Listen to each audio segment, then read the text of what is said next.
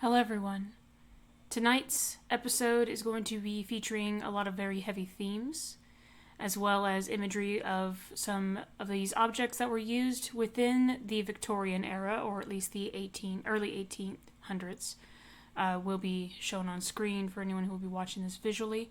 If you are just listening to this as a podcast, you will be hearing a lot of. The biggest thing I will admit is that there's going to be some detailed discussions of the methods behind the main villain of this arc, such as his methods of kidnapping, what he does with the victims, or at least the speculations of what he does with his victims, and so on and so forth.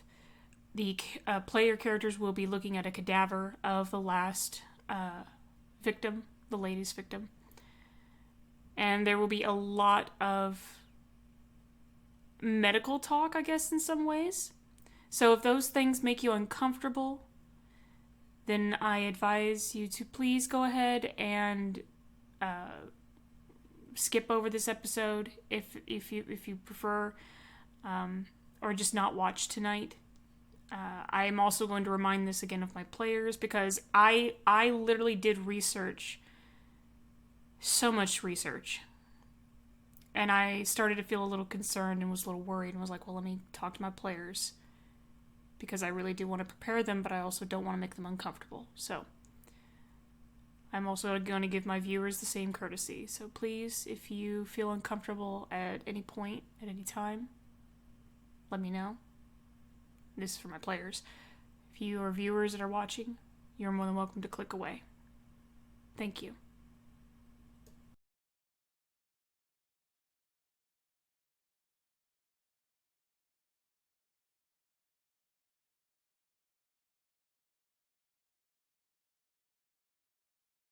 You returned. Is there another script you wish for me to read? Be nicer to your player characters.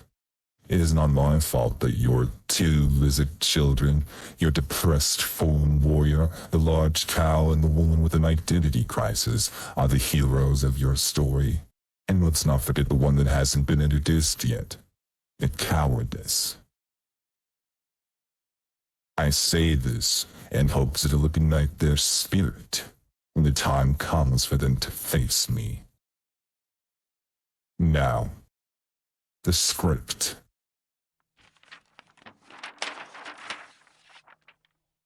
What is this? It says session 5. Didn't you already have a 5th session? A mistake. The last session was the 4th, not the 5th. And you call yourself a dungeon master. If you wish for me to continue to read these hideous scripts, then I suggest you make sure to not make the same mistake again.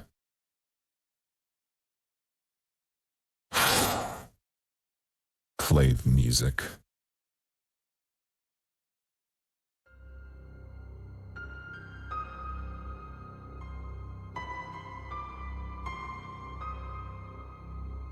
You're listening to Nightmares of Neverwinter, a Dungeons & Dragons 5th edition campaign set in a horrific homebrew version of 1830s Neverwinter. Last time, our would-be hunters learned that the body of the butcher's latest victim was in the care of the clerics who follow Palimbor, the god of death. Without Mason Gallagher at their side, the heroes made their way to the Neverdeath graveyard, meeting the senior bishop, Father Marcellus White Oak. Father White Oak was shocked to learn that the butcher now has a new victim, and honored the party's wishes to see the corpse of her last victim. However, before they could see the body, the hunters were then requested to find the cretins who were desecrating the graves further within the graveyard. Upon doing so, the party was surprised to discover that the ne'er-do-wells were small demons left behind by some unknown summoner. Pathetic creatures. Do these heroes even know how the demons got into such a well-protected graveyard in the first place? And will they learn how the Butcher captures their victims? Find out tonight in the true 5th part of the first nightmare, The Butcher's Grim Methods.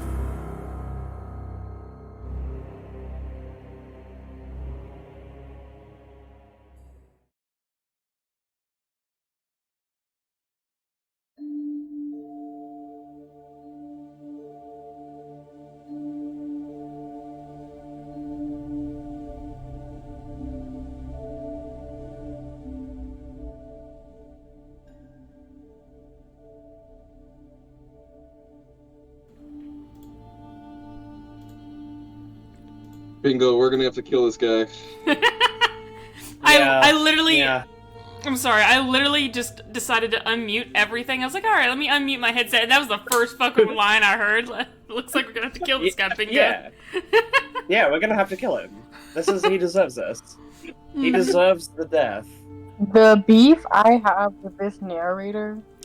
Listen, it was super fucking funny because like the first minute and a half is you just like roasting yourself. Yeah, Wow, admittedly.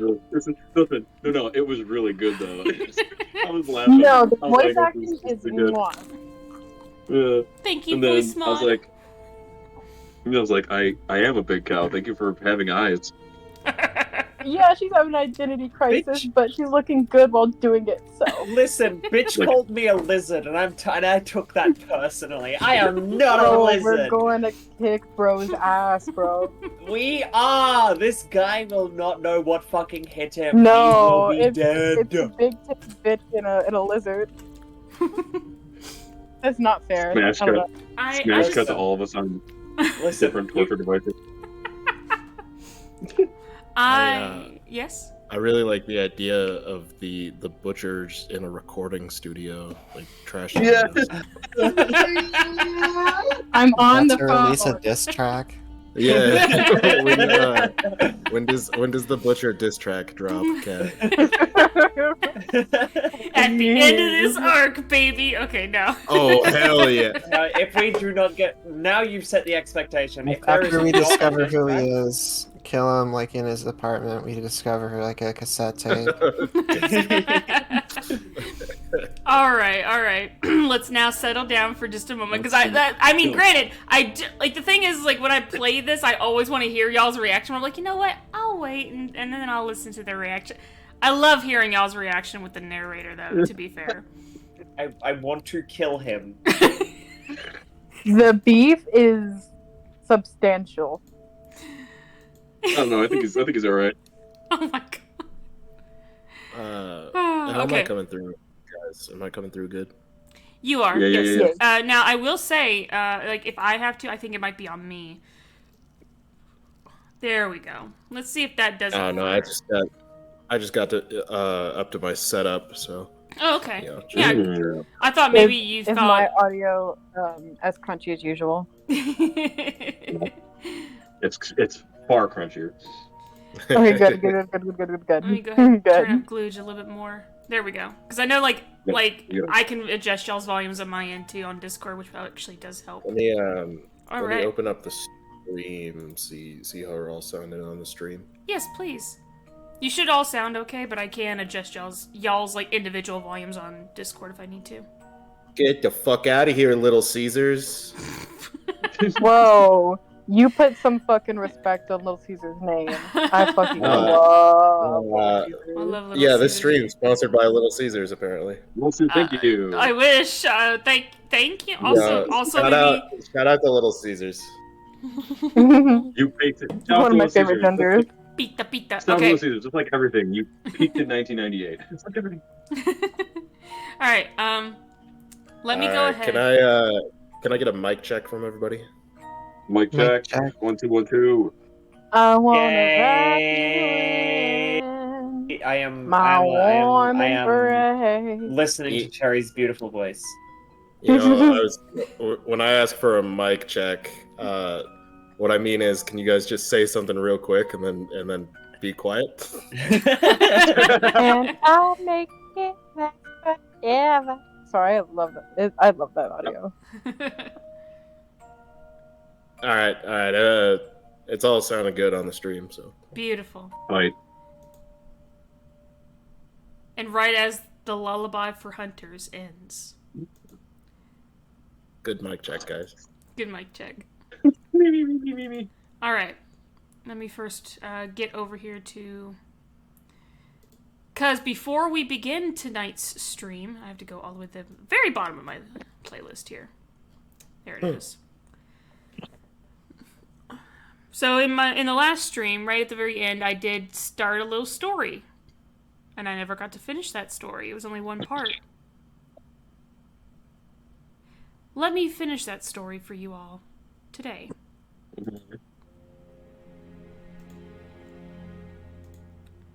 Neverwinter, 1824. She went inside the old crypt that had no family name. Who were these hunters of Neverwinter? Why have a crypt dedicated to them? You're close, Ginny. Over here. Where? Despite the lighting, she couldn't see anyone. Here! The sound of stone lightly being hit startled her. Yes, here, Ginny. Help me. She stood over one of the stone coffins, swallowing harshly. Was she really doing this? Was she really going to rob a grave? Imagine how gross the dead body would look inside. She peered at the name etched upon the lid. Baltasar Gallagher. Please, Ginny, help me, and you will never be afraid again. It knew? How did it know she was... She shook her head. Fearful or not, she couldn't disobey the voice. Please don't let there be a gross dead body in there.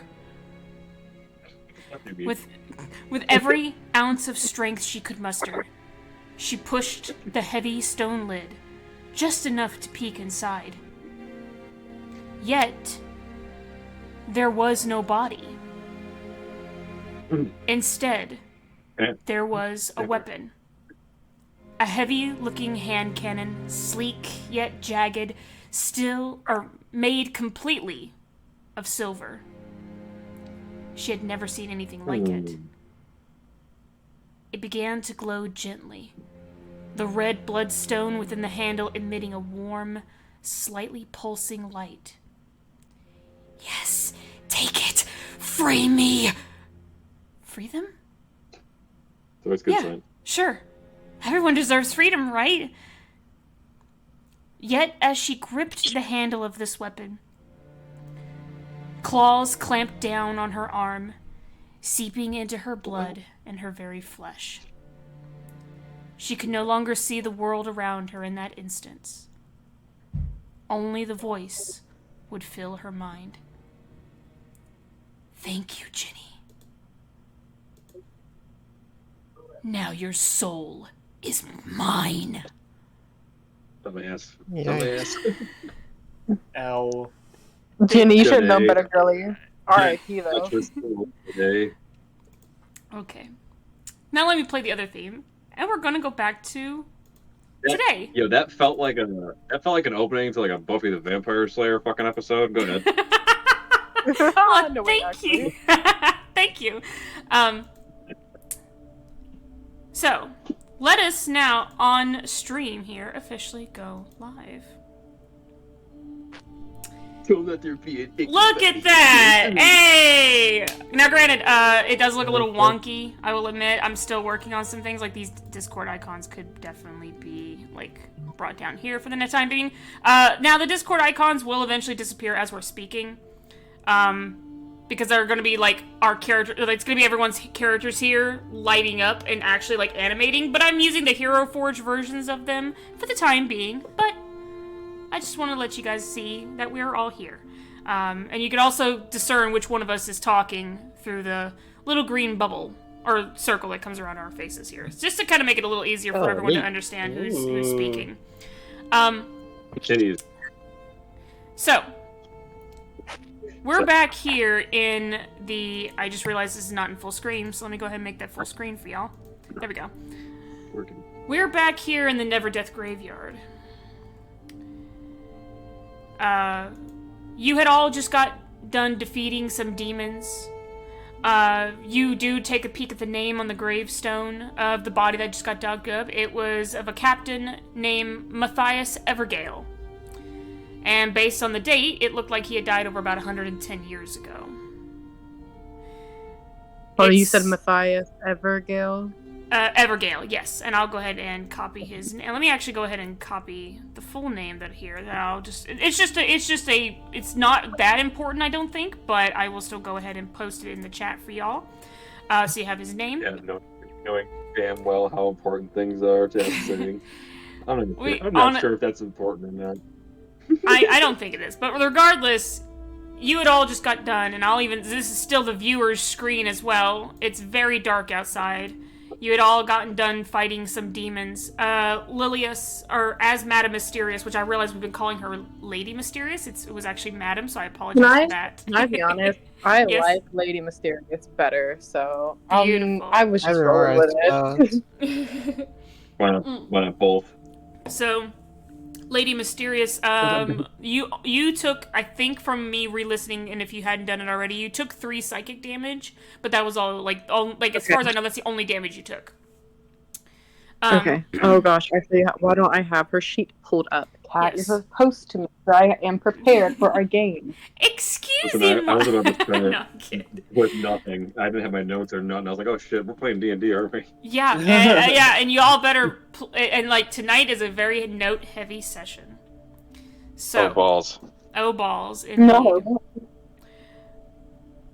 But yes, you did defeat... Good thing I'm a good investigator. You did defeat these demons here. The cackler was decapitated by none other than Ishiyama. He had his last laugh, which is what caused you, by the way, Lilius, to get your 3 psychic damage. He had it coming. I won't talk about it. And then Me Twig... and my homies defeating our demons in the fucking Or, graveyard. then Tack, at the very end of the combat session, was able to permanently end it by using one of the charges on her staff.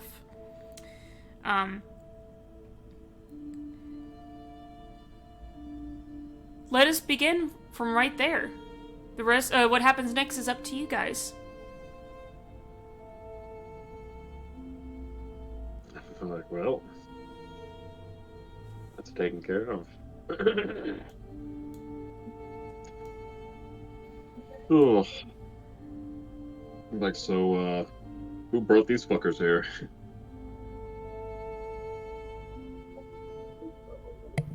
I Ideas? don't believe that is relevant to our investigation. We should Maybe. let the priest know we've dealt with his problem and investigate the body. Yeah. That is what we were doing. Sorry, I got... Maybe they're here because they're hungry. we established that they didn't want anything to eat. Madam, what's-her-face tried. I mean, maybe they were lying. They don't know us. We could be trying to poison them. I mean, we did Actually, kill them. They wanted soul. He said he literally wanted to eat souls, and then actually they said something very specific about yours, which was concerning. But I guess we'll address that at a later What date. did they say about my soul again? Not yours, hers. Oh.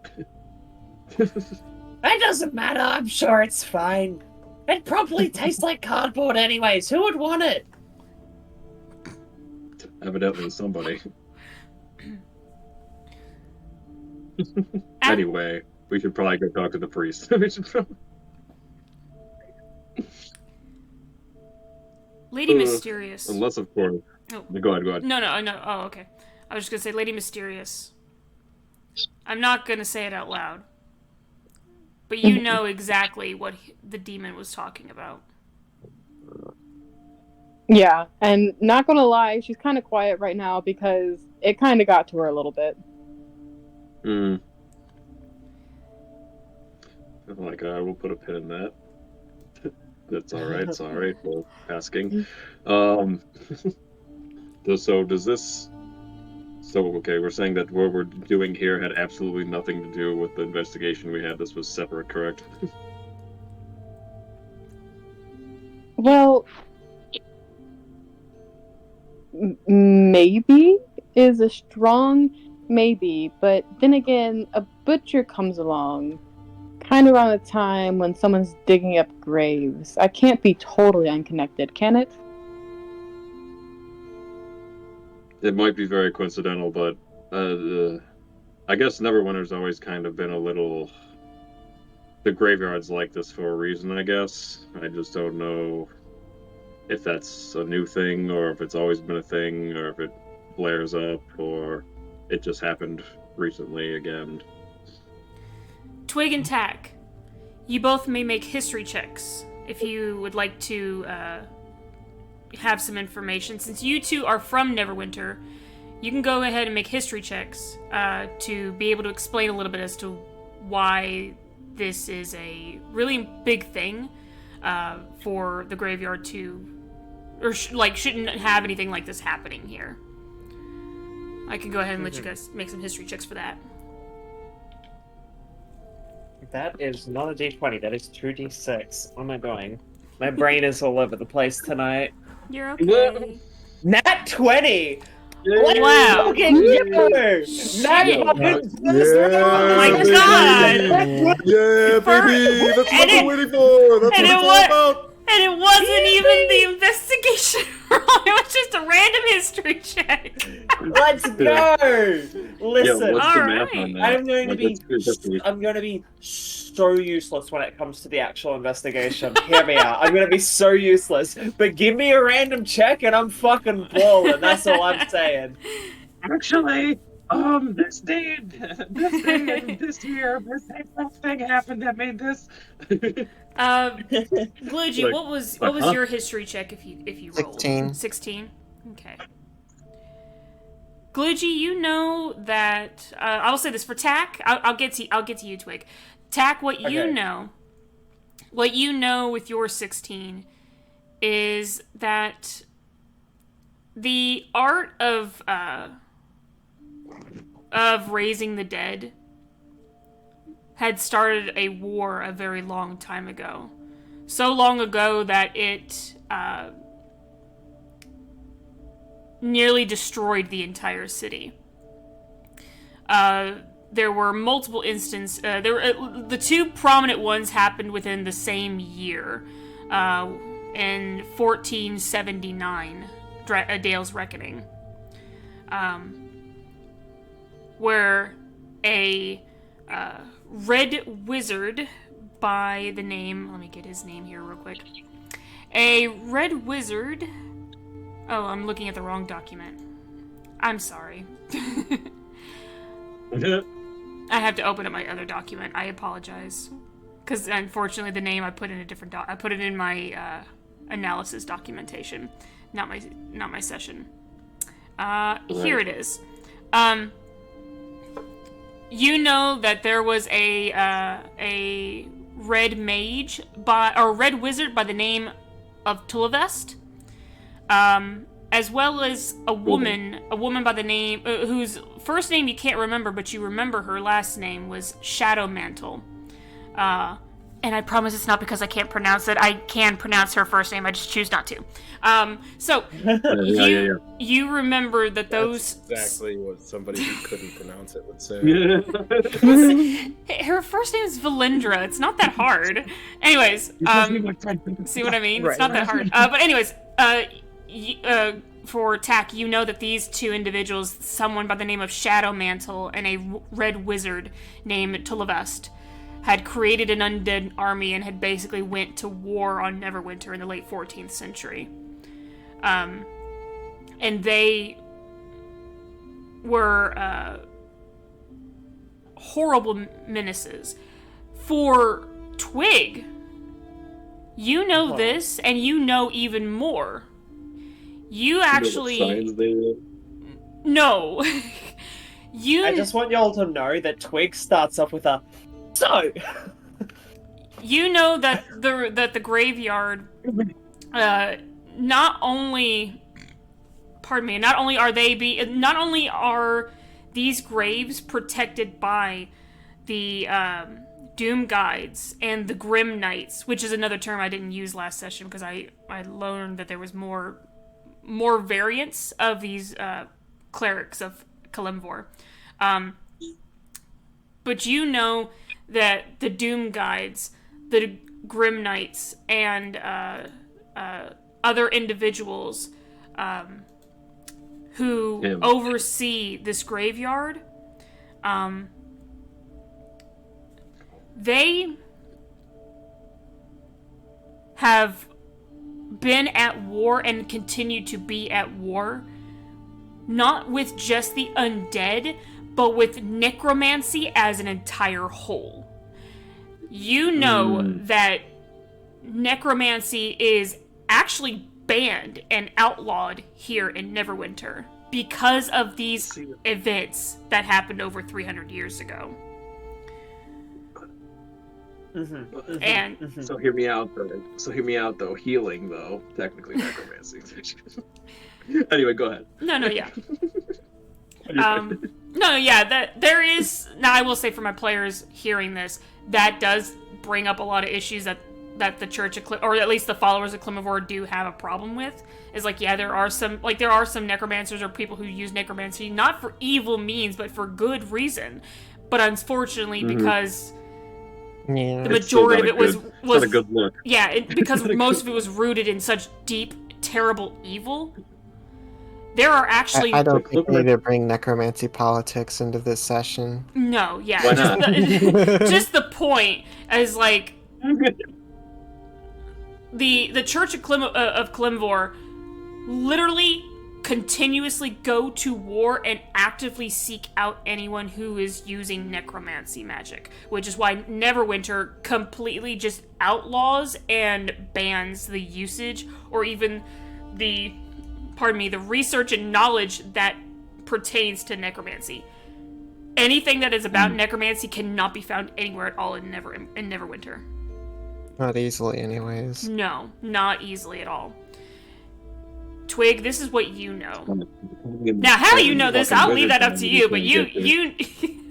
Listen, I was struck on the head a few times, you know. Sometimes things stick, sometimes they don't. That's all I need to say. Mm-hmm.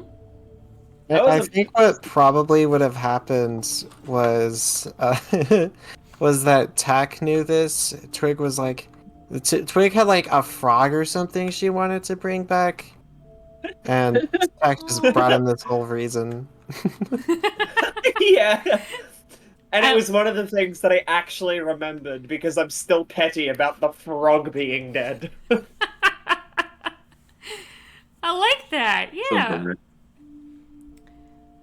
So, that is what you two...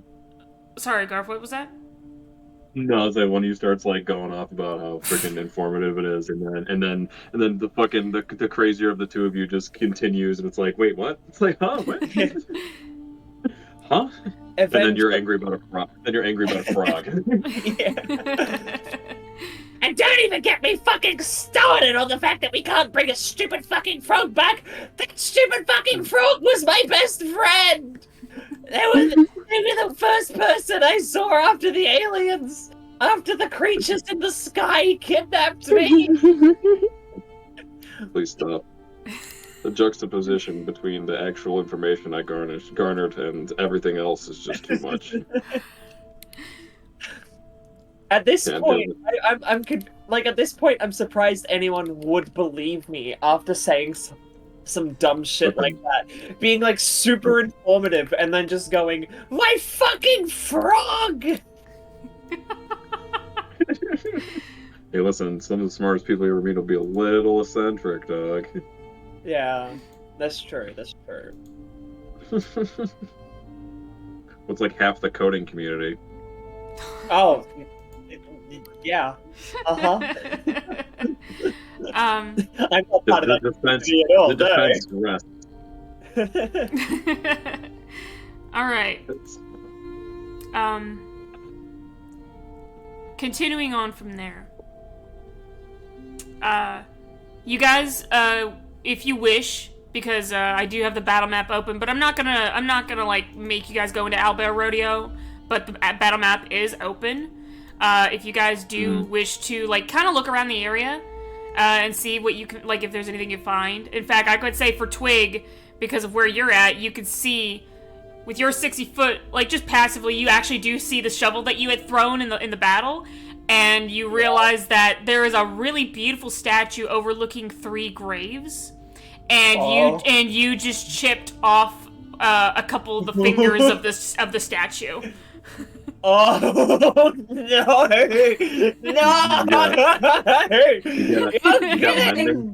You're joking!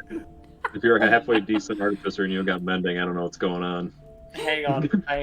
Let me double check my spells real quick. For everything that a hammer won't fix, mending will. Yeah.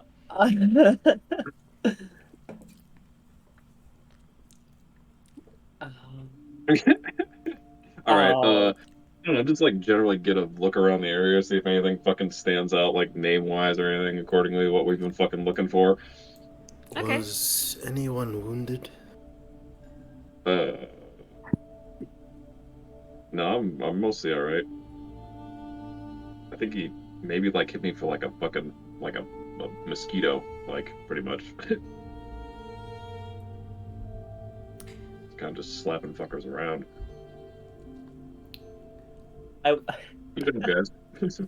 Okay, so I've looked at my spells. I No one don't else? have mending. No. That was a open question to the rest of the party. If anyone Was was anyone wounded? like severely injured or anything like that. I mean, injured just in general. Mm-hmm. Y'all all right? I know where this is going. Answer the fucking question. Are you hurt or not? Answer the fucking question. Yes. Too much silence for.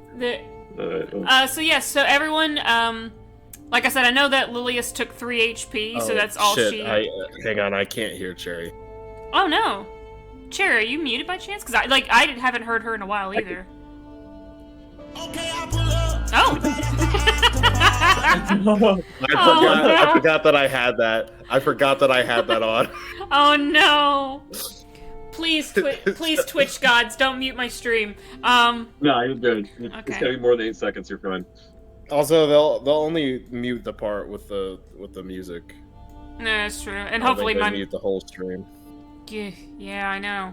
Trust me. They're very confusing. They are, cause like I had a song that didn't even play for very long, and they muted for like a good, like a minute and a half or something. I was like, excuse me. They do be doing that sometimes. Damn. And the thing is, like the song didn't even play fully. Oh, there we go, Cherry. Now we can hear you. Oh, sorry. I escaped for just like 2 seconds. I you're needed good. agua. I just You're good. We just were about to like we had asked the question of like everyone being injured because Ishiyama's like looking at everyone is like, is anyone injured? So this is where we are currently in the year. I think I took like some slashing damage. I've got like a bit. I'm not terribly injured now. I think Do you Hank guys, was the one do who you got guys the most want fucked up in that process. her head just hurt a little bit. Do you guys want to take a short rest? I know. I'm above board. I know what you're trying to do, and I'm just gonna say it in this voice. I don't think right now is the time. We're doing kind of all right. We're doing kind That's just. I mean, it's nighttime. I get it once a day, so. Oh, yeah, fuck it. Might as well. Yeah. Like as soon as he said there's not going to be combat this session, so. no Oh, yeah. no and I know exactly what he's doing. So yes, like as soon as he asked the question, I realized like, oh, he's about to use his beautiful feet I gave him. Yes, please. He thought he used his beautiful feet I gave him. Not that kind. FEAT. Don't you? God fucking. Actually, my mother gave me my feet. Whoa, you didn't have any to begin with? Whoa, that's crazy. No, I was born without feet. Well, I'm glad you Nihilus. got some, man. I grew them.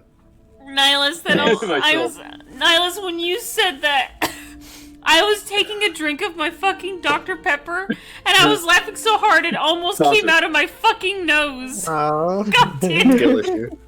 Skill issue. Skill issue. Learn to drink, loser. I've been drinking this whole time and I haven't had a problem. Skill issue. Screw you, man. Alright. Anyways, yes. Alright. Anyone who is injured, come here. Come here. All right. I walk over, She- still staring at the statue. Lilius is going to scooch in. I put 1 foot in.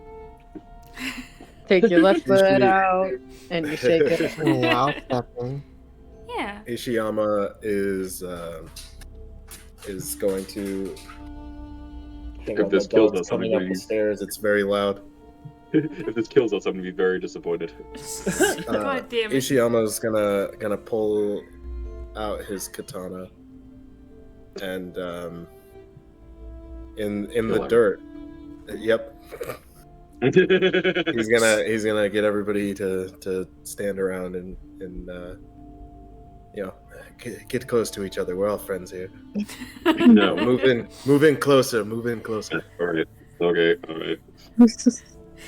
They all just kind of like awkwardly like like- bump. It's like taking a picture, like a class picture. I have a hard time making close to my relatives, but okay. And Ishiyama is going to take his katana, and in the dirt, he's going to draw a symbol of peace. Hmm.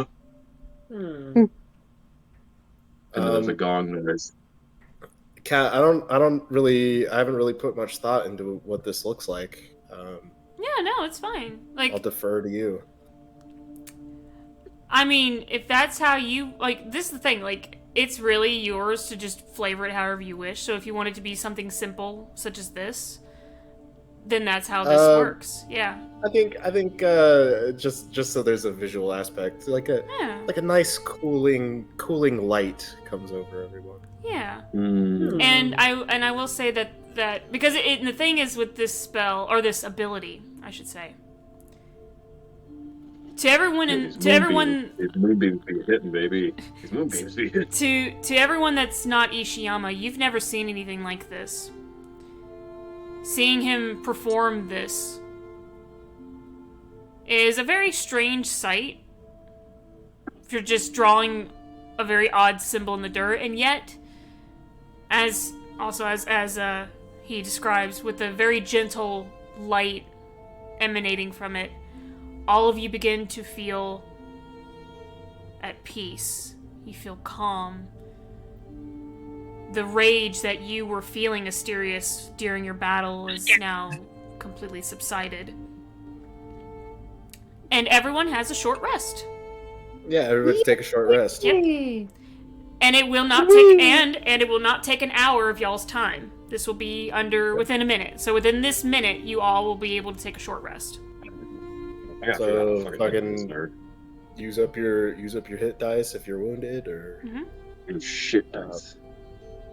you refill whatever gets refilled with a Damn. short rest.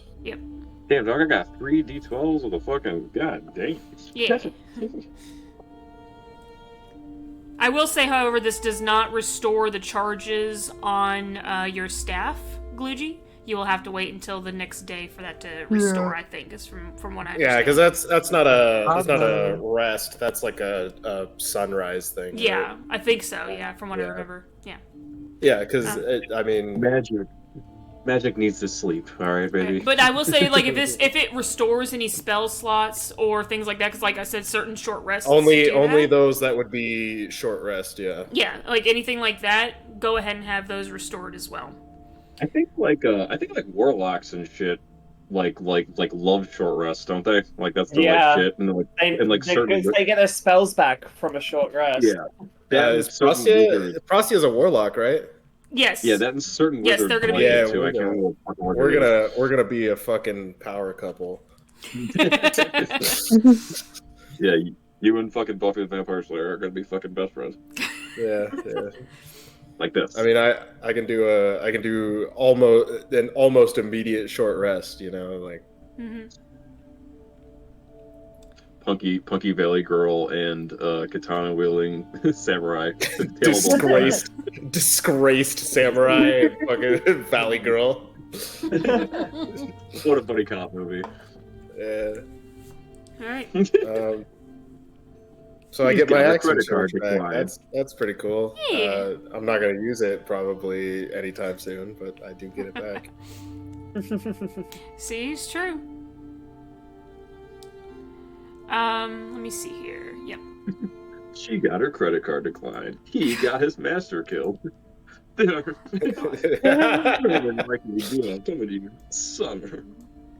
Neverwinter.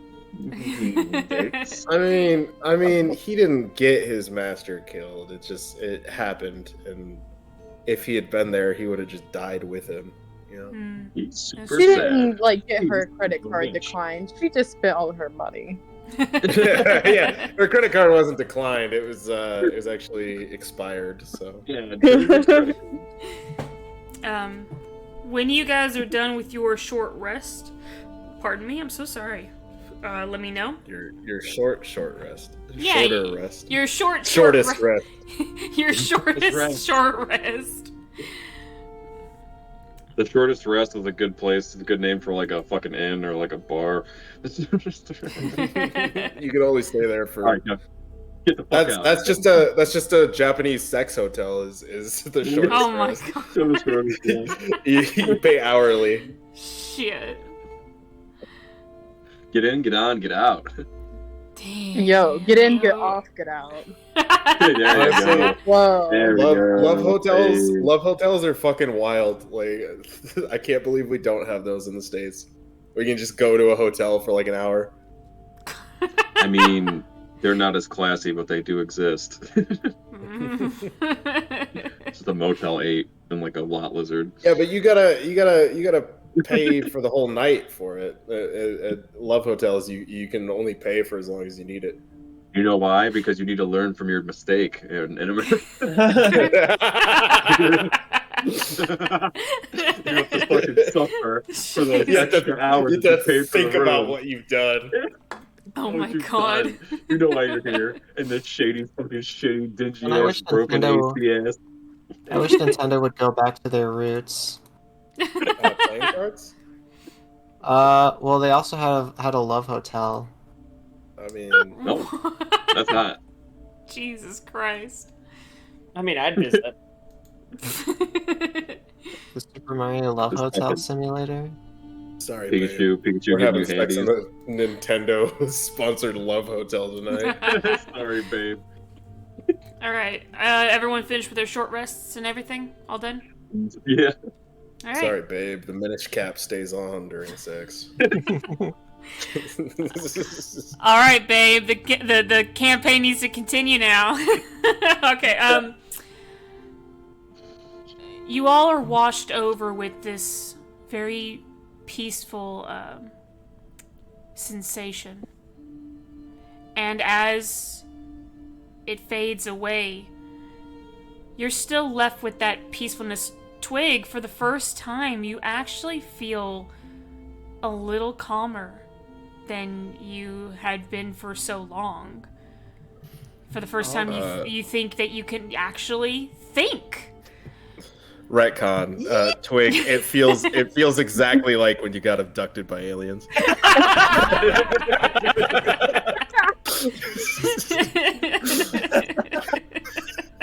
God damn it. That doesn't have to be canon, but I was like, that would be really funny. Oh my fucking god.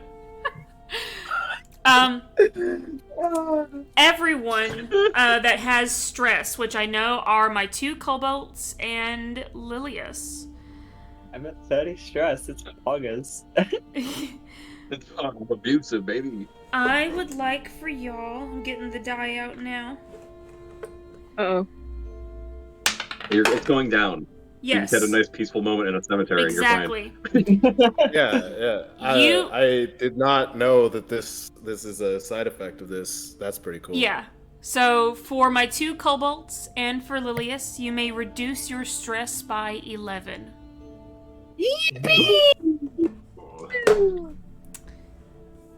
So So if you just want to I write... had a nice... Sorry, Garf, what? No, you're good. It was a bad joke. No, Continue. it's fine. So yes, my lovely kobolds and Lady Mysterious, you three may reduce your stress by 11. As the peacefulness of this strange technique calms your senses. And with that, the light fades, and a small... What's that? Do we get the whole cherry blossom situation going? What happens here? Oh, Yeah!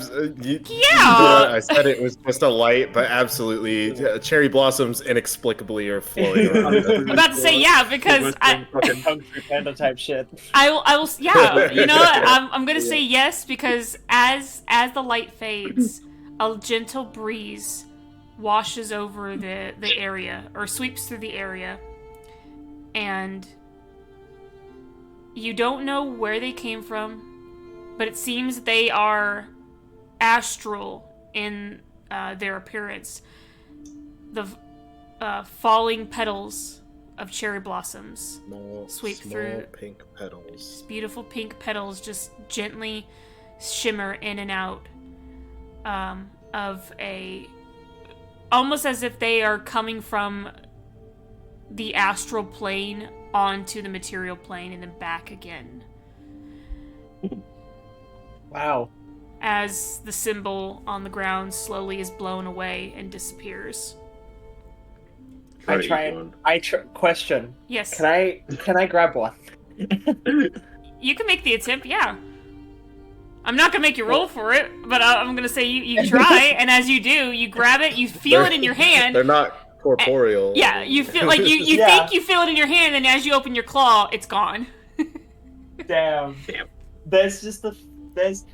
Look, Twig is calm. She doesn't take it personally. She knows things can't be forever. Aww. I'm gonna throw up. This is so nice. And as that moment fades, and all of you take your short rests and are overcome with a calming sensation. We all snap out of it. We're like, yeah, fuck the butcher, right? You all begin to make your way back to the gate.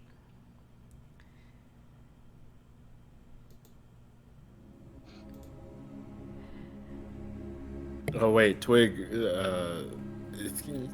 you couldn't do anything about the statue, could you? No, I don't have mending, so I kind of am just like in the moment of calmness, I just randomly out loud, just to no one in particular, but to everyone at the same time, just go, I think I broke the statue that's over there. I want to apologize to the owner of it, because the fingers are missing, because Very I threw the honorable. shovel. You have Ishiyama's respect. I didn't mean to break it. I just tried to throw a shovel at a demon. Listen. There was a little red fucker who was laughing and playing goddamn Muppeteer with you. I think you're okay. But I still need to apologize because you can't desecrate the dead like that. Otherwise they come back to haunt you. Or in my case, they come back to kidnap you from the sky. All right, we were having a nice moment. Let's keep it moving. All right, keep it moving. Come on. You all make your way back to the gate, and as you do, you see the Doom Guide look over and peer down at you, and he turns and says, "Open the gate! They're back!" And as they do, you see a group comprised of both Grim Knights and Doom Guides approach. You've seen the Grim Knights, but I never mentioned them in the last session. I will say this is the first time you're actually seeing one approaching you. They are basically paladins of Glimvor. So that is what a Grim Knight is. They are paladins. While Doom Guides are clerics. They're like warrior clerics, where Grim Knights are paladins. You see this group of them head toward you, ready to patrol. And before they do, they look at you, and one of them, a Grim Knight, approaches and he says, "So, are we safe to assume that perhaps what was in there was no more than just a bunch of children acting out, or was there something more foul at play?" Definitely foul, definitely foul. There were like these little red dudes and they went rah, and we went rah back and then we killed them. And I threw a shovel at a statue by accident and broke the fingers. I'm sorry. You just see him kind of like taken aback. He like puts his hand up to try and stop you, but you just kept going. He's like, okay, that a lot of information just now. Can someone besides the Cobalt explain it slower, please? I'm sure she's. I explained it perfectly. I am being assaulted here. I'm very sorry. It's just that was. I apologize. It's just that was a lot that you threw at me, and I need someone to. I just need you to back up and slow down. Can someone explain the same thing she explained, but slower and more clearly? Katsu, you did a good job last time. I was about to say, that sounds like Ishiyama. Yeah. Wait, what am I explaining? Sorry, I was reading a Shinto prayer. Oh, that's cute. But also, they are asking. This Grim Knight is asking for basically someone to repeat what Twig said, but slower and more clearly to where he can understand it and not say what happened. Yeah, basically explain what you guys discovered in the graveyard. There were creatures.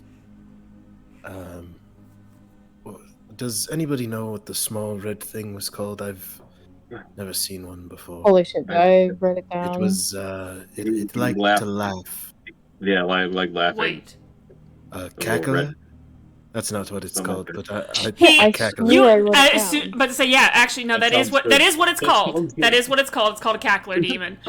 So yes, Cherry, if you didn't know, that is what that demon's called. The red demon is called the one who basically cast a spell on you. I mean, Ishiyama's just taking a shot in the dark. He does not know that's what that's called. Yeah, exactly. It cackled a cackler.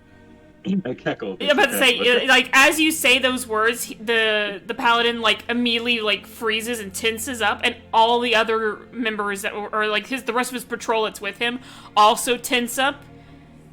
And you see this Grim Knight approach you. He goes, "You killed it, a cackler demons. There are demons in the graveyard. Are there more? But there were. Are you sure there's no more?" Men! And you see him turn around and he starts addressing his men. "We need to scour every inch. We cannot let these demons here again." And he turns and he looks at you and he goes, "Thank you." I accidentally broke a statue trying to throw a shovel at one of them. I kind of catapulted it a bit far. Also, we will pay for damages if you require. He shakes his hand, waves it like dismissively to you guys. He goes, "That is fine. Structures like that will break easily, but as long as the dead are not forcibly resurrected, or worse, then that's all that matters. Thank you for your service. You, Sir Minotaur, you wanted to say something." Yeah, didn't they say that the main one said something along the lines of the master summoned them and then had no use for them, and then they were kind of just loitering about whatever. The other creatures, the pathetic things. Pathetic. Yeah. They Did they... looked like slugs, kind of. Yeah, but the main red one said something Yes, along the that's lines of I'm. The things that the red one summoned were what was left behind, not the red one. I see. I think I'm going off of memory of something that happened 20 minutes ago, but in reality, like a month ago. Yeah. You just see that this grim knight, as the rest of his patrol's already off and moving around and beginning to, you see they've already all taken out their maces and their swords, and they are just storming the graveyard behind you. They are, scouring every inch, while this one stands in front of you with his hand, firmly on the hilt of his sword, and he says, "If it is true that they were summoned, and something happened to their master, maybe their master is still here and they only believe him to be dead. Or perhaps..." Also, how do they get all the way the fuck in here? That is a very good question. Mm. But before I can answer that, I have to... If you'll excuse me. And he turns and he points over to the church on the hill. And he says, "Father White Oak will address whatever you need. He is there in the church waiting. He said that you had come to see the body of the latest butcher victim. He is there. Now, if you'll excuse me, And he looks past all of you, and you just see, this burning hatred for what had just transpired happened in this graveyard. The place that is so sacred to these clerics and paladins of Kalimvor. And he says, "I need to cleanse this place." And he just walks right past you all. And you see him then immediately draw his sword and pull out his shield from behind him. And he is now just going in past you guys to cleanse the area. Wow. Well, dramatic. How would you? They are pretty. They can be drama queens and kings, I guess, but you gotta love them. No, I'm just saying that as an ironic thing. I'm literally the most dramatic person here. You all. Okay. They said there was the guys inside, and we can go talk them up, pretty much. Yes. The father who had asked you guys to look into this mess, Father Marcellus Whiteoak, or this problem, had made his way to the church and is currently there now. And you all, with that knowledge in mind, begin to make your way there. And as you do,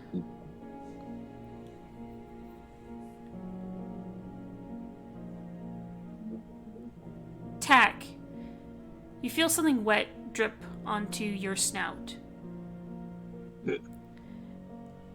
And slowly, gently, it begins to rain.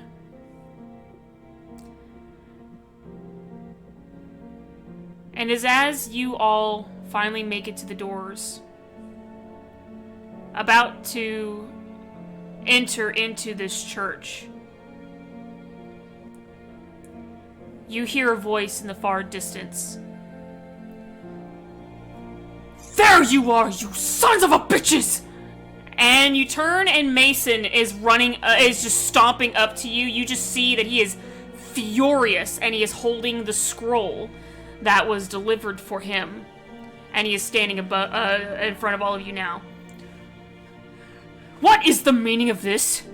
You came here, you should have waited for me, you should have came and find me, what?"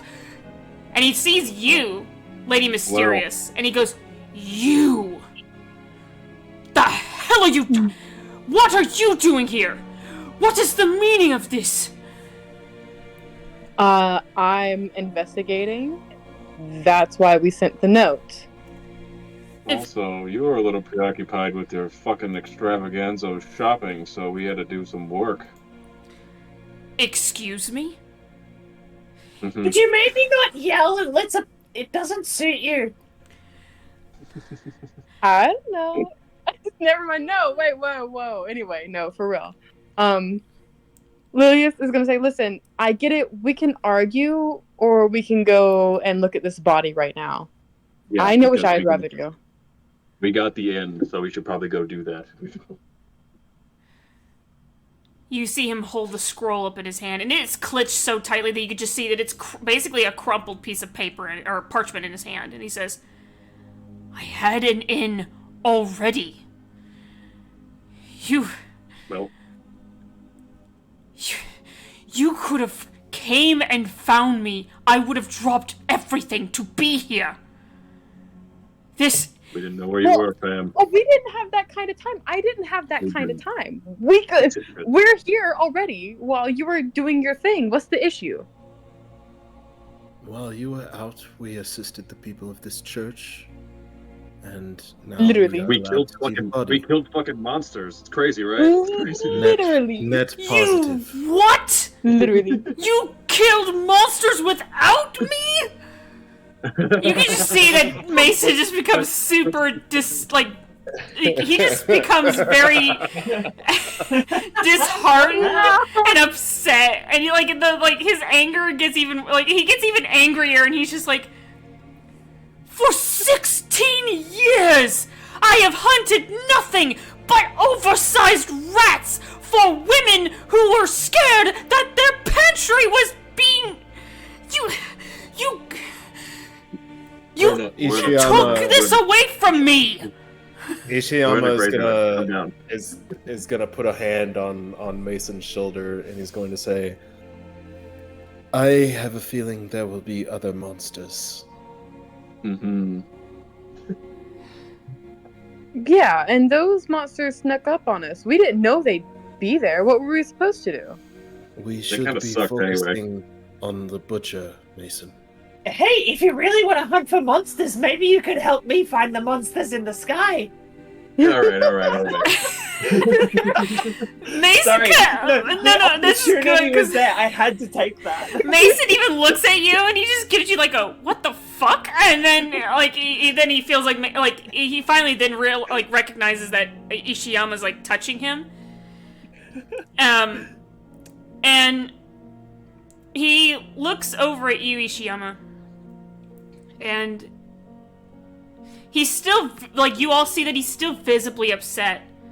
But he very gently just, shrugs his shoulder to get your hand off of him, and he goes, fine. Let us go. As I said, the butcher is the more important monster right now. He is. He has become my quarry. And I do not want to be left behind when we hunting. In him? All right. No, Literally same. Yeah. Shut up. Ishiyama, I do not understand. he's my target, my prey. I am a hunter.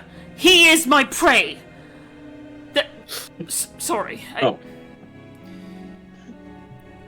I am fucking doing the crazy fucking board thing. He's like, See, this is what I'm saying. Ishiyama's serious, but he's unintentionally funny. Yeah. I think Ishiyama's hilarious, dude. He doesn't understand. he doesn't understand.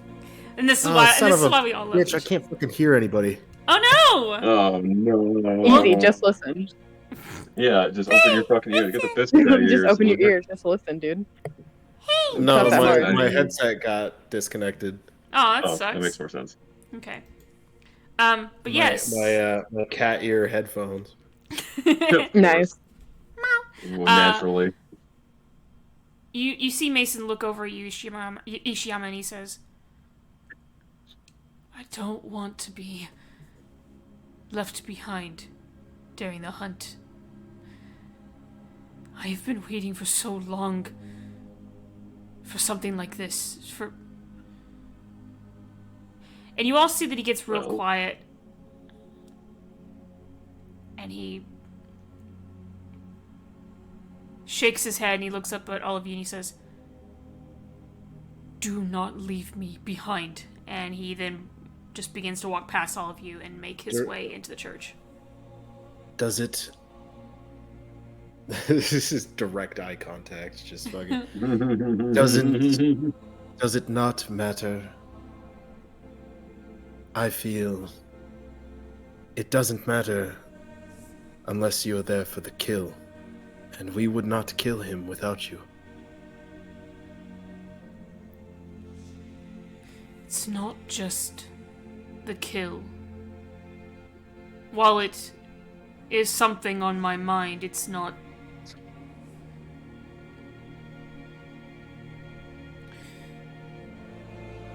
This... My family has... You see that Mason is desperately trying his hardest to find the words to explain what he does, what his ancestors have done before him. And every time he tries to find it and he thinks he finds the words, the phrase, it ends up not coming out clearly. And he... May I? Go on. I think you're just depressed and an alcoholic because you can't live up to your parents' expectations. He gives you a very stern look. It's okay. I couldn't live up to mine either. Lilius is just going to pick up Twig and just hold her mouth a little bit, and she's just going to say, "Okay, all right, okay, body time. Listen, we won't leave the hunter out of his hunt anymore. Okay, are we agreed? Yeah. Are we agreed? That's it. That sounds good. All right, Mason. Frantic Do not think of it as us leaving you behind. Think of it as us investigating separate things at the same time. We won't do it anymore. He's a hunter. He wants to hunt. Okay? Takes empty bottle out of bag. Just try to keep it away from investigating this. Is Away from it. Whoa. So wait, Big Minotaur can call him an alcoholic, but I get picked up and silenced? I see how it is. Because they can't pick me up. Because they can't pick me up. They can't pick me up. Is it not better for us to all be investigating something separately? That way we can pool our resources, our facts, than to all go investigate one thing at the same time. I mean, fair enough, and that's something we can talk about, but maybe next time we won't tell Mason over letter. I was in a hurry. This is really important to me. I'm gonna go look at the body now. And she's still holding Twig as she walks towards the door. It was not our fault that Mason was gone. Mason, we should have attempted to get a message to you. I will concede that fact. However, you were gone, and we had a lead. Mason should just never leave ever again. Easy. Simple. Simple. It's called separation anxiety. Mason, I'm having it right now about somebody I haven't brought up anyway. Mason, go ahead. We will attempt to notify you harder next time. Real.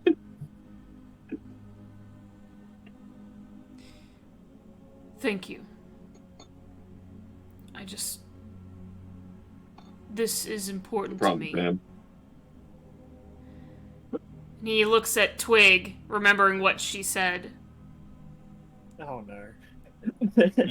Kind of uncalled for. And he then just gently shakes his head and he begins to walk past. but he does stop right there next to you, Lady Mysterious and Twig. And you see that he just kind of like looks down, or like looks at Twig with just his eyes, and he says, "It's not living up to my family. It's living up to my ancestry." I am trying to squirm so I can say something. My hand is being held. Lilias is just gonna like hold her tighter, and she's just. I want to say something. I want to say something. I think it would be better for the group if you held your tongue on whatever you're going to say. Lilias is just like, I'm done. we I'm have big feelings. We can write them down later. Let's go. Body Yeah. time. Yeah, because like as soon as Mason says those words, I would say for anyone who wants to, you do not have to discern something about him. You may roll a insight check. Oh. You do not Oh my have god, to I'm if you guys don't so choose hard to. right now. But for those of you who Oh my want god. to, I haven't incited so hard in my life, dude. Hold on, give me one sec. I was like, I know Let's Cherry do- wants to. Dirty 20. All right. Nice. Sorry about this. I could have a better. I got a 10. I got a fucking 10. Boo. That. Oh my gosh, I can't see. Me when I can't see anything. Like a 14. 14. Are you telling me this character I made, who's pretty much just a tank, isn't intelligent and hasn't insight? I know. I don't think Tack wanted to roll insight, which is fine if you don't. And I don't think Twig, you didn't either. I don't think, right? So my kobolds. I didn't roll. Okay, that's fine. Like I You said, already know that's what's perfectly going fine. For you, Asterius, you could just see that Mason is definitely conflicted with some things. Obviously, living up to not just parents. It's not. It's more than that. It's just the idea of living. I've seen the home. Yeah, you've seen the hall. guild. You've seen the guild masters. You've seen his grandfather, you've seen his father, and you've seen all his ancestors leading up to Dimitri Lunaria himself. Or, excuse me, Lunaria. Minotaurs just had the person before them, and that's how that works, so I can understand that to a degree. So you would understand that he's not just trying to live up to his grandfather and maybe his father, but definitely to his ancestor that began all of this. For you, Lady Mysterious, you see that he's conflicted with things. You never saw the Hall of Guildmasters, but you know that just because of the way that this man has lived his life and has like how he has lived his life and how he carries himself, and even you've seen the guild and the disrepair that it was in. This man is conflicted with demons that he has tried so desperately to keep fighting and still just can't win. Ishiyama, lore reason for why he got so high is, I feel out of everybody here, Ishiyama understands duty and honor more than anybody. Yeah. Yes. I was kind of forced into it, so yeah. I was kind of forced into it, so yeah. I was gonna say that, like, that was, honestly, that's right on the fucking money right there for Ishiyama. Like, yeah, with that dirty 20, you understand duty and honor. And specifically duty to your family, considering about duty. I wasn't gonna say anything. Ishiyama's his whole status as a samurai was derived off of just his family happened to work for the right family, you know, like. Oh yeah, absolutely. You know, duty to your family is something that Ishiyama definitely understands, probably more than most people would. Yeah, absolutely. And knowing this, it makes you have in a way, this connection that you have with Mason is a little bit more, I wouldn't say intimate, but definitely more on the closer side because of this reason. But you are all getting I'd soaked. say intimate. Yeah, of course you fucking would. Anyways. I'd say intimate. I'd Stay say away intimate. from my It's okay. It's okay. It's okay. Sorry, Mason, don't swing that way. Anyways. Yeah, I mentioned before the stream. I did say specifically. I'm pretty sure Mason's straight, so Yeah. it's fine. It's fine. Your status is not toppled. So yes, you all make your way into the church of Kalimvor.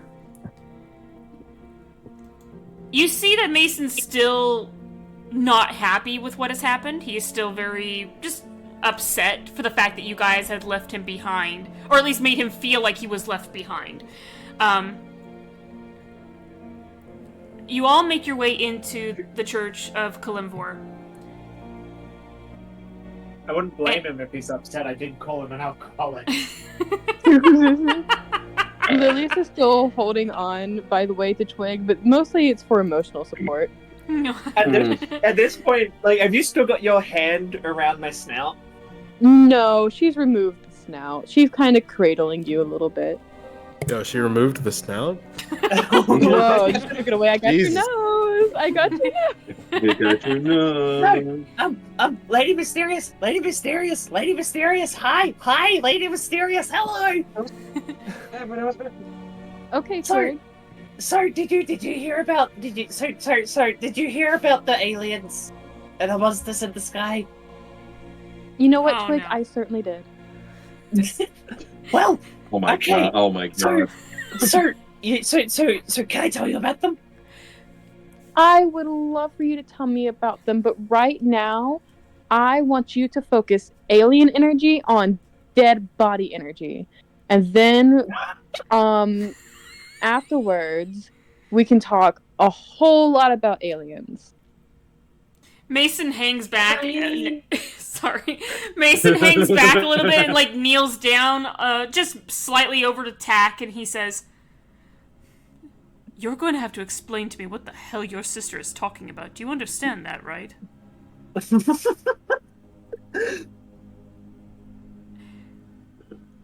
Luigi? Glue's muted. Oh no, Mew! I'm back. Okay, Glooge, so Mason comes over and he kneels down to you and he goes, "You know you're gonna have to explain to me what the hell your sister is talking about, right? Or what in the nine hells your sister is talking about, right? This whole, alien thing. You do understand that, right?"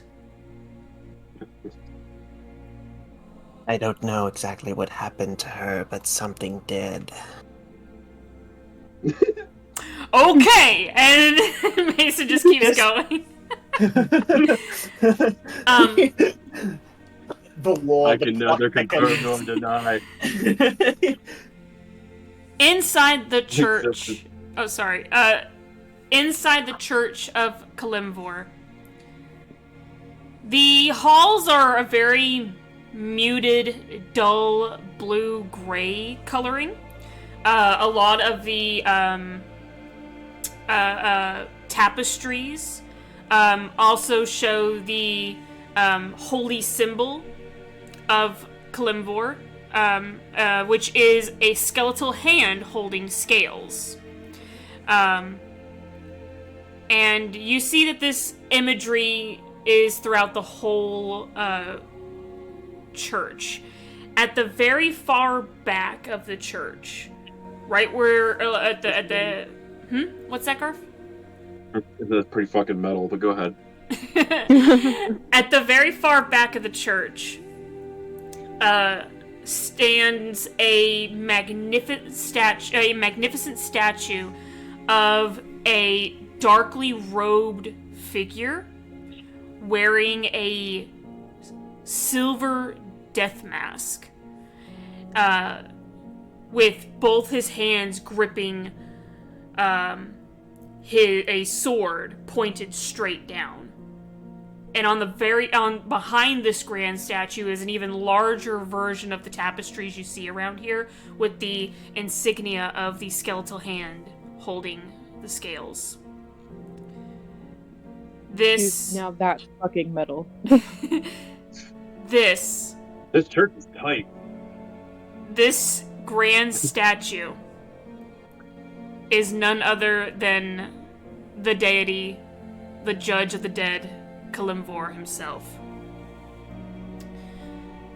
At the head of the pews, you see a woman in a white, or not a white, excuse me, in a like a dull blue colored robe, sitting with another gentleman, and is just very gently talking to him. For everyone besides Lady Mysterious, you all recognize that this man was the father that was grieving very heavily over the grave that was for whoever was buried. The wife and the children are there, but they're not at the head of the pews. They're like a couple pews back. The mother is like tending to the children while this priestess is talking to this man. And it seems that you see her put her hand on his shoulder, and you see a glimmer of light emit from her hand, and he looks up. And despite the tears on his face, he smiles gently and nods. And you see that she nods back in return, and they continue to exchange a couple of words. And then she stands, and the father stands up, and he goes over to his family, and they just sit, and they talk calmly. And this woman begins to approach all of you. She is dressed in a very heavy garb. She's not wearing any armor at all. And the insignia of Kalimvor, which is the skeletal hand with the two scales, or with scales, is walking up toward you. Her hood is down, so you see that she is a very dark-skinned woman, has a little bit of gray in her hair, and her glasses are sitting up just barely on her nose as she comes walking over to you guys. And she's very slow, meticulous, but elegant in her movements as she approaches you all. And she smiles gently and looks at all of you, and she says, "Now something tells me that you all are here to see my husband." And she turns and sees Mason, and she goes, "Mason! Oh boy, look at you! You have become such a handsome young man. I've missed you, dear." "It's good to see you, Mrs. White Oak." And she just very gently nods and looks at all of you, and she goes, "I do not think I've had the pleasure of making all of your acquaintances. I am the High Priestess Alana White Oak. You've met my husband, Father Marcellus White Oak, the Grim Knight and Mortarch of the church. May I have the pleasure of hearing your names, dears?" And I will post her name in the chat while you guys are talking to her.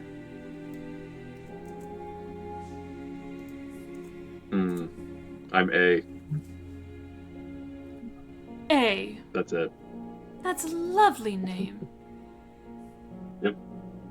It's a family name.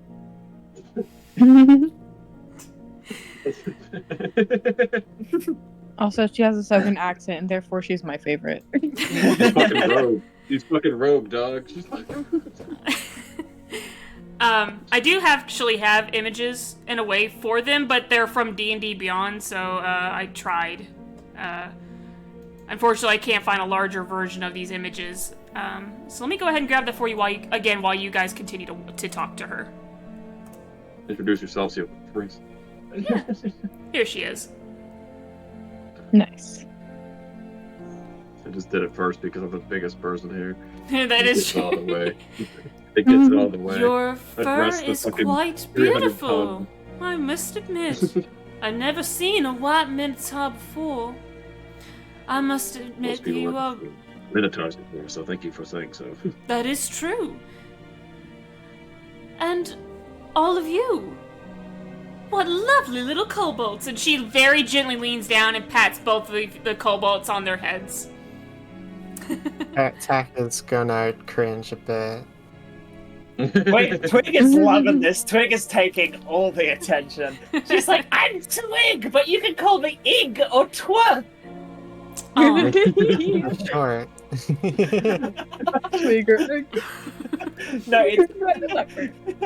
it's Ig or Twa. That's really good, dog. That was really good. But most people just call me Twig on account of the fact that that's my name. My mom gave it to me after she stood on a twig whilst giving birth to me. Mason just very slowly face palms and like looks away. Hey, they're the ones that took me and not the other way around. But you see that the High Priestess Alana Whiteoak, you just see her smile very gently as she continues to, to pat you both on the head. Again, loving the attention, purring sounds, leaning into it, all of the above. Twig is absolutely taking this in. And then she, when she finishes, she stands up and looks at the rest of you who have not introduced yourselves yet. Mascot, great spokesperson. Ishiyama is having a smoke break. He's listening though. Okay. Yeah. I would say that Ishiyama just would bow politely. And as he does so, Mason just goes ahead and says, "He's Ishiyama. Just Ishiyama." Ishiyama. You've come from a faraway land, I can already tell. My husband traveled to a far-off land long ago in his youth. You wouldn't happen to be from the country of Karator, would you? You'll have to tell me about that place sometime. And you, miss. And she looks you up and down, Lady Mysterious, and she says, Wah, actually. Wah. I've heard of the country of Wah. My husband did not visit Wah with Cornelius years ago, but they did travel near that place. And you, miss, and she looks at you again, Lady Mysterious, and she goes, if I'm to correctly presume, you're the one who asked my husband if he liked what he saw. Well, in all fairness, he didn't say no. You'll have to forgive my husband. He is a very gruff individual, I will admit. Stern, but he is kind. He is very protective of me and our clergy, especially me. It's really hot. It's like she's gonna shrug. She's like, well, I am in a leotard, which is not the best, I assume, for being in a place like this. I didn't even wear a shirt today. Well, for a Minotaur, it's understandable. You, miss, I can only imagine how cold you are. Can we please get on with this? This is just taking too long. Can we... Mason, dear. And you see her reach her hand out and touch his shoulder. And that same light that you all saw emit from her hand with the man at the front pew emits from her hand again, here. And you see Mason tenses a little bit, but he then suddenly relaxes, and he now no longer looks stern or angry. In fact, he just seems kind of complacent. I think is the term I'm thinking of. He just kind of calms down a little bit. And you see him close his eyes, take a nice deep breath, and he opens his eyes and looks at her again. He goes, "You know, if it was anyone else, I would have never allowed you to cast that spell on me. I could tell from the moment you walked in that you were angry, dear." Oops, sorry. I turned back to Lilius. I think I made him angry. Like, whisper it. Yeah. I think we all made him angry, but yeah, no, you shouldn't have said something about his parents. He's not the only one with shitty parents.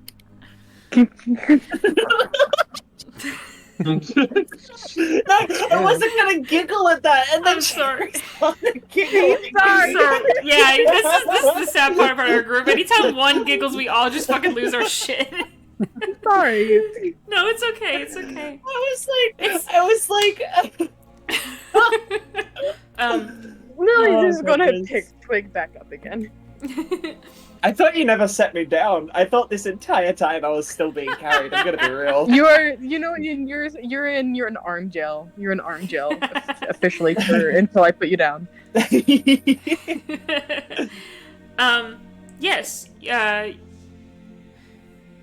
High Priestess Alana White Oak looks at all of you and she says,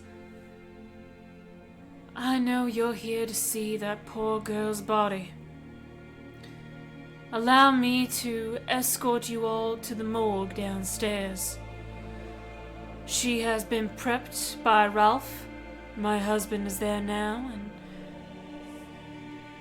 let us see what we can discern from this body." And you see that she gently clasps her hands together. And you hear her say, "Look not upon our sins, Master of Scales, but measure the worth of your most grateful death." And she then turns and then gestures again with her hand. "Right this way, everyone." And she leads you all toward the back of the church. And she opens the door, and it descends deeper and deeper into toward the basement area of this church. You see that there are other doors leading further into other tombs and crypts, as well as some rooms for the clergymen and the priests to stay here to serve their church and the grounds. And she finally approaches one door, and she opens it, and inside you see Father Marcellus Whiteoak, which, again, funny enough, I do another D&D Beyond picture I will be posting in the Discord chat, because I do actually have a picture for him. That drawing I did was a terrible one, I'll admit it, so I'm just like, I like these pictures instead. So now you know what they look like. Or at least have an idea of what they look like. And Father Marcellus Whiteoak. Posted it last time, but does he look like a... Anyway, continue. No. No, just a very gruff, heavily bearded old man. And you see that he is standing there, again in the same pose that he left you all in, with his arms locked behind his back, clasping together. And he turns and he sees Mason, and he says, "There you are, boy. Took your time to get here. The delivery was a little late, Father. Well then, I suppose I will have to send my own men to send you the letter next time. Now won't I?" And you see Alana approach him and gently just put her hand on her husband's arm and says, "Don't be too harsh on the boy, dear. He is here, and that's all that matters now. Alana White Oak, you are my mother. Yeah, stupid. Sorry, I just fucking raspy fucking rogue voice. Just not fair. And you see that Father Marcella, and she doesn't cast a spell on him. You guys can see that she is just like just has her hand on his arm, and and for the first time since you guys have met Father Marcellus, you see the smile on his face widens, and he just sighs deeply, and he just reaches over and he holds her hand, and they both just hold each other's hand tightly, and he says, "You were right, my dear. You were always Thank right." God for drugs. God damn it, Garf. But he just holds his wife's hand very, very tightly. And he looks up at Mason one last time. And the smile and everything just immediately like falters, and he goes back to that normal stern look that he had, and he says,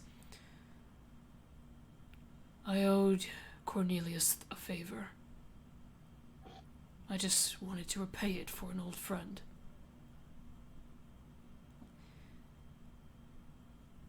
You guys see passively that Mason just kind of...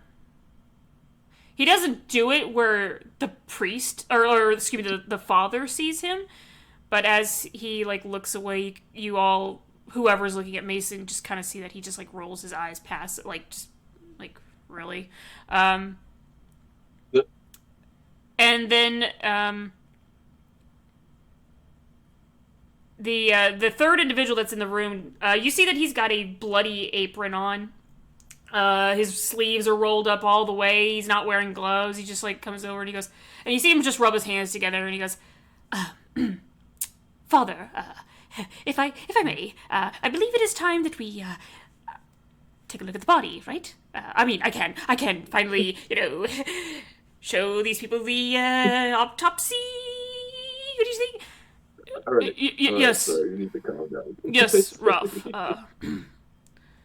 Please, Ruff, if you please. Yes, of course. Hello, everyone. And you just see that he reaches out his this human man comes over and he reaches out his hand, and you just see that his hand is just a little grimy, and a little bit bloody too. From this body, you're not sure, but his hand is just very gross, and he just like holds it out. Then he goes, "Put it there.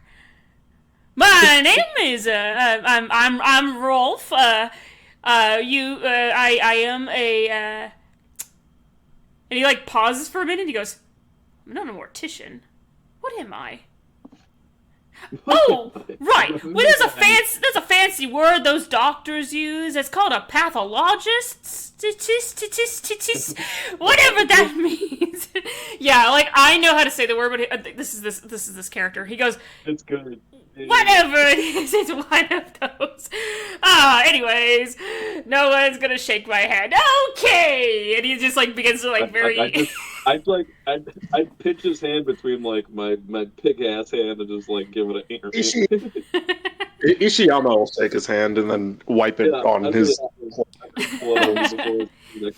Yes, put it there. And he like when he grabs your hand, Ishiyama, he just like gives you a very firm handshake, and it's just like very excited. And then when you give him one, Asterius, he goes, "Whoo, big man, big hand."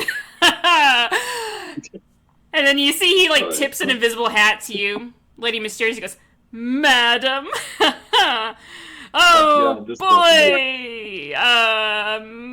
Pretty sure you wouldn't want anything to do with a gross man like me. Anyways, an old cute little kobold, and you see he reaches out and he pinches both the kobold's cheeks. He goes, "You guys are so cute. Who's your cute little babies? Who's your cute?" Okay, I'm sorry. Lily, she's still holding Twig. She's going to like turn her body so he doesn't touch Twig. Yeah. No, I want the attention. No. And I'm pretty sure Tack is just extremely uncomfortable, and he goes, "Okay, cute kobolds and Mason, how you do not touch me. Right, okay, as you say." And I don't know you. He goes over to this table, and you all see sitting or lying on the table the body of a young girl. There is a piece of cloth over where her missing head would be. And you also see that she also has just a simple cloth over her body, just covering up her nudity, I would say. Just the slight nudity. There we go. The covering, just, giving her proper decency. It's for modesty. Yeah, there's the word. Thank you, Cherry. Yes, just covering up her, giving her modesty, covering up her modesties. And you see that he then reaches for a journal that he had just sitting on the table next to the body. And he pulls out a actual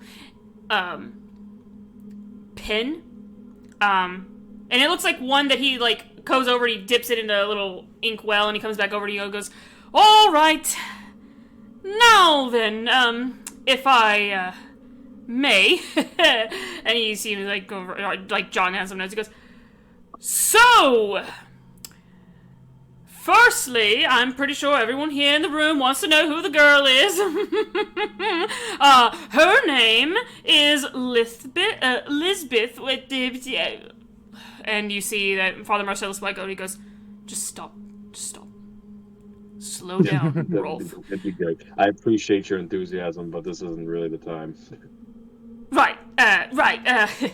Sorry, it's a very grim, it's very grim. It's a very grim circumstance. You have to understand. I'm trying to lighten the mood, relift the spirits, as they say. Anyways, Father Marcellus turns and he goes, tough crowd. Yeah, Father Marcellus White Oak turns to all of you. He says, "Her name was Lisbeth Stonebraid. She," and I'll put that in the chat. I'm gonna put this entire thing here in the chat for you guys. The actual thing I wrote. "She is the adoptive daughter of a dwarven blacksmith known as Cromdeer Stonebraid.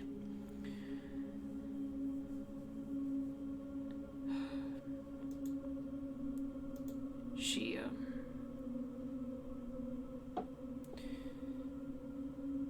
was killed like all the other victims. He was only able to identify her through a marking, is that correct?" Right, yes, and you see Rolf walk over, and he gently, he puts everything down, and he very gently, and you see that he's very delicate with this work. He does have some care for the body, and he does lift the body up a little bit for you guys to see the right shoulder blade, and you see a what looks like a tattoo of a bird. And it's just a very simple, simplified tattoo. And he then, puts the body back down. He goes, "That was, how he was able to find out that she's, her. Right. Yeah.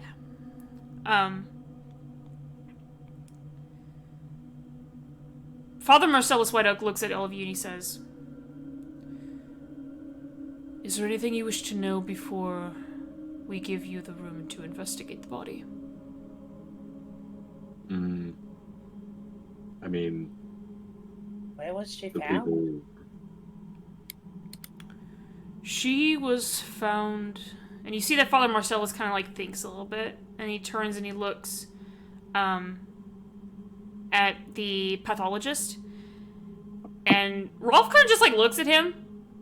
for like a couple beats, and he goes, "Oh right!" And he like takes open his journal, and he like starts flipping through the pages again. He goes, "Oh, she was found." My man is Jeff Goldblum acting so hard.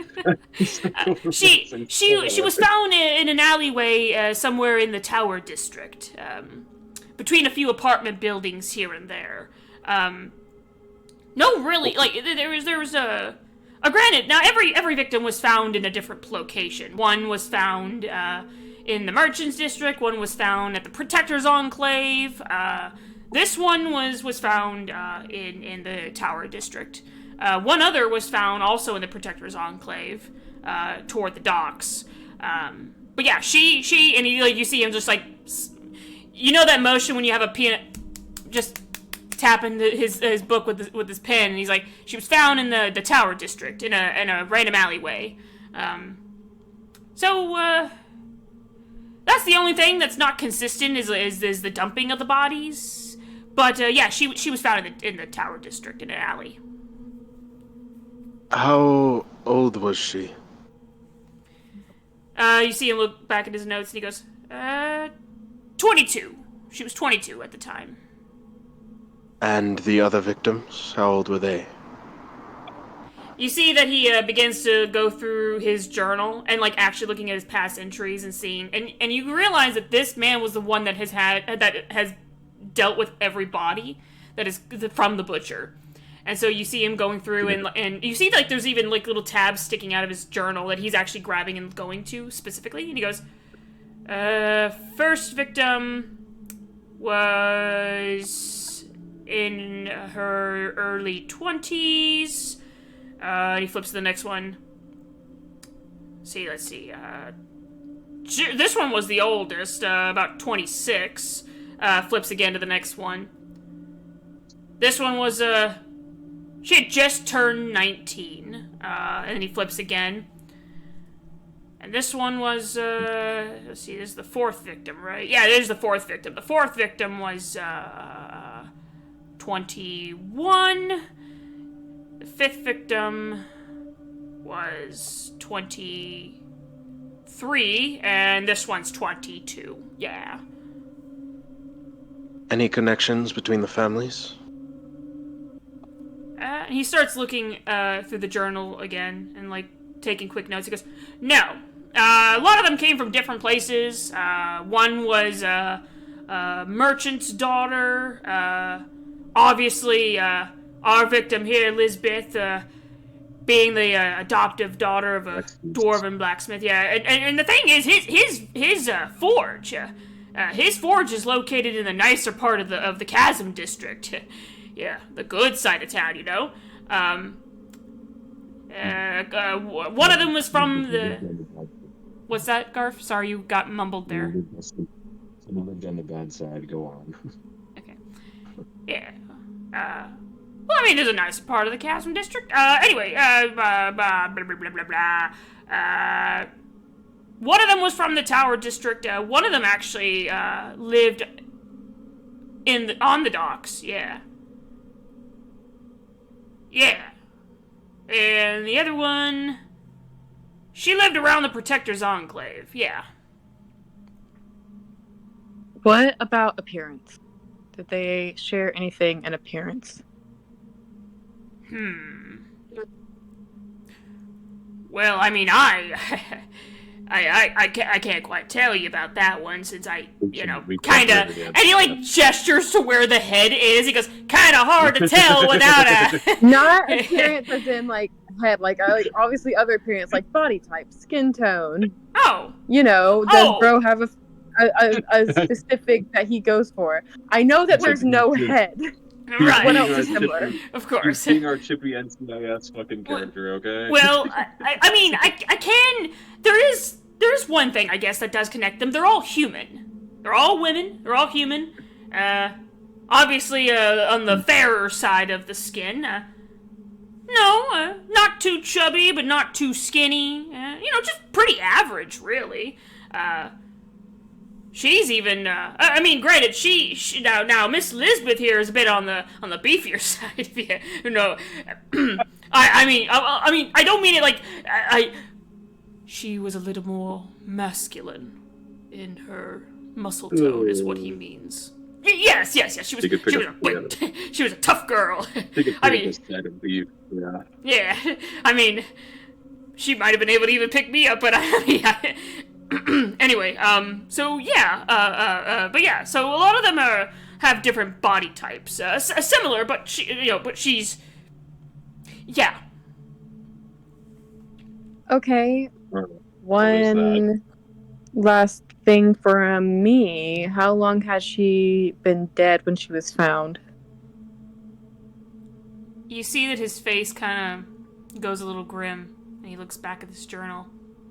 And he looks between each of the entries that he had tabbed before he shuts the book, and he says, "It's like a science fan." She was at least dead less than 24 hours after the body was discovered.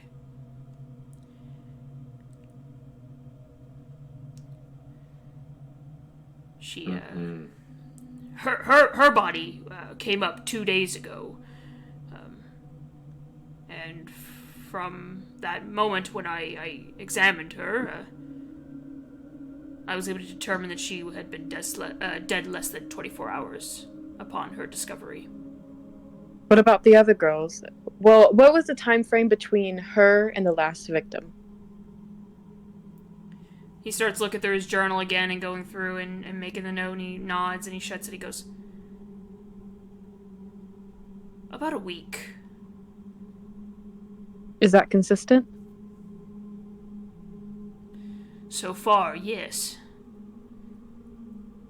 Now, from what we can understand, they go missing for about a week, and at the end of the week, well, and he looks down at the body. Yeah.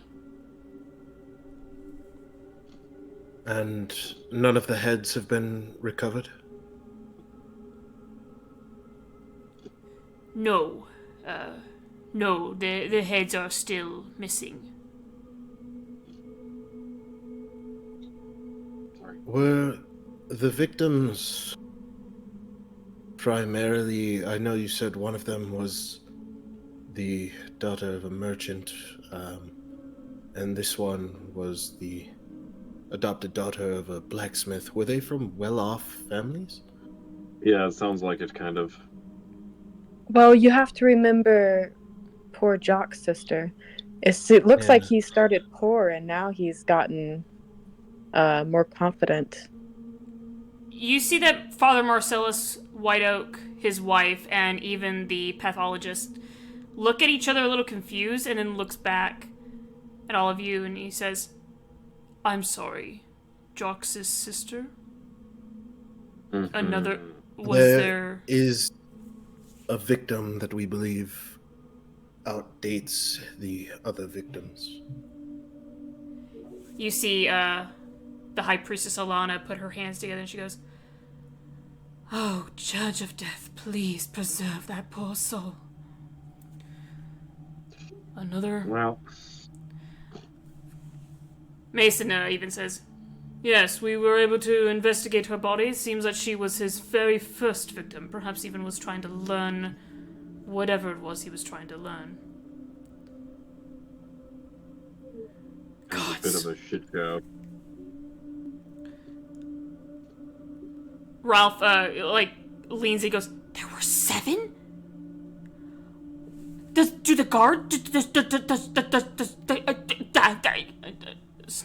Calm yourself, Rolf. They don't care, frankly. You know, it's especially because of the location, it would seem. You see Father Marcellus White Oak looks at you and he says, The only one who would have cared is the Lord General himself. If you had told him, if Lord General Kinbrook knew. Well, Kinbrook doesn't know. So we're the ones doing it now.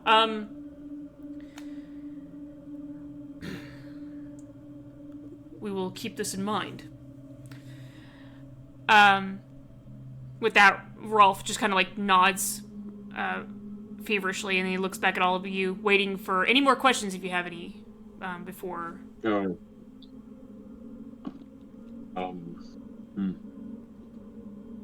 to think.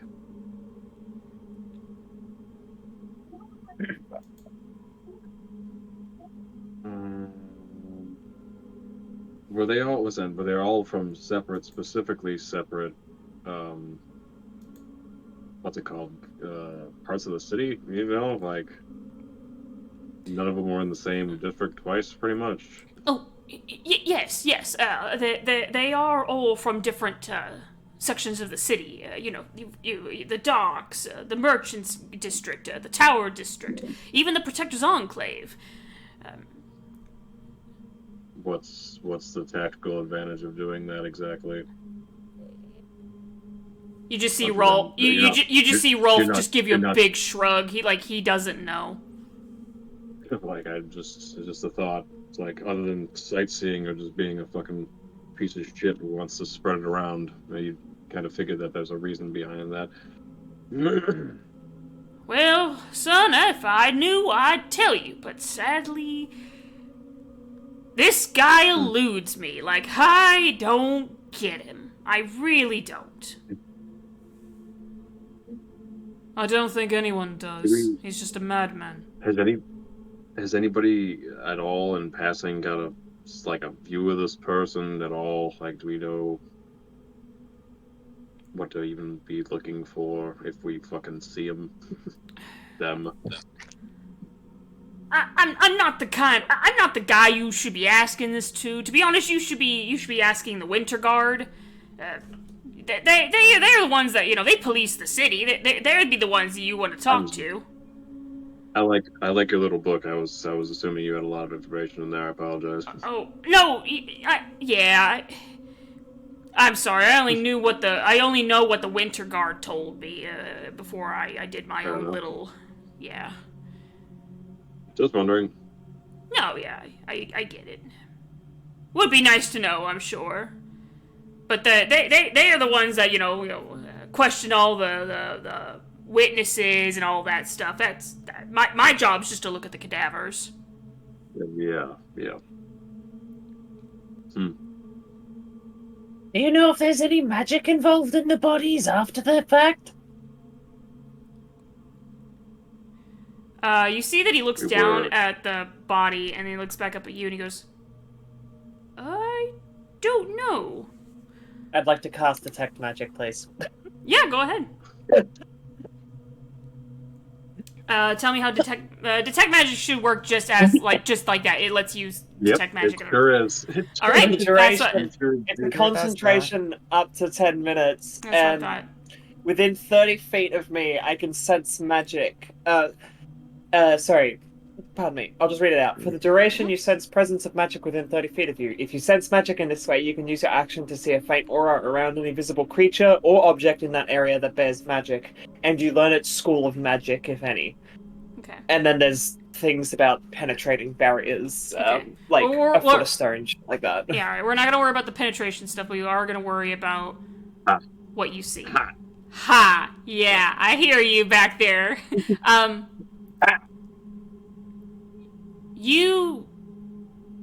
does it look when you cast Detect Magic? Like, what does it look like for you, Twig?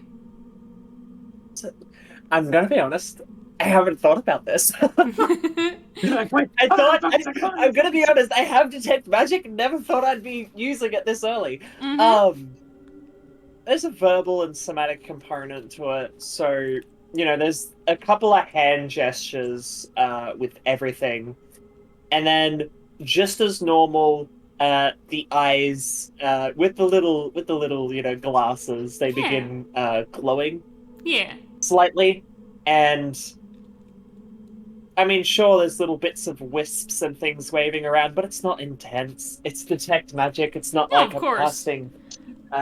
What's it called? Eldritch Blast or anything? Right. Yeah. Fucking fire, fucking enlightenment. Yeah, when you cast Detect Magic, and you pull your goggles down to just like see it, the aura with the glow behind your eyes. Mm-hmm. You see that the pin that the pathologist is using is made of magic. You look over at Father Marcellus and his wife, and you see that her necklace is made of magic. You see that his sword and shield are made of magic, and they both also have a pin that's made of gold. That is the symbol of the insignia of Kalimvor, or of Kalimvor. That is also magic. You turn and you look at your party, and you see that almost all of them have magic, and you see that Mason too is radiating with magic.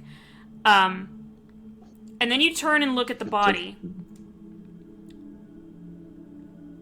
and there's nothing, save for a very, very faint, almost withered away glow around the neck where her head was. Like around the neck. Yeah. Go ahead.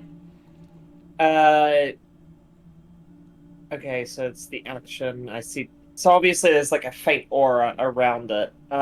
What school of magic?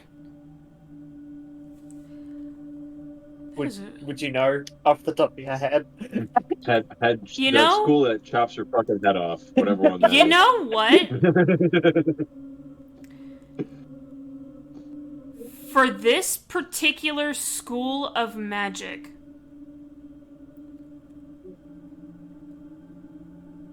thinking you about get like some fucked up. the best way I could describe this to you, because it's also, see, the thing is like with this particular school, is that I don't think it actually has one. So I will say that this is unlike any school of magic that you would know. This literally is beyond you. This type of aura is extremely faint. It's almost faded away. But you can see everyone else's. You can see that Father Marcellus and his wife have some sort of abjuration magic. You see that everyone else behind you have their like specific schools of magic for their weapons and armor and things like that. You just see Lady Mysterious. It's just like her whole entire body is glowing. So she's using magic on her, on herself. But you just see her whole body is just gleaming. I tap Lady Mysterious. I'm like, excuse me, Lady Mysterious, can you put me down for a moment? Oh, then she kind of just like puts her down. Yeah. And I approach the body closer to get a better look at the kind of aura around the neck, knowing that it's probably not gonna help, but I'm gonna still stare at it. I love how you did this while you were being cradled, by the way, and you finally got down. You finally got down. You were in someone's arms this whole time. Twig, I would like for you to roll an Arcana check for me. Okay. You want to know what's hilarious? Is like I wasn't expecting this spell. I wrote everything else to what to expect, but I wasn't expecting detect magic. You forget that you gave, like, I took detect magic as a haha funny, but you forgot I have fucking Hunter's Mark, Locate Creatures, Greg. I have the ability to help with the investigation. I'm just a dumbass. Are real tight in general. Yeah. I love Bloodscar Oculus. Fuck, that's a 7 total. I rolled a 2. See? Damn. This is what I was saying. Random history check, nat 20. Anything else that's important to this? Ain't you, Chief? Fucking 2. It ain't me. I mean, you could bring it to attention to somebody else who could help you with it, possibly. Maybe the guy who is all jilted about not being included. This is kind of his bag. It's kind of his bag. You see the neck area, and there's a cloth over it, so you do very gently remove it, just to kind of get a closer look at what this is you're looking at. And even Father Marcellus White Oak is just kind of furrowing his eyes, because he knows you're trying to detect magic. He knows that you are. He too has this spell, but doesn't realize that, magic, it's there. And why didn't I think of that? yeah, he's an older man. You gotta think he's got other things on his mind. Well, his wife's hot. I'd be distracted all the time too. This beautiful elderly couple. Oh my god. Okay. Twig, when you look at the residue of the magic, when you look at the residue of the magic that is left over from this,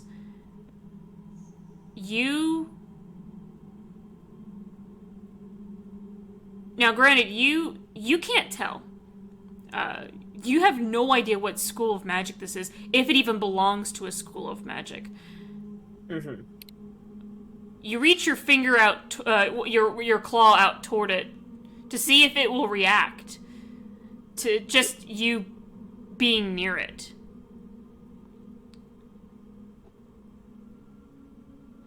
Twig, with your Arcana check of 7, not knowing what the fuck this type of magic is, the moment that little residue of magic makes contact with your finger, you are no longer in this space. Oh. You are instead somewhere else. God, not this shit again! Am I being traumatized? Why am I the one being traumatized? You got the glasses. Part 2.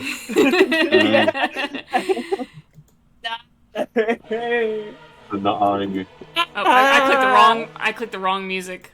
So I apologize. Let me pause that. So I apologize for the music. That was the wrong one. It was this one. Same soundtrack, just different song. You are... No one else can see this. Twig is the only one that suddenly is in this space. Alright, la la la la la. You are drifting across the cosmos. Interesting. You are drifting across stars. You see portals to other worlds, other planes of existence. You see them, and they are not like your world. Oh. Your world, you know it, is beautiful and vast, and it can too be ugly and devastating. But these worlds that you see, they are not beautiful. They are horrifying. You see just flesh. Flesh that has bubbled and pus, and it stretches and stretches until it creates a new form, a new body. Oh. You also feel your essence, and you too feel that you are nothing but a mound of flesh. And you are suddenly pulled out of that body, and you see yourself. You are literally a worm of flesh. I and am a monument to all your sins. Bro turned into grave mind. You see that you and this wormy mound of flesh that you see is connected to an even bigger tendril of flesh. And you look up and you see out this mound of flesh stretches. And it stretches out. And it goes further and further and further. And this mound of flesh is so wide and vivid, it is literally a landscape all of its own. There are mountains that are made of flesh. There are tunnels of flesh that have been burrowed deep within itself. Ugh. You see the birth of other unholy and unimaginable creatures just swimming out from the quote-unquote ground beneath your feet, which is nothing but just flesh. Mounds of flesh and tendrils. And Is she, like, okay while this is happening, by the way? Is she, like, okay? Can we, like, jostle her? As you continue to see this, you try to scream, and you realize you don't have a mouth. Oh. That's not... You could say has no mouth on the screen. Exactly. Yeah. You could say that. And one thing... It looks at you and it says, No! I have listened through rock and metal and time. Now I shall talk, and you shall listen. Firstly, no. Anybody else play Halo 2? You know me, I'm getting Halo. fucking grave mind. Like it's just grave mind in my mind. It's like an Event Horizon shit. Yeah. Yeah. Just now to finish this off. Yeah. Twig, in this space, within this mound of flesh, you suddenly feel a desire. And that desire is to be reborn again. Bless you. That is what it feels like. Yeah, my bad. No, you're good. Bless you. It was fucking cute. I'm allergic to being born again. But yes, you have this overwhelming urge to be born anew. Oh. Like one does. And you blink, and you're back in that space, and the magic that had it entangled with your finger is gone. In what amount of time, can I ask, did this take place? You know, was I paused for a good minute, or was there like a second of me reaching out? Like a fucking static shock situation. For you alone, Twig, it felt like you were there for an eternity. You felt like you were in that space for a very long time. Whereas for everyone else that saw this, you simply reach out, and whatever it was you had touched, your hand immediately is just jerked back and you're back in that space. So for everyone else, it took less than a couple seconds. For you, it felt like an eternity. Okay, I immediately fall backwards and start... explaining that, fucker. I immediately fall fucking flat on my ass backwards and start scurrying away from the body. I am terrified beyond belief. Fleshbusters! Just lots of screaming. Fleshbusters! I don't want to go back! And there's just like a moment where I realize where I fucking am, and I'm just like on the floor, fucking hyperventilating. And you see that Mason comes over and he kneels down to you, and everyone else is like freaking out, like what the hell's? And then he's like, Twig, calm Calm yourself. Fucking touch me! Don't touch me! Don't touch! Yeah, Mason like pulls his arm back. He's like, "All right, breathe."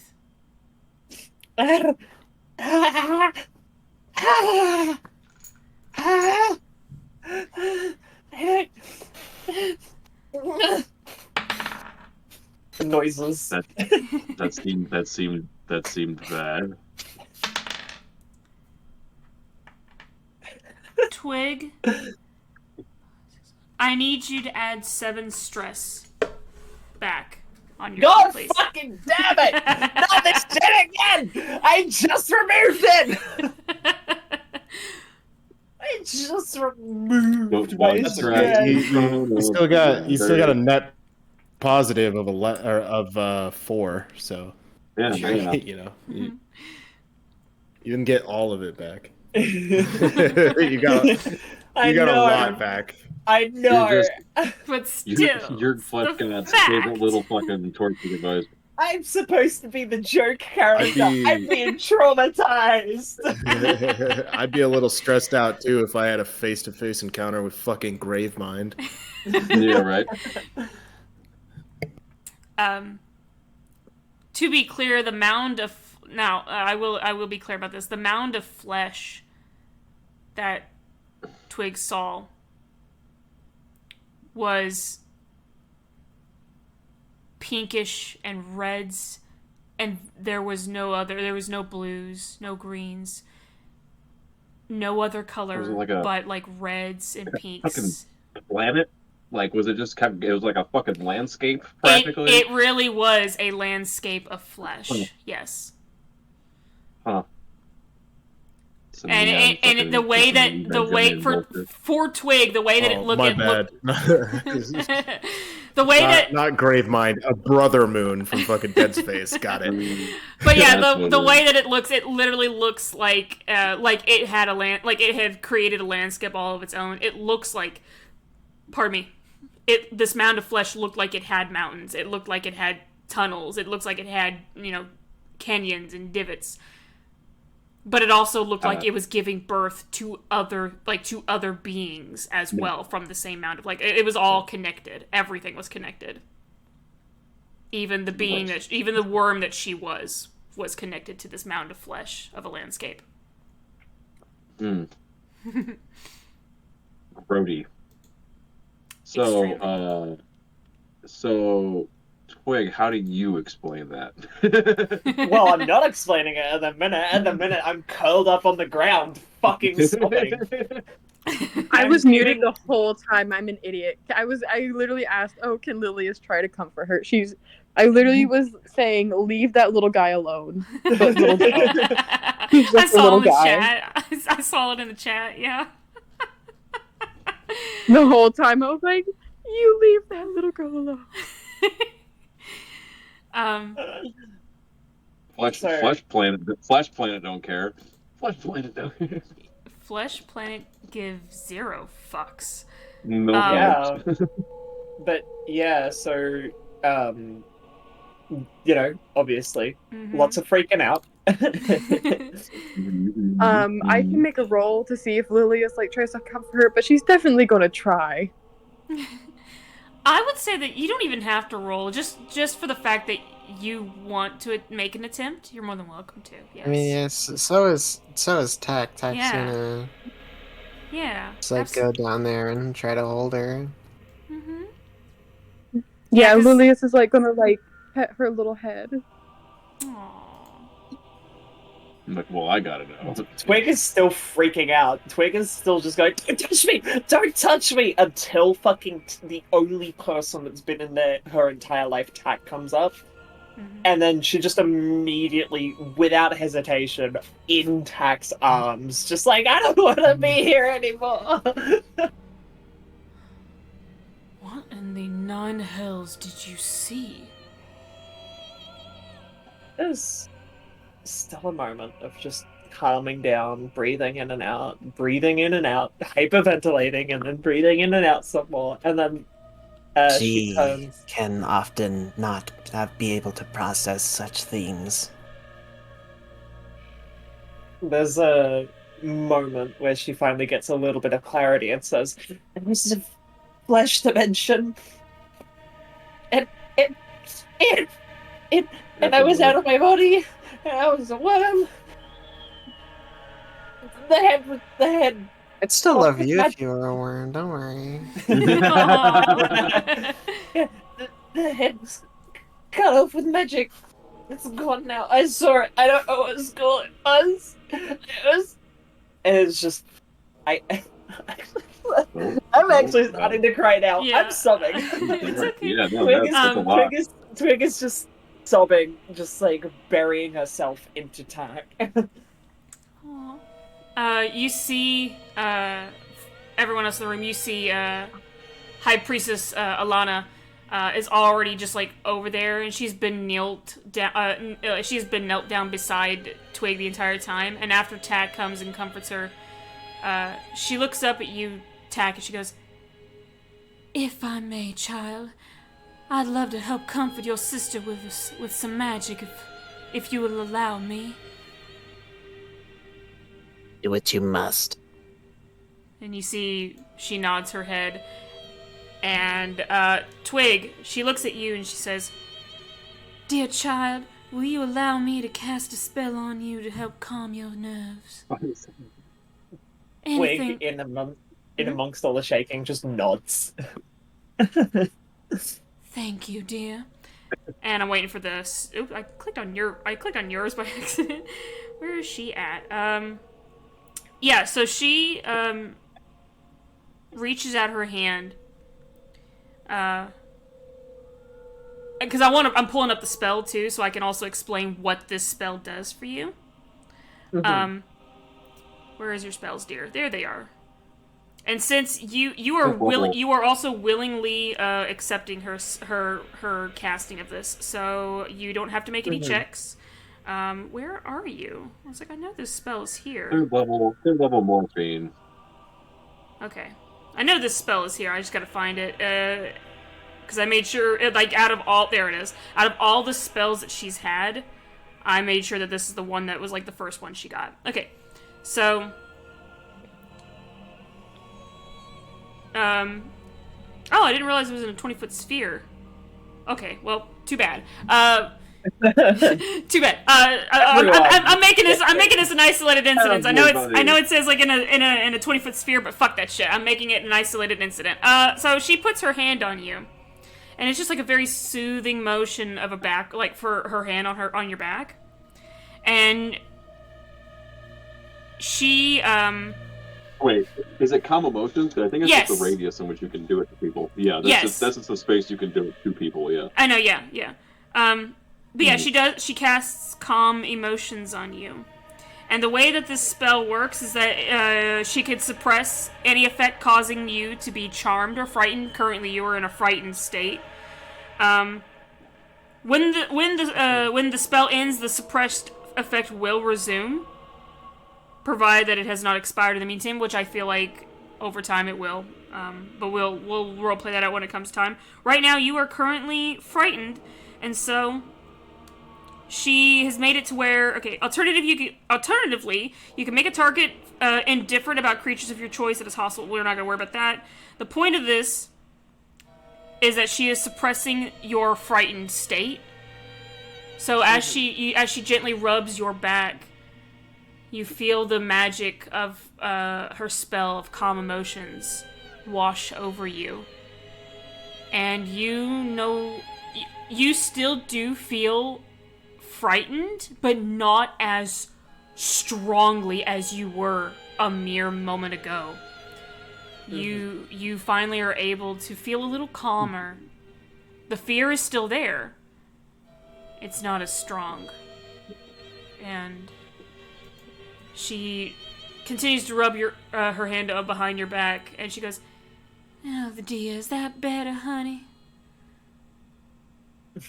Twig, still sniffling a little bit, but not shaking anymore, nods and just, thank you. "Oh, you're welcome, honey. You are most welcome. You poor thing." I agree with Cherry. This is my favorite character.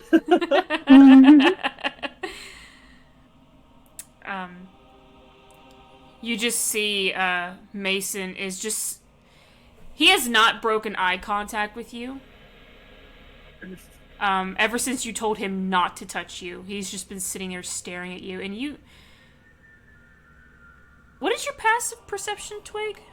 Or a passive, hold on. I think you have... I know there's passive... Yeah, passive insight, excuse me. What's your passive insight? I'm about to... A 9. A 9. Okay. 9. 9. Somebody's got to have better. Never mind then. Somebody. Never mind then. Literally anybody. It's okay. It's okay. I make anyone. up for it in my passive investigation, which is 15. There you go. Okay. That's fair. Wait, what's your... Yeah. You... It's 12. That's still not good. With what you can perceive on Mason, it seems like he's really... You could see that there's concern in his eyes, but yet there's a firm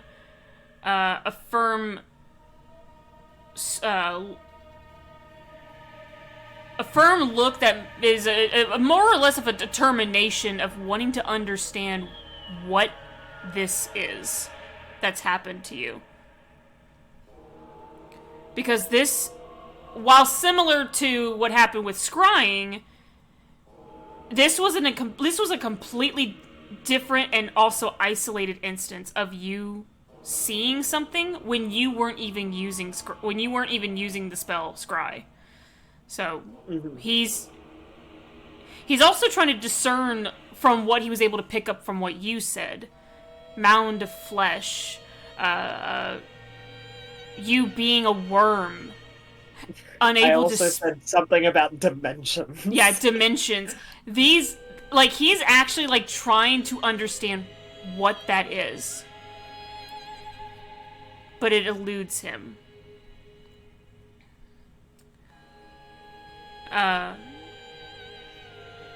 After a while, Rolf kind of peers over the shoulder of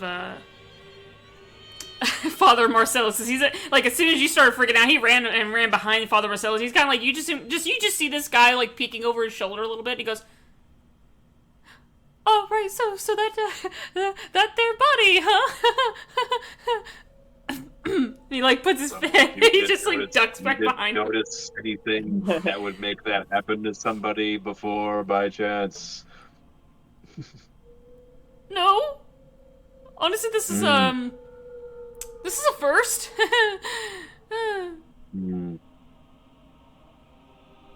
That's not going to be us again, shall we? With a bit more calm in my veins now, I'm kind of just like, I wanted to see if there was some calm. God damn it! I know. Calm? No, calm. CALM, y'all. CALM, not the other way around. Is it the Australian accent?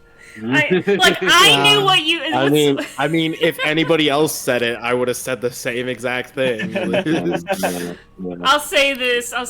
I knew what you meant when Nihilus asked. I was like, oh fuck, no. Not again. Not again. Even if literally anybody else said it, I would have said the fucking same thing. Yes. He's like, one more time? Oh my god. So yes, you, now that you are more calm than you were a moment ago, as you were, Twig. I kind of just explain everything that I went through, Yeah. Seeing the other worlds, flesh, becoming a flesh worm, and then especially the important part about this, although, was that near the neck wound, there was a magic of an unidentified skull. So, more likely than not, magic was used to cut off the head. Yeah. Or at least it had a play in it. Mm-hmm. Yeah, or wherever it ended up in the long run. You see that Mason nods his head gently at that, and he goes, we had suspected that magic was used on the removal of her head. You experiencing what you just did, just to confirm that theory is... He's quiet for an even longer beat. I'm sorry for calling you a depressed alcoholic. I'm just without any sense of just like anything. I am apologizing. Twig has never done anything wrong ever in her life, actually. So I'm about to say, when you say that, he just he sighs deeply, and he just licks his lips. He sucks them in a little bit, and just. It's fine, Twig. You have every right to call me that. I am a lazy drunkard. But what we need to... You're trying your hardest. Not right now, though. He actually smiles a little bit, and it looks like a genuine smile when you say that, Twig. Oh. Then he... And you see his eyes even soften a bit. They don't... In all the artwork I've ever drawn of Mason, I've always made his eyes squint. So having that one instance where his eyes weren't squint was very nice in my last drawing. And now seeing... this version of Mason is the one that you see where his eyes are not squinting at you, and they seem to soften even more. Have that little tiny... that little sweet... that very small smile. That's genuine, an actual genuine smile. And then in that instance, he looks away and he shakes his head, and he's back to that same neutral look that he had before, a little stern. And he says, I have never heard of a flesh dimension before. I don't know what the hell it was you saw, Twig, but I know that after all this is over, I'm going to have to do some... We should stop. We should stop letting Twig just look into things at this point, because she's just getting the worst end of everything. I agree. That's helping, isn't it? It is, but it is important, and it is helpful, yes, but your health, especially that of your mental state, is important, Twig. Mm-hmm. I'm mentally fine. I don't know what you're talking about. I was going to say what's left of it anyway, but you already made a joke, so... She says that like seriously. Like she's saying that as if she fully believes that she is in the right headspace 24/7. Yeah. Y'all crazy. I'm fine.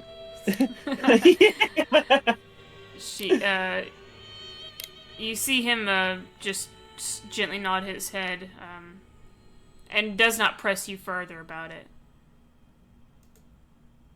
And then he stands up, and looks at all of you, the party, and he says,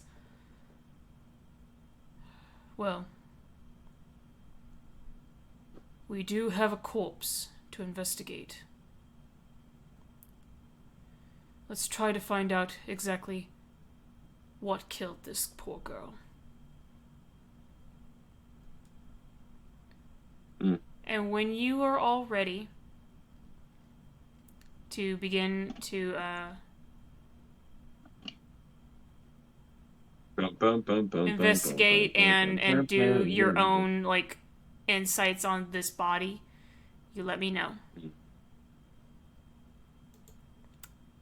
Because this will take a group effort.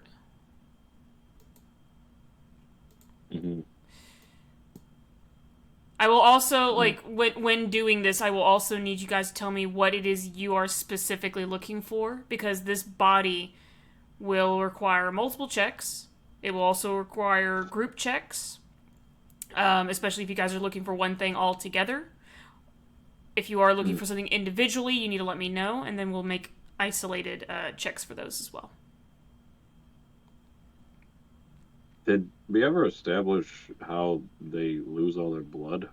No. That's why this body is here. You're basically taking this body and you're going to find out why. This is the first actual bloodless body that you have, because the very first victim and the only victim you were able to really look at was Jox's sister, who still had all of her blood. It was just splattered throughout the entire damn room. So this is the first time you actually gotten a actual clean, bloodless body that you get to actually investigate and look into. Well, I did a preemptive insight roll, and I got a nat 1+1, so Ishiyama doesn't even know there's a body. This person's dead? Are you sure? I think he was taking it. He's sleeping. He don't know that there's even a dead body in front of us. Yeah, I mean... Sorry. He closed his eyes and he forgot to open them. Papa Ishiyama fell asleep in front of everybody. Twig started freaking out and Ishiyama rebooted. Yeah. Hard reset. Yeah, Papa Ishiyama, he's a little worried. Can't focus on the investigation right now. Yeah. Alright. So, whenever everyone's ready, got their notes, has their notebooks or whatever, just whatever to set to the side, ready to take all the notes they need and have their dice ready as well. All right, hang on. Let me grab my notebook for. Yeah, because that's why I have everything paused right now, so that we all can take the time to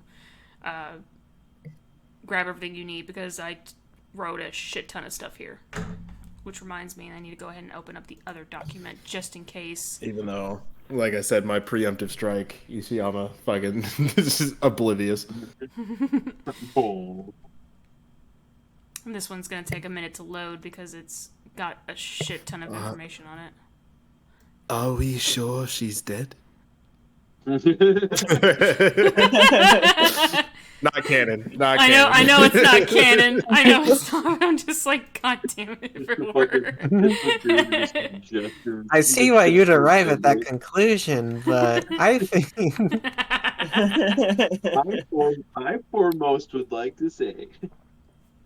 You know who could really help us right now? Oh no. Dr. House, MD. BBC Sherlock just comes out the woodwork. Have we considered? Count Bakula shows up. Oh my god. Have we considered that it's lupus? No, we haven't actually. Oh my god. Sorry. Does anybody else watch House? Is that? Yeah. I did, yeah. I did a lot when I was much younger, and then I got back into it when I got older too. I was like, you know what? It's basically on here for free. I can watch it. Yeah, I've been watching it nonstop lately. Mm-hmm. It's like ready for the fucking ride. All right. Pop a Vicodin, and we'll fucking figure out what's wrong with this body. Okay. All right, let us continue on from where we were. So is everyone ready? They got their dice, they got their notebooks, everything. All right. So yeah, do you have things to drink? You guys good? We fresh? All right, here we go. I just put around the circle and went back to where we were. I got my Baja Blast. Okay. So, as I mentioned before, and I will mention it again for stream. I will be posting when the topic of these items come up. I will post them on stream. One of them is of a the best way to explain it is like a blueprint of a particular device that was used. The other one is also an instrument, but it was an instrument that is not attached to anything. It's just the instrument by itself. So it's not like they're not horrifying looking. It's just I want to warn people like, hey, these are real objects. I don't want to scare you guys with them. And now for my players, I will post them in the Discord.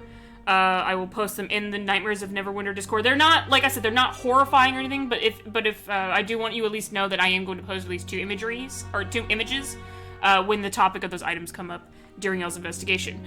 You all will be making a group check together, unless there's something that you want to specifically look for as an isolated incident on this body. So everyone will be making a group check unless you were wanting to look for something very specific. Then we will address those things separately. So, are you all ready? Yeah. Yeah, let's fucking do it. All right. I get my notepad out ready to invest some gates.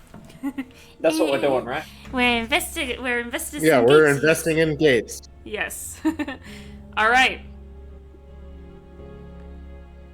We, Father Marcellus White Oak, his wife, and even the pathologist take a step back and they just kind of stand away while all of you are now surrounding this dead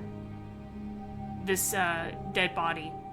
The cloth that was over her neck hiding the wound is just gone because of Twig having looked at it a moment ago, so it's now just off.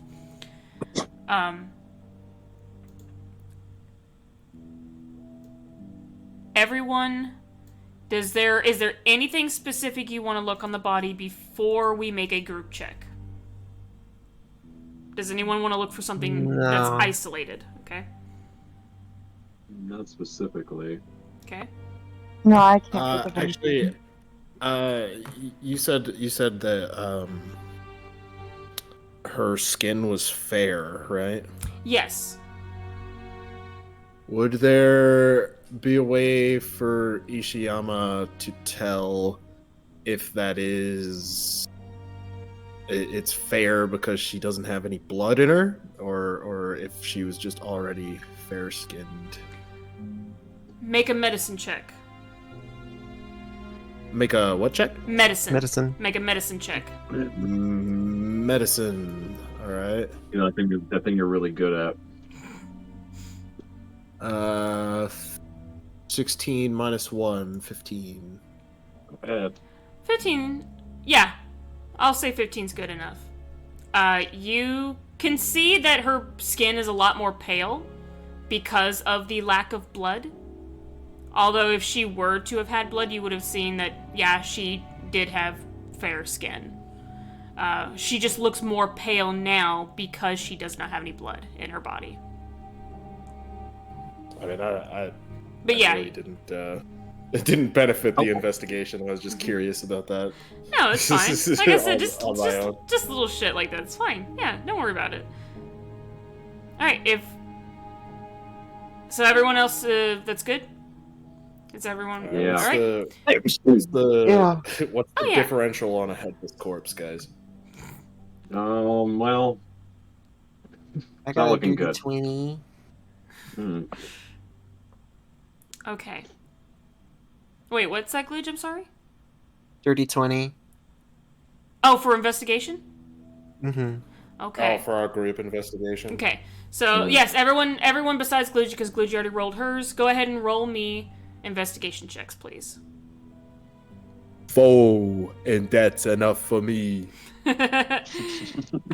16 total for me. Okay. With our powers combined, it's a dirty Alright, 20. well, that was a really bad roll. I'm actually just gonna go into the corner. No, tell me what you rolled! Dude, I rolled like a 2. Okay. Ooh. I'll say this, with the way that this works, whatever you rolled, you will notice something differently. This is now, the way that this particular group check is going to work is that each one who rolls a certain number will discover something different on the body. I got another question. Sure. Does she like smell? Like, does she have like a normal dead body smell, or does she have like a particular smell about her? That you would have noticed between the two or at this rate, other than the consistent iron smell because of the blood. I would say you can roll perception with that. Perception is anything that you can hear, see, or smell. So I will let you roll perception on this to see if you can discern anything more. And then we'll talk about the investigation. Perception 15 plus 1, so 16. There's invisible ink on this dead person. Okay, look, I'm not, no. Let me just check my note here, because I do have something about smell. Yeah, baby! I just need to find it. Hold on just a moment.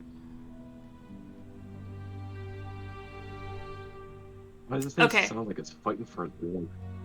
Okay.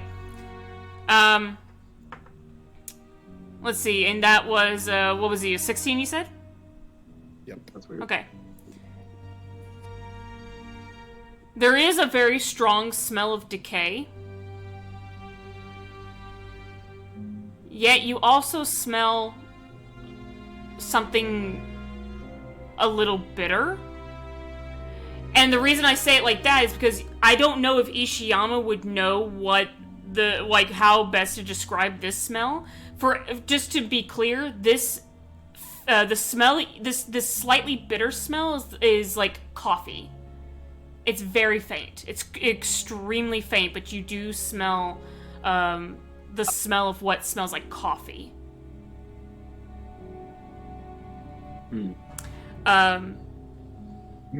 Now, for everyone's investigations, I think, Garf, I think you were the only one whose investigation I didn't hear. I heard everyone else's. Flat 12. Yeah, flat 12. Okay. Mm-hmm. Ishiyama and Lady Mysterious. I'm not rolling for Mason yet because I should roll for him. And he will not. By the way, and he will not be rolling with advantage because I realized I was doing his advantage things a little wrong. He shouldn't have been rolling for advantage, so that's on me. I feel like if any instance he would be the one where everybody's helping him. Right, yeah, but for this instance, because it's a group check, and two, it's also because it's not Fae, Fiends, or Undead. So that's because being a blood hunter. But I will go ahead and roll his.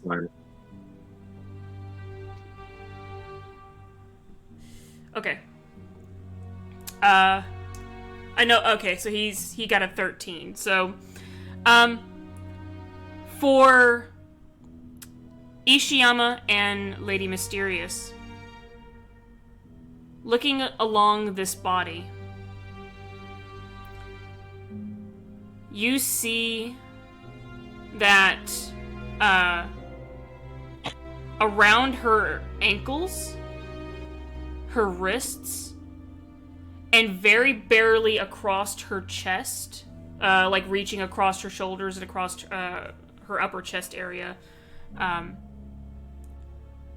you see very strange bruises. These bruises are about maybe 3 or so, and I'm trying to like measure it with my hand. I'm like, is that 3 inches in my hand doing this? Like making this like square-ish motion, almost like a claw. So it's like about 3 or 4 inches in width.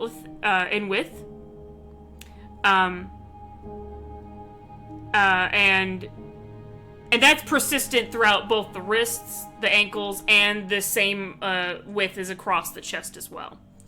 Whatever these bruises are, that is the width of every one of them. They're about 3 to 4 inches in width. For Mason and... I'm sorry, what was Asterius's again? What'd you get, Garfield? I'm sorry? 12. 12? 12. For Asterius and Mason... Oh, wait, what did Twig get again? I'm sorry? A 16. 16. Okay, so you two would also notice this. You see, you're looking along the body, and you three, Twig, Asterius, and Mason, all see there are patterns along her forearms on both sides, and as well as near the bend of her ankles, or her legs, excuse me. Toward the bend of her legs and the bend of her elbows on her forearms, you see that there are clean, precise cuts, and they're in a perfect pattern. For you guys, you see that the cut marks are 2 by 4. So there's 8 on one arm, 8 on another, which would make 16 on the top and then 16 on the bottom. So that's math. Is that right? 16 is 32. Yeah. So you see 32 total little cut markings on her wrists, and right at the bend of her elbow and right near the bend of her legs, or her knees, excuse me, the bend of her knees. You realize that these cuts are, as I mentioned, in a perfect pattern, and they're clean. What pattern? Like all the way around the fucking limb, you're saying? No. They're very small. In fact, to a glance, you wouldn't have noticed it. They are. It looks like a little like teeth. Like the way that this is done, it looks like teeth. Because it's in a set of 2 and it goes down by 4. So they're literally 2 on each side, and then another 2 underneath that, another 2 underneath that, another 2 underneath that. Looks like a teeth marks. Bitten into her wrists. Except that these, you know how when bite marks, they are kind of rounded off. These are not rounded off. It's in a perfect straight line, 2 by 4, which gives which is 8 on one side, 8 on the other wrist, and then 8 near the bend of both her knees on each side. So a total of 36 little perfect cuts. What the fuck would make that? What the fuck? What pattern is it in, or is it just pattern? I'm sorry, what was the question about I mean, the pattern? there's a lot of weird shit in the world that could make that. I'm just trying to think. Mm-hmm. Yeah, I was just wondering what kind of pattern it was in. Let me see if I could try to make a quick little doodle it's pretty much just bet, pretty much. It's just like a stack. Yeah, it is. It really is like that. Let me see if I can try to discern it here. I'm gonna use the chat as an example of what I'm talking about. But imagine these, but in a more they're not like the distance between them going up and down is a lot tighter and smaller, because it's fucking Discord. So, oops, I didn't mean to do that. So imagine that kind of pattern, but they're not so far spaced out. They're all really close together. That's what you're seeing on both her wrists and her legs. And they're and they are for the 3 that got 15 and lower, 16, 15 and lower. You guys see that these cuts, while almost hard, almost barely visible, they're deep. They're deep enough to have cut the veins underneath the skin. Now, for Gluji. Tack. You see these markings, and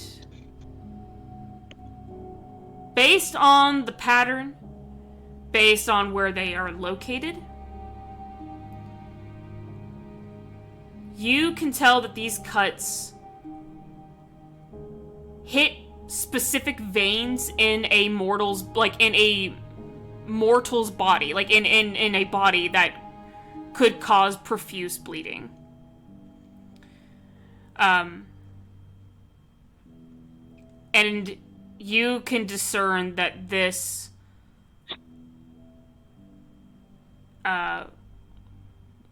these specific marks are where she bled out.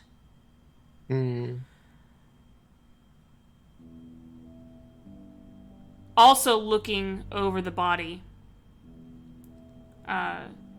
you hear excuse me, Tack, you continue to look throughout the body. You too also notice something very tiny and very hard to discern in her throat. And the pathologist looks over at you and he goes, I will say, all the victims did have, something, in all their wounds and, even in their throat. I'm just remembering it now. And he starts flipping through his book. He goes, they did have, what looks like little, leaves, perhaps? Little tea leaves, stuck in their throats. But also some sort of other leaves, or paste in the wounds. Not all of them, just some of them, it looks like. Or at least in certain parts of the body. Like one would have it in the leg and one would have it in the arm. I'm just going to shut up now. And you see him just like begin to jot down his notes. Do you have a sample of these leaves? Or where they'd be from?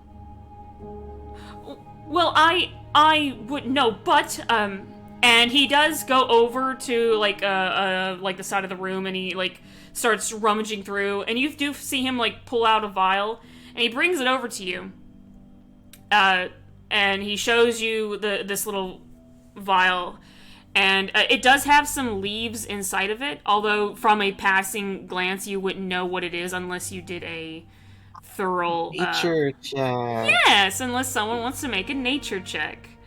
I have a proficiency with nature, so we don't have anybody for that. So that's just a 9. That's just a 9. Oh. You've heard of a lot of. I'm sorry. Yeah, but what if creepy Jeff Goldblum was helping you though? I will say that he looks at it and he goes, well, I know about a few things, but this is, admittedly, this kind of, stumps me. We have no way of actually testing out what this is or anything. May I see that? And you see Mason come over and he takes the vial from him and he's like looking at it. Have you taken it to an alchemist? No, not yet. We might not need to. One moment. And you see Mason, and for Twig, Tack, and Lady Mysterious, you three have never seen Mason do this before, but Ishiyama and Asterius, you remember Mason doing this before. He has actually pulled out this kit when he was investigating the first victim's body, and had scraped the skin from her fingernails, and that helped you guys discern that it was a male elf that she had scratched, or at least had attacked or something. Also, we've never fucking divulged that information to these people. That's true. Yeah, you never divulged it to the other three. We should probably do that at some point. So my lore reason for not doing that is I forgot. Same. Same. Honestly, it's Mason's thing to tell. I'll go ahead and let Mason roll a. And I'll say he's the one that was doing all the fancy shit. I'll say that he's using his kit too. I found a footprint. I remember that. Okay. I found a few. Mason also. So you see that Mason's pulling out his kit, and you see that it's like got all sorts of. And now for Twig, you're like noticing things that like artificers use, and these objects are strongly alchemic in nature. My headset's being a fuckery deuce. Please forgive me, because it's like, and I don't think it's reflecting in stream. I think it's just my headset, because my headset's a fucking jerk. So you've never like you see that these alchemic components and vials. This is a artificer and alchemist's like kit. Mason is like taking a few things. You see him kind of like mixing a vial or two, or like taking little droppers and dropping into one thing, and then he's trying to very carefully pull the stopper off this bottle, and as he does, and is about to tip it in, and then as the leaves fall into it, he goes, "Oh fuck! Wait, I forgot the. Damn it! I didn't do it correctly. And that's because he rolled really low. So he didn't make the check. So he looks at the original sample and he goes, "Please tell me this is not the only sample you have." No, luckily it's not. Oh, Christ. I will not tell them that you accidentally destroyed evidence. It was an accident. It's that you destroyed it. Don't say it like that. You realize how upset that makes me. Sorry. Sorry. But you did destroy. Shh. You shut your fucking mouth right now. Okay. I'm just. Do you want help? You have more, so I guess it's fine. Yes. Yes, I would actually like help. So Twig, you and Mason, because the man, the pathologist comes over, and you see that he's actually got like tweezers and stuff, and he goes over because Tack, you've seen that there were still leaves in this girl's throat. I would say that with you looking at it and maybe even scratching, pointing it out, he's now gonna come over. He's gonna take the tea leaves or whatever this is out of the girl's throat, and he's gonna bring it over. So now Twig, with Mason's kit, because Mason did roll with advantage because he's using this kit, I will allow you to also roll with advantage because Mason's walking you through on how to use this kit. Okay. So you may roll nature awesome. with advantage. I shouldn't be the one doing this. No. But okay. If anyone else wants to use this kit as well, because Mason's offering to let anyone use it. And he's also guiding and walking you through. I'm not the smart person here. I'm holding the wall up. I don't know. What's Lilius's intelligence? I don't know. I made her really smarter. Yeah. Nature. This her nature. Nature's wisdom. Yeah. I made her. Intelligence. Nature's intelligence. I made her. Oh no, yeah, it is intelligence. I made her stealthy, bro. Yeah. That's it. I got a 15 as my highest roll. 15 is your highest. Okay. Mm-hmm. I'll do one sarcastically. I'll go ahead and have Mason also roll again with you and see if your scores line up together.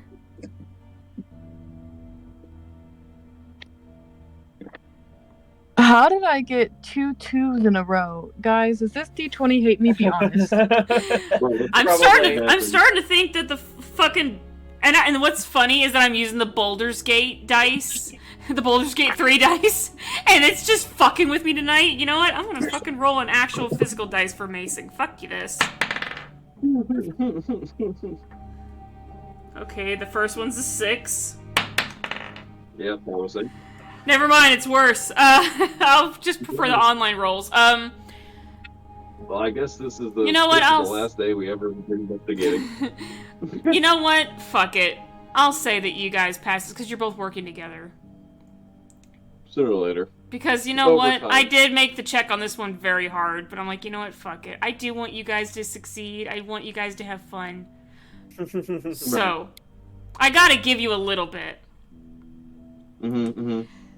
If every single fucking person is trying at this, I'd like yeah, exactly. I will say, Twig, after Mason kind of fucks up the first one by accident, and you take these new leaves out, and he goes through the process with you. He actually, you see him like looking at the, like a small, and it's like a very small pocketbook that he has in his hand, and it looks really old and worn. That was also inside this kit, and he stops, looks up at you, and then just holds the little notebook open and shows it to you. Because he wants you to be the one that actually learns how to do this and read it. So he's letting, like, as he's walking you through this, he's letting you read. And this is not, I mean, granted, you would not know Mason's handwriting at all, but this is written in a hand that looks very elegant, if slightly shaky. He says... So definitely not Mason's handwriting. No. It's a butcher! No! You hear him say... out of nowhere. My ancestor wrote this, so hopefully you'll be able to read her scribbles. They take me for a loop sometimes as well. When you put that in... Yes, Twig, when you put that into when you put that into the vial, whatever color it comes out as, and he points to the journal, the little pocketbook, whatever color it comes out as, follow the corresponding color here in this book, and it'll tell you what plant it is. Now, okay. Now, okay. If it doesn't come out to any of the colors that are in this book, we're going to have a problem. Hopefully it does, so... Go ahead. Well, it's not like you can just invent a plant. Well... I do it. I go ahead, I follow the instructions. Yep. And you just put it in there, and you do see it bubble very slightly. And then it, and then the leaves, turn black. It turns the solution black. Oh. And Mason's eyes widen, and then he flips the book back at him and he goes, "Okay, that's interesting. That's a poison." And you see him like instead of like being on like herbs, because that was the page that you were looking at were herbs. He's now flipping further into the book to look for the poisons. And he's reading the section and he goes, "That's wolf's herb. He gave her wolf's herb?" It's what? What? And what does wolf's herb do? And he's going to roll nature check again. I mean, the way that he said that made it sound like he already knew what it would do. I feel like he should roll with advantage. He did, and he actually did succeed. Now, I, Kat, need to look at the notes for said herb, because I made. I already failed that roll. But he should, because one, he knows it, and two, he's got his ancestors' fucking journal in his hand, so I gave him that advantage. He's simply he is such a forgetter. He's such a forgetter. he looks at all of you and he goes, "Wolf's herb,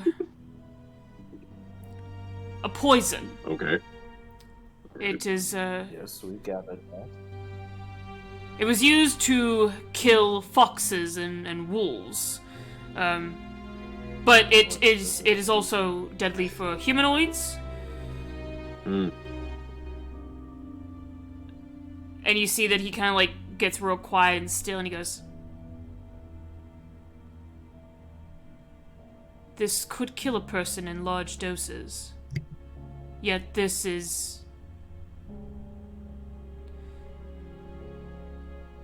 was only just enough to cause a paralysis."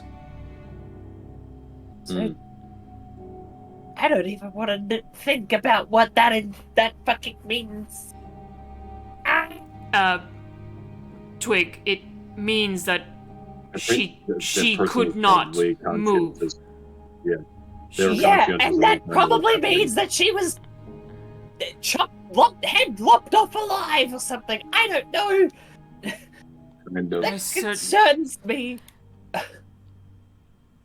For anyone who wants to make another type of medicine check on the body for the cuts, let me know. And I'm just rolling dog shit, dog. Where? I shouldn't even be here. Dog shit. The medicine check for this is 15. The DC for this one is 15. I'll give it a try. I have a -1 to medicine. I should not be allowed near wounds. Mason will... I don't think Mason's... Are you our healer? That's a 7. That's a 7. I mean, I have cure wounds, but that doesn't mean you're a healer. I think that makes you our designated healer. See, the thing is, right? I have cure wounds, but right above that is catapult. So which one do you think I'm going to be using more often? Catapult. What'd you get? I got an 18 on my medicine check. All right, so you did pass. Anyone else get above a 15? Listen, Twig. If I'm a goddamn dead body on the ground and you hit me with a catapult, I'm gonna be really bad. So yeah, It's not my fault that it's fun. You see what it did to the shovel? It was on top of you when I cast it. Shovel? Mason just like, shovel? What shovel? Never mind. That was an incident. Oh dear. Does anyone else make a medicine check? And if so, what was your check? Was it above a 15? I know that you, Ishiyama, got I think you said it was an 18. Yep. And I know Twigs was a 7. 7. Did anyone else roll medicine? And if so, is it above a 15? 2. Count them, 2. Okay, so that's 2 fail, 2 there. All right. Tack and Lady Mysterious, did you roll medicine by chance? You don't have to if you don't want to. I'm just asking if you did. But for the love of God, help. God, I fucking rolled a 3. Jesus Christ. Okay. Oh yeah. I mean, being Madam Mystery in the corner playing fucking war. I was like, honestly, I'll do what you do. I get why her rolls are low, story-wise, like roleplay reasons. I completely understand. She's got a lot of shit on her mind right now. A little frazzled because this is the future of the young lady if we don't figure this out. I just suck at medicine. I'm good splitting shit in half. I'm not really good. I have a -1 in my medicine, but I still made it. What's your excuse? Not great. Mason did make his check as well. He made exactly a 15 and then got his +2, so he was able to beat it. Oh, actually, I have a +2, but I still had a 2, so it's 4. And that's enough for me. That's enough for me. All right, So, Tack, are you gonna roll medicine or not? You don't have to. I'm just asking if you did or don't. Medical grind. Oop. Glidgy? We can finally hear you now. Making her all. Well put. That is a 19. Beautiful. Yo. Look at that. Three players didn't make it, but the other 3 did. 2 players and an NPC. Okay. L. So, I would say for the ones that failed, looking upon the body again, Your mama. fucking hell. You, especially for Lady Mysterious, you're frazzled. Just knowing that this is the future fate of Juniper. It makes you sick and numb. You turn from the body, unable to look at it any further. Asterius, you just continue to look at the cuts, but are unable to discern exactly what caused these specific, precise cuts. Twig, you also... Twig, you're looking at the cuts again as well. Looking at the girl's skin. You see that her fingernails are blue. Just obviously all, like, her whole body is even more pale than it was from just the lack of blood and oxygen. That's weird, I kind of summer as an autumn. For Tak and Ishiyama, looking, as well as Mason, but for you two especially, looking at this body again, looking at these cuts. Tak, you already discerned that these cuts were what caused her death.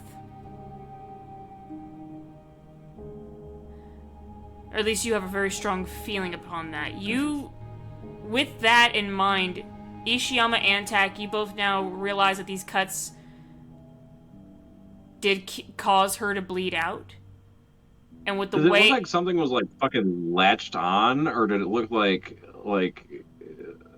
something like a machine, you know? I'm about to get to that, actually, with the medicine check. Alright, go ahead. Yeah.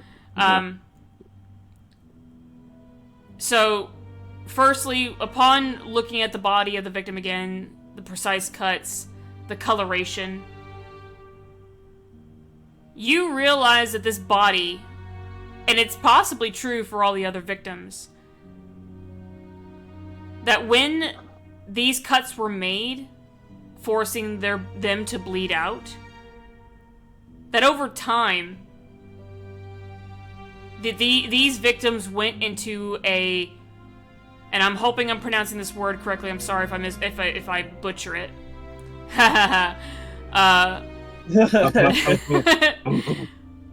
Anyway, get it? Because we gotta kill him. You believe that these victims all went into a hemorrhage. Yeah, it is hemorrhage. It's the word hemorrhage, but there's also like a ick at the end of that. That's hemorrhagic. A hemorrhagic shock.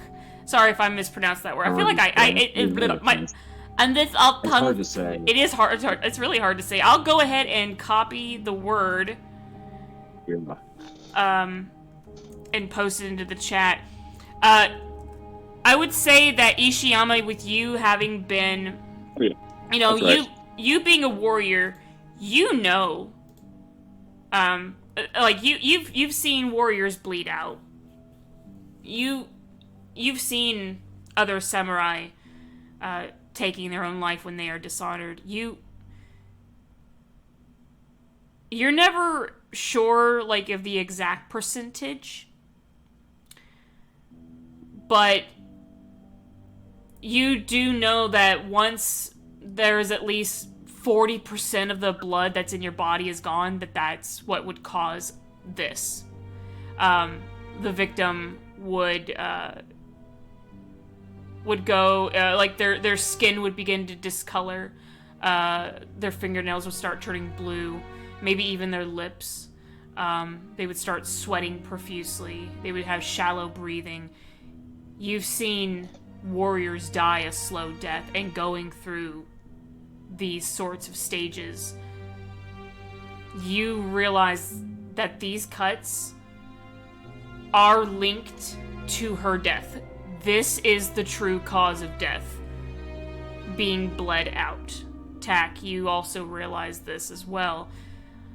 That these victims went through a shock upon losing a lot of blood, and very quickly. Now,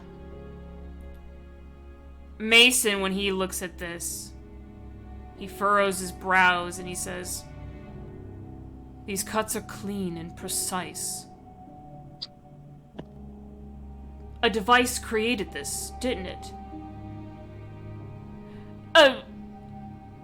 Yes, at least that's the belief. And I'm actually now going to post to you guys one of these pictures. You see him reach into his pocket. Because yes, actually, doctors did carry this shit in their pocket. You see him reach into his pocket. And it's a small... It looks like a little tiny small box. No bigger than, like, the palm of his hand. With a little button, like a spring trap button on the side. He shows it to all of you. As well as, like, a wind-up on the side. I'm about to post it here in 3, 2, 1. You see that device, and I'm gonna show it on stream as well, because I did say. Man, I'd be pretty pissed if I got killed by a fucking toaster. What about the one from Fallout though? That one was pretty scary. God damn it. So yes, he presents this object to you guys, and you see that he's like, we use this in the medical field as well. And you see him, he's just kind of like stumbling with his words, and he's like showing it to you as he's doing it, and you see that he winds it. He winds the spring, the key a little bit, and then you see the holes on top. They're just these long, elongated slits, and then as soon as he presses the button, you see 8 blades, 4 on each side, just come out and go, and then are just sticking out. And Mason goes, "Ooh, that's a scarificator." What's the tactical advantage of that exactly?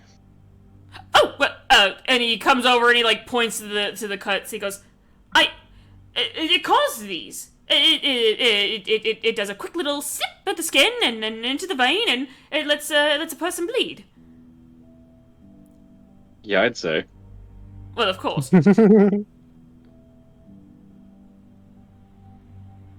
But fucking why? You mean to tell me he just let his victims bleed out? With that? That and pretty like much. That and what was okay? So the first one, it was just a big old fucking mess, right? And then every other one after that was not the case. That's correct. Yes.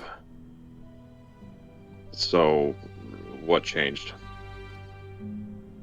I don't know. The butcher needs the victims' bodies. And he needs their blood, but for what? To what end? Probably whatever the fuck Twig was just talking about a little while ago, if I had to guess. The dimension of flesh? I mean, I'm not a fucking smart man, but you give a shit ton of blood to something, it usually doesn't have good connotations. was, from memory, was the big flesh fucking worm or anything there, like, did anything look out of place or, like, dry or like it needed an absorbent amount of blood? No. Okay. Everything that you saw. Oh, sorry. Go ahead, Cherry. Ask her whatever. I'm just thinking. I'm thinking out loud. Giving it a think, because I remember Juniper said that she called him her beau, her fucking beau. Was a doctor. Right. But I'm also trying to remember if in her letter she said he had a garden, and I'm wondering if that's where he's got that poison from, or maybe did he get it from the place in which he works? I mean, but I don't know why he'd have it. If you're a doctor, you could probably get a hold of that. Yeah. Very good questions. Would you? So my thing is like, where did he get this poison? Yeah. Would Lady Mysterious ask this out loud? Yeah. Yeah. Okay.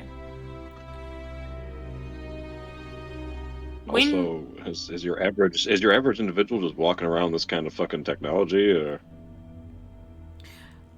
Well, most doctors are. Not all. It's just it's. I mean, it's a very rudimentary, simple device. Rudimentary, he said. It's very high tech. Well, I mean, it's a lot of doctors carry this. Now, granted, they do have smaller versions of this, and I sadly forgot to save these pictures, but they're basically like this object. Listen, this. Go ahead. Is going to be big and stupid and be like X, right? What? Same thing. I'm just saying it's a little overcomplicated for what you're trying to use it for, but anyway. Anyway, there are smaller versions, and again, me, DM, forgot to save these pictures. I have them in my documentation, but I don't actually have the pictures saved. There are smaller versions of this. They are much tinier, much more compact, and only have a single blade that pops out. And then there's ones where they actually look like little pocket knives with multiple blades. For you to do it manually yourself. But I guess it really depends on the doctor. I have one of these too. Now, granted, mine's not as sharp. It's quite dull, and you do see that the blades, the 8 blades that it came out, are dull, and also caked with like old dry blood. That's unsanitary. Yeah, it does. Yeah, the 1830s IRL was a very unsanitary time. Like I said, they never cleaned their fucking tools. This man is a representation of that. This pathologist. Listen, dental hygiene wasn't a problem until like World War I, pretty much. Processed foods, yeah. I'm gonna go ahead and take this off screen now. But yeah, it's for those of you who want to know, it's called a scarificator. Scarificator. It sounds like you're like beautiful name. Yeah, there's another name that's similar to it, but scarificator is one of the names. I've invented the platypus. I've invented the scarificator. Scarificator.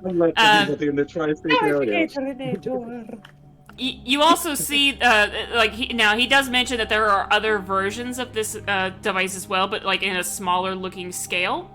That are of a single blade, and you see that like he puts the cap back on this blade after he like winds it back to pull the blades back into the device, puts it back into his coat, and then pulls out another one. And this looks like a little I think it comes in 2 different types of cases. What were they again?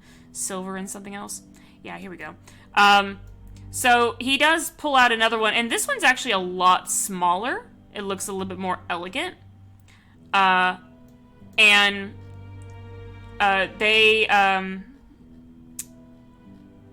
to find it. My God, excuse me?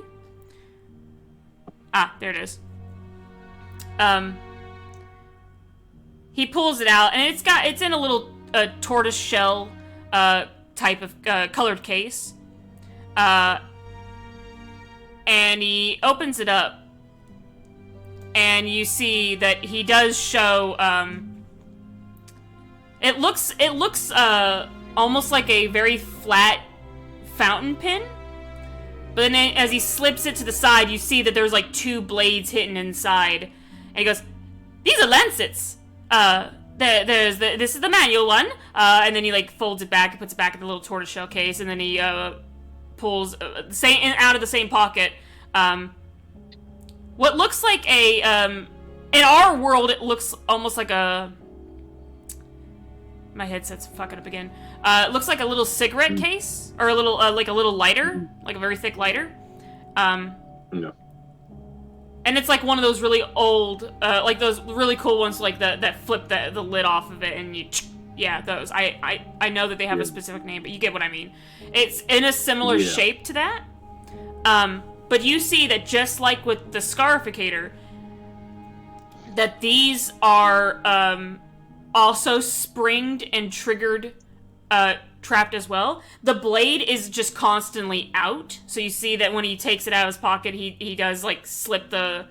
I don't think it had a covering back then, but I will say for this instance, to keep it in his pocket, he has one, or that this version has one. So he takes the covering off, and you see that there is a trigger, a button, a little spring button, and the blade is just like sticking out.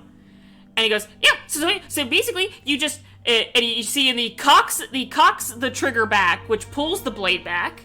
He goes, yeah, you just cock this little thing back, and then you just line it up with the. And he doesn't like show you on his actual physical arm, but he gets close enough to where like it gives you the idea. And he goes, and then you just, and he clicks the button, and it just goes, ting, and the blade immediately snaps quickly back forward in the original position. He goes, and that's how you make a quick little clean cut. And that's sadly how that actually works IRL. Yep, it's a little spring lancet. It's a little quick clean cut in the skin. But yes, so you have these devices, and like as I said, doctors, all kinds of doctors had these. These are mine. Now, granted, I haven't used them in quite a long, and I mean long time, but you know, so. Lady Mysterious did bring up a good point, if I may bring back to that. Oh, right, yes? The plant, it's a poison. Only, I don't think every doctor in Neverwinter is allowed to use it. Am I wrong in that assumption? No! In fact, you would need a special license to purchase and use certain poisons. For instance, wolf's herb can also be used to treat scorpion poisons. It basically makes a good little scorpion antidote. So yes, or at least an antidote to the venom. So yes, it is possible that. Whoever the doctor is, they would have to have a special license, though. Not every doctor, but the more esteemed ones, or the ones that at least have better practices, they would have a special license.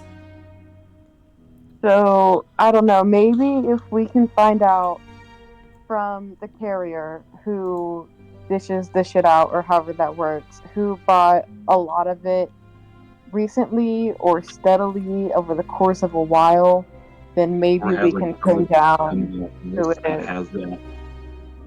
Okay. That's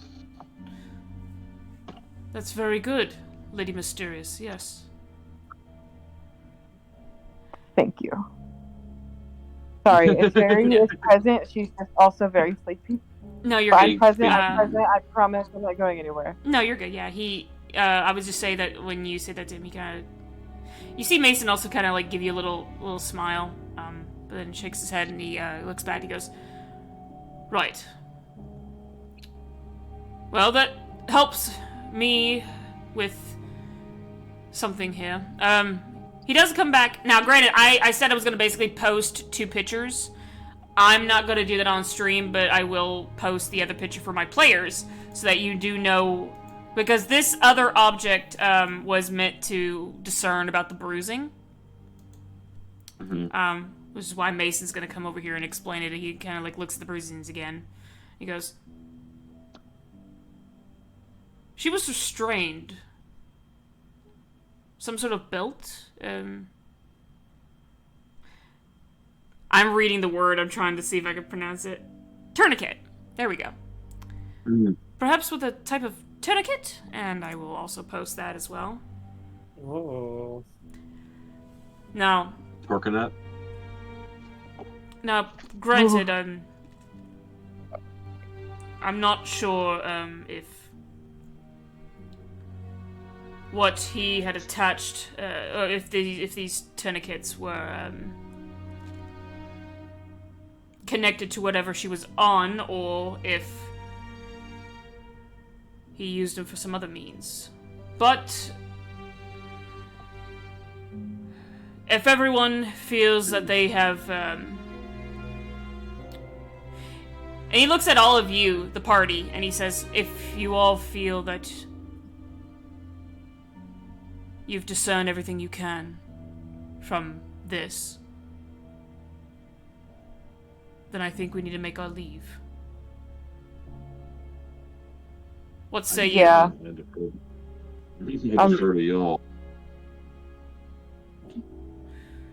So I got 2 yeses. Twig. Well, Lilius is about to go anyway, so Right. that is up to the party. I wanna go home. I wanna Trying to rest. think if there's anything else about this body.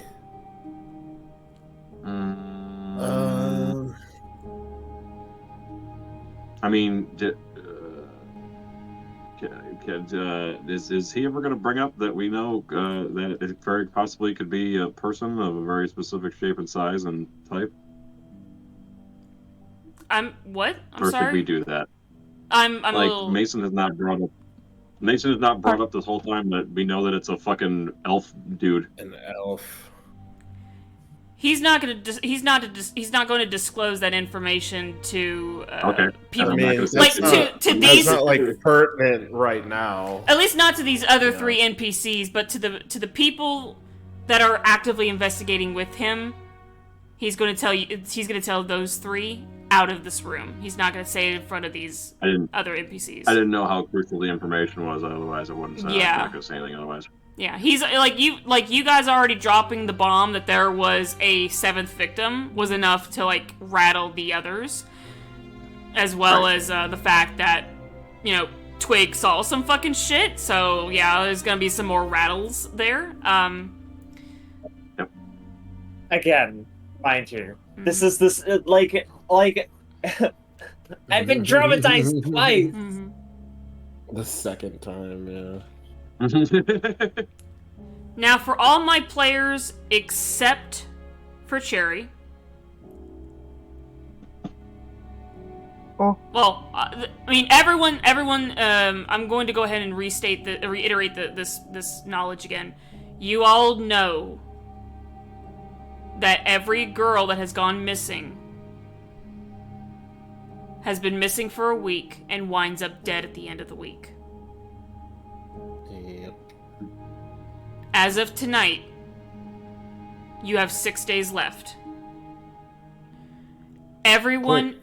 Yep, sorry. Majora's Mask. Majora's Mask. Put it up right now. Everyone except for Cherry. I would need you... And that includes Garf and Nihilus, because you guys have not taken any stress at all.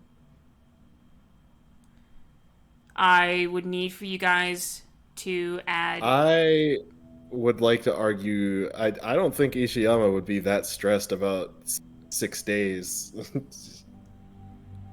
6 days fly by fast, my guy. Take their fucking stress. See, here... Also, Ishiyama doesn't know this lady. I feel Counter argument. Do you really want to be late again? I mean... No. Do you really want to be different. late? In Ishiyama's defense, he doesn't work for her, so... Yeah, in Ishiyama's defense, he hasn't been hired yet, so... Oh my Wait, time god. out. Lily just hired You're him. Lily very just hired you him are at the very cafe. involved right now for not being hired, my guy. Lily has hired I you am. at the cafe, you silly goose. We are hanging out in a I am. morgue looking at bodies. I'm saying Ishiyama. Yeah, he is involved. I don't think he'd be so involved to where like, oh no, she's gonna die. I don't think Ishiyama would be panicking about it. And then I guess Ishiyama doesn't give a fuck about this innocent girl. I feel like I guess your stress would be even more reduced. I feel like Ishiyama would start panicking closer, but like we still got like a whole week almost. Like, yeah, I guess in a way, maybe yes. with like a day or two, like I feel like Ishiyama would start to kind of be a little worried, but right now I don't think he's that worried. Okay. I suppose that's a fair argument. Then I guess when it comes to this, the stress that you will receive is a much lower number than what everyone else is going to receive. Yeah, it's I just feel like light stress, not heavy. It should be like pretty Rather heavily for reduced. the sake of simplicity, we can just make it so stress levels for him are higher. I'm sorry? For when they start affecting him. I mean, I was gonna say, you know, we can increase it a little now, but like if it does take us like the whole week, give me like a big penalty, like on like the last day or something. Oh yeah, yeah. Full like now, driver. Now Twig and Tack. I get to add more. And Asterius. I'll say for you three. Let me go ahead and discern and just take care of Cherry's real quick. Cherry, you know what this means. Granted, yes, you do have 6 days. But it's still the fact. This is her fate. You've got a time limit. And with everything else going on, you gotta figure out what to do, and soon. Add 10 stress to your sheet. Okay. Damn. Okay. For Ishiyama, since you gave me a very good argument for what he would be feeling, go ahead and give me, or go ahead and add for Ishiyama. Go ahead and add 2 stress. Asterius. Like fuck it. Yeah, Asterius. I feel like 2 right now is good, and then like if we get to like the last day and we haven't found her, fucking give me like 30 stress or something. Oh yeah.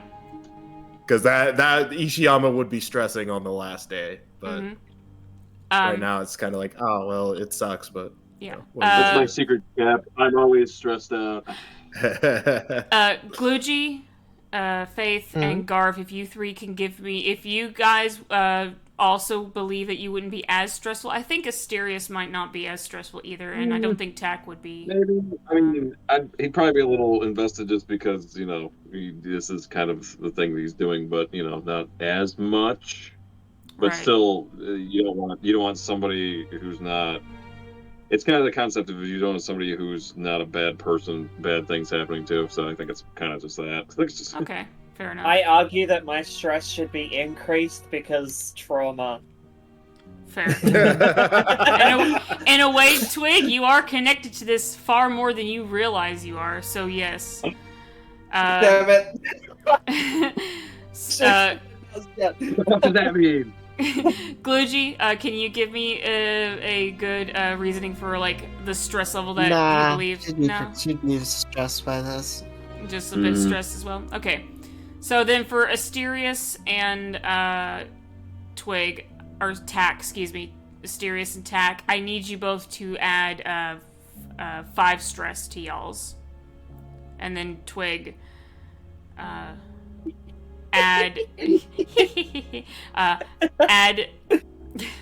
add an additional 8 stress to yours. Jesus Christ. I'm 6, 7, 8. I'm now at 34. I went from like a positive 4 to a negative 4. So you are currently in hopeless. Where is the stress rule books sheet again? Shit, yeah. So the afflictions. I'm actually funny. I got it. I got it. Oh, you got it. Afflictions are abusive, fearful, hopeless, irrational, masochistic, paranoid, and selfish. Again, really do need to sit down and write about those damn notes. Let's see. Those are the 7 deadly sins, right? Yeah. Yes. It's from I think I feel like I really like that is Ishiyama taking probably considerably less stress than the others. But as deadlines get closer, Ishiyama would start to take more stress than everybody else. I feel like that. I kind of like the idea of that. Like I said, I'm like now. Give me the 2 stress, perfect. Mm-hmm. But like if it does take us like till the last day, like send my ass all the way to like hopeless or irrational or something. Yeah. Like big penalties the longer it takes for us to solve the crime or the mystery. Yeah, that's fair. Because like I said,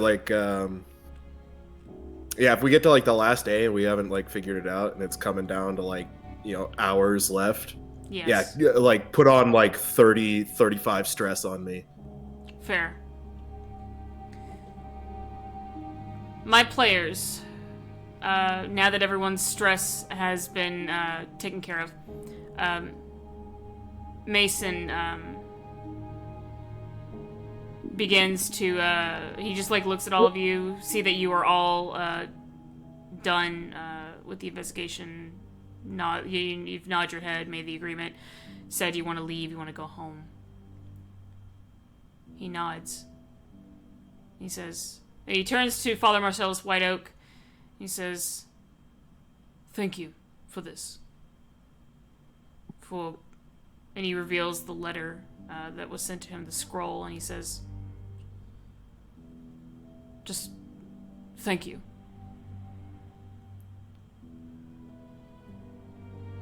Your grandfather was a good man, Mason. I see a lot of him in you.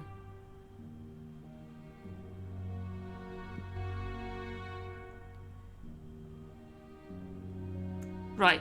And Mason just like turns around and he walks out of the room. Mostly bone structure, but I digress. You have the same hairstyle. Yeah. Yeah, you all leave with Mason. The church, oh, sorry? I was just making a joke. I was gonna say, you look like if your grandfather and your grandmother had a child, and then that child had a child. that is how that works, yeah. That's how that works. Fucking hell. You all make your way out of the morgue area, and you are now standing back in the main church of. You can now access the open world of Climavor. Hey. You're now back in the open church of Climavor.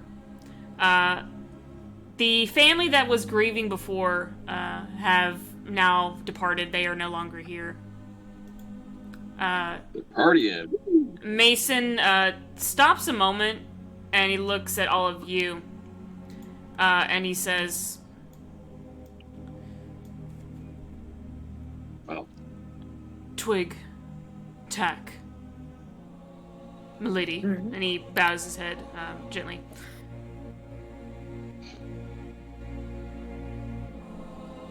There's some information I did not discern with the others down there that Ishiyama and A here know alongside me. The first victim, which I know you've heard, well, not you, milady, but you two. And he looks at both of you kobolds and he says, I know that you all heard me speak of a seventh victim. a young girl in the beggar's nest. Yep. Yeah. I kind of cross my arms and I look uncomfortable. Yeah, I got to see it firsthand. You. Me? I'm sorry, Twig. I found the kid crying, banging on the girl's door. The kid, you mean that goblin? Jocks. Jocks. Yeah. Yeah, he's got a fucking name. Him. Didn't we know that? Like that was his sister when we went? I don't. We just don't know the I don't extent think of where so. they came from, though. I don't think so 100%. No. We know that they were trying to get away from somebody as a group. Oh wait. You know what? Yeah, I think. Yeah, we investigated that before we met them. I think, right? It was a little. It was actually a little after you met them. It was like you had. Like, y'all had your very first combat encounter, spoke to them, and then the three left, and you guys with Mason went over to investigate the body. Also after meeting Lady Mysterious and talking with Trevin and all that stuff. So yeah. But you don't know that you didn't know that they were connected. We brought up that we were gonna go look at the body. Yeah. However, I will say that from what I remember, I do not, because I did like literally sit down and listen to all the fucking sessions all together at like 1.5 to 1.75 speed, just so I could absorb as much as I could remember. And I don't believe that they actually just like told you guys, like you three, Asterius, Ishiyama, and Mason, that, hey, that's Jocks' sister. We were the ones that found the body. I don't think that they actually ever told you that. They might have been uncomfortable. No, Jocks was uncomfortable, but you did not know that information. I think that's where my confusion is coming from. I put it together. Asterius put it together outside of things. Yeah, I will say Asterius. What's-her-face told him. That's right. What's-her-face fucking told him about it. Yeah. D from the Forsaken Sisterhood did explain to you that there was a couple kobolds found a goblin child at this girl's home. So you kind of you were able to piece it together. I thought you were saying you pieced it together because I thought you were like, yeah, because there's a goblin, but I was like, no, she's human, right? Yeah, she was human. That's absolutely right. Yes. Is he adopted? Is she adopted? I'm wondering. You don't know the story behind that. Yeah, Jocks talked about it for like 5 fucking seconds one time that they were like trying to get away from some shit, and that was about all we know about that. Yeah. So. You never you didn't get to discern further into the storyline as to like what happened with Jocks and this girl. You don't even know her name. Same dad, he never told. Different mom, maybe. As I said, you have no idea. So you would have to ask Jocks. We don't know Jocks. fucking sister's name. We're so shitty. You have to. We're a little. Yeah. We're a little distanced from it still. Yeah, I guess so. Yeah. It's a murder investigation. Like, you're not pretty much, to yeah. get super close. But it's a kid. Yeah. So you guys, Mason realizes that you were the ones that had found the body. Asterius, you pieced that together already from D and everything else. So you already are not as surprised. Mason, realizing Twig that you, Tack found Jocks, followed him there. You were the one that actually discovered this body and everything. He swallows harshly and he shakes his head. He goes, "I'm sorry you had to go through that, Twig." And I'm more worried about Jocks. He lost his only family. Yeah. So, don't worry about me. Worry about my new son, please. Mason.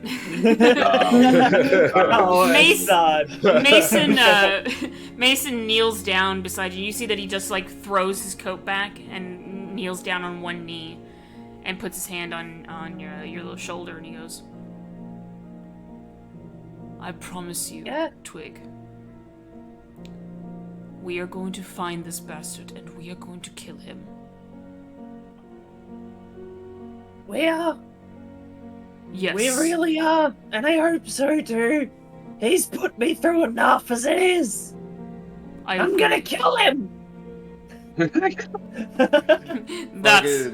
the spirit. Twig is currently going insane because of the butcher.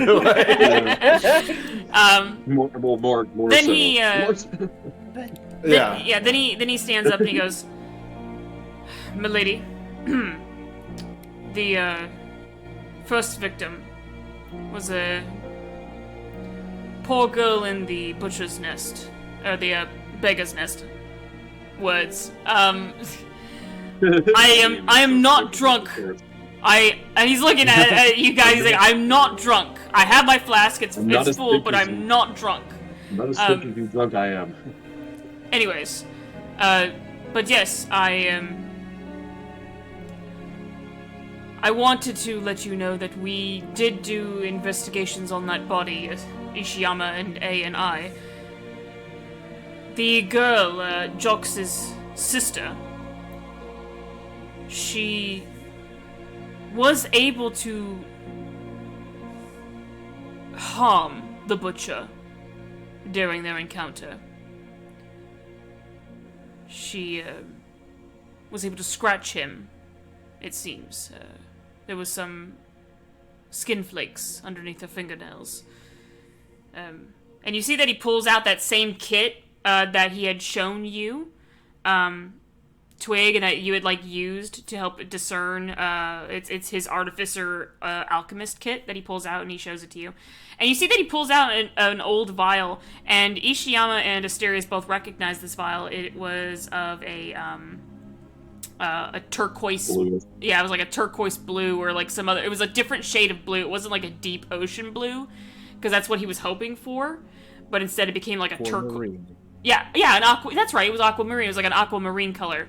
And he shows it to you and he says, "This was able to tell us exactly not just the gender, but the race of the individual that attacked her." So this is his DNA that you have? Essentially, yes. So if we can get the DNA wait, hold on, are you... Fuck that is, yeah. Hold on. Wait, are you saying... I'm sorry, are you saying this out of character, or are you saying it in character? I'm saying it in character. Okay, beautiful, because when you say that term... Forensic scientists. I will say this when you... I will say when you say that term of DNA, Mason looks at you like in... No, it's okay. Like, sorry. It's okay. Sorry, I forget it's 1830, sorry. No, it's fine. It's fine. I'm literally saying aliens. And I would say that Mason himself and his ancestry know what DNA is. That's the best thing done already. And like some, I would say that some, like I would say it is weird in the D&D sense, but I will say that like because of it being the 1830s, Mason is also like using materials that would be more or less toward modern science, whereas a lot of people are still using like that, like the 1830-esque science, where his is more modern-esque as well. So like him hearing the word DNA only surprises him to make him look at you and just smile and be like, "Yeah, that's correct." I can maybe use that. If we can, like, get some doctors, if we can get the doctors, even if there are multiple, and we can get some of their DNA, and we can match it to this, and we'll have our person. Maybe, if that's possible. If it turns teal anyway. That's the thing. This does not tell you exactly who the individual is. It only just discerns their gender and their race. Damn, racist ass magic. Wait, Whoa, wait a minute. No, Listen, I know that's not canon, but old like magic be like that. Get over it. this basically what he's explaining to you is that this does not tell you the exact person who did it. It just gives you their gender and their race. That's it. So like sorry, what exactly is this? Just to clarify. So is this not him? This is not his DNA. Oh no, I mean, it is. We just don't know. Is identifying what his race is. Yeah, basically to kind of help narrow down the list. So that's basically what this is. So he's Elvish, right? That's correct. I was actually hoping for it to be a dark blue, because I originally thought that the butcher was a human. This tells me otherwise. Okay, so Elvish doctors who have access to what was it? Wolves. It's called wolves. Wolves herb. Something. Wolves herb. So she's like, okay, Elvish male doctors who have access to wolves herb. That shouldn't be too hard to find. Around. Yeah, also haven't been around for very long, because if they were around for very long, they've probably been doing this for a longer time than they've been doing it for. Perhaps. Well, he could have been planning it. I mean, he could have been taking wolf's herb out in doses, but still, that's pretty consistently to be taking it out. Out of character, I could use scrying on that, couldn't I? Because it's a part of them. Yes. Do you really want to see the fucking butcher again, though? Yeah. No, but to answer the question, this time I could see the butcher, not just some fucking girl. No offense. Keep my wife's name. I could use it not just to see the girl, but I could use it to see the butcher. The thing is, okay, so you got to consider this. When you were looking at her, he already knew that you were looking at her and could stop you looking at her, even if you weren't actually looking at him. So if you're looking at him, it's probably not going to be. It's going to be even harder. This is all out of character. This is a good out of character. Wait, what would you in character do? Would you? I would absolutely just do it, given the chance. Well, if I'm allowed to. But you're going to risk so much more psychic damage. I'm about to say, do you really want to push yourself? Are you really about to just go insane this session? Like, I guess Jox isn't going to have a parent. Sorry, Jox. No, listen. Twig is already kind of like stressed out by this. You know, she's crossing her arms. She's like, the information she's giving. She's not being like, aliens. She's being like, yeah, I was there. She's quiet. She's a bit reserved at the minute. So I don't think she'd immediately go and do it. But the idea would at least pop into her head. Yeah. Okay. And so that's with that being said, she'd go, I can scry it. I still have a little bit left in the goggles. I can scry it. Are you sure you want to do that fucking today? I know it's of importance, but like, no, you're going. I'm not sure if I want to do it today. But I can. I think you need like a fucking. You look like I need a drink. I don't. The last drink I had tasted like fire. Right, sorry about that. I did tell you that you might not like whiskey. But I can do it. Just not today. I don't want to do it today. Yeah. I will say everyone passively can just see that Mason is extremely conflicted. He's holding this vial in his hand, looking between Twig and then looking back at it. I mean, if we're that fucking pressed about it, we can find somebody else who can fucking scry. Couldn't we? If you really want me to, I can. I can do it. Maybe I rolled. Hold on, yeah, I rolled a D100 to see what Mason would do. And he looks between the vial and you, Twig. And you see that his expression goes from like a very concerned look to a sharp look and stern. And then he opens back up the kit, puts the vial back, and tucks it back to his coat. No, we're not doing this, Twig. You've already been through enough. Another time, perhaps, but not today. We need to get back to the guild, and you need to rest. Where Thank you. did the young woman, where did she go missing? The maid, she mentioned she went to meet with somebody. Right. Where did she go to meet? The Neverwinter statue. I remember yes. that. That's in the Black Lake district. Again, very Yes. fancy part of town. Only the rich and nobility live over there.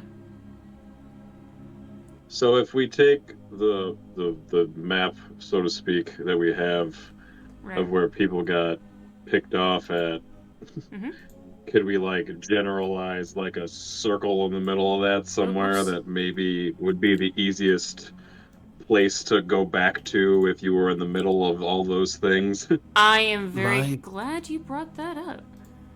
My thinking was, I mean, I'm sure somebody saw her meet up with this individual. I mean, yeah, probably. A description description would be better than, just knowing that he's an elf. It would. That's super helpful. You said it's in a nice part of town. I don't expect there'd be many beggars there. Beggars are easily paid off. Well, perhaps it's heavily a guarded. Shopkeeper saw something, or even a guard saw something. So I am going to, on the map here, create some circles, just in a generalized area, of where these bodies were found. I'm trying to make sure there's 7 of them here. Yeah, I was gonna say, we'd probably have to ask the. Oh, it's actually all over Neverwinter. It's literally all over Neverwinter. Yeah, that's what I'm saying. Right.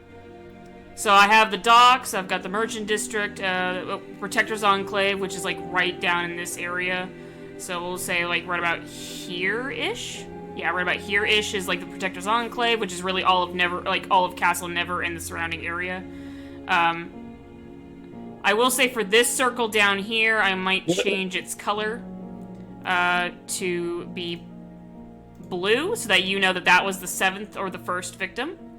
The one for Juniper will be in orange, so that you know, or actually not orange, because it's very similar to that. We're going to make it a green. We're going to make it a dark green, so you can see that that is where she was kidnapped, or at least taken, or at least where she had went missing, so to speak. Which is like right around here. That's the Neverwinter statue in the direct center here. So let's make sure, 1, 2, 3, 4, 5. She does not count. She's technically the 8th victim. Juniper's technically the 8th. Oh, right. And then, of course, the other victim was, like, right around here, because that's where the forge is located. Someone, like, who? What? Goddamn. 71. Damn, thanks, Garth. I just realized that. Sorry. I was, trying to look at in a row? Yeah. Because you gotta think, I streamed a fuck ton, man. Okay, so back. Thank you. Thank you, Garth. Anyway. 1, 2, 3, 4, No problem. 5. 5 years and 10 months. Damn, man. Insane. Actually, not. It's a good time capsule, dog. Put it like right about here. I'm trying to remember where, because there's 6 locations. One of them was not even mentioned. One of them you've just learned, so that's like the 8th location. I'm trying to figure out where the other location was. So there's the docks, merchant district, the Protector's Enclave. Here in the nicer part of town of the Chasm district. the Tower District. I'm trying to remember from my notes, because funnily enough, I did not write that fucking information down, and I should have. So which one of my players was a good note taker and wrote down the districts? I didn't write down where they found the bodies. It's okay. They were really. I think that's the everywhere. one thing I didn't write down. It's the good side of the chasm. Yeah. Okay. There was his daughter who got picked off. There was the district with towers. Did we do that one yet? Yes, we got the Tower District, which is basically over here in this area. So I'm just gonna put it in a generalized area of where the body was found. Was like right around here, near the apartment buildings, which are like row houses, by the way. So we got those. There's also the Protector's Enclave, which is right here with the Castle Never. The green is Juniper, so we're not going to worry about that. The blue is Jox's sister, which we're also not going to worry about that. It's the six circles in the middle that we need to worry about. One of them I can't, like I said, the sixth one I'm trying to remember, but I can't honestly remember. I don't know if I don't know if I mentioned a location twice or not. I'm like trying to remember, and I'm like, why the fuck did I not write this shit down myself? We'll go ahead and just say like it cross sections between these three locations here, I suppose, until I go back and reread it again, and then I'll give you guys an updated version of this map. But so you do see we're gonna on the map here. I do have just generalized circles in a somewhat of a large area. Just to kind of give you guys an idea as to like where the butcher has been. In fact, I might actually go ahead and just move this to like somewhere. It's just everywhere. Radius. Yeah, it's literally all over Neverwinter. Yeah. See how he had started all the way here to the Beggar's Nest and has moved and it's just made his way. Now, granted, all of these were in different places at different times, but it's just all over. So. Yeah, but it's interesting to me that he started in the Beggar's Nest and ended up in the Black Lake District. He's gotten more confidence, and why he moves up to the rich and nobility, I can't say for sure. But I don't know, it's definitely noteworthy to me. Wait, what'd you say, Nihilus, about the rich? I said clearly he wants to eat the rich. He's a doctor. He is the rich. That's the problem with that, huh? Is he really a doctor, or is that just what he told the lady? He does have a funky little tool, and he does have access to poison. It's a good chance he's a doctor. And he also very precision cuts. Yeah. I mean, the tool does the precision cuts, though. Yes, but that also doesn't mean that he might also have the other tools that were mentioned, the Lancets and the Spring Lancets. He at least has what's it called, access to shit like that in general, even if he's not a fucking doctor, even if he's a quack and he's calling himself a fucking doctor or whatever it is. Whatever. Yeah, I will say that if doctor's a good starting point, but not necessarily it is. Really a doctor. And plus, you also have learned something else. You all now know that he, this doctor would need a very special license to even use these herbs and whatever other mixtures he could have used within his poisons. There could have been other things besides plants, vegetational plants. He could also have been using some sort of mixtures or other liquids. I mean, I need a license to conceal carry, but I don't have a license. Jesus Christ. That doesn't mean that I necessarily do have a license. True, yeah, like, you would not know about this individual, but it is a good... carrying, you're transporting an antique. No, like my actual pistol, not my revolver.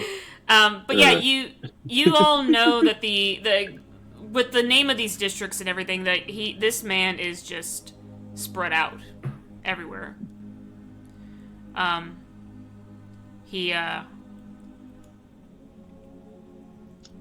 Mason. Okay, so what parts hasn't he hit yet? I guess is that right? Would be the other way to look at that. Top east. That is true. Yeah.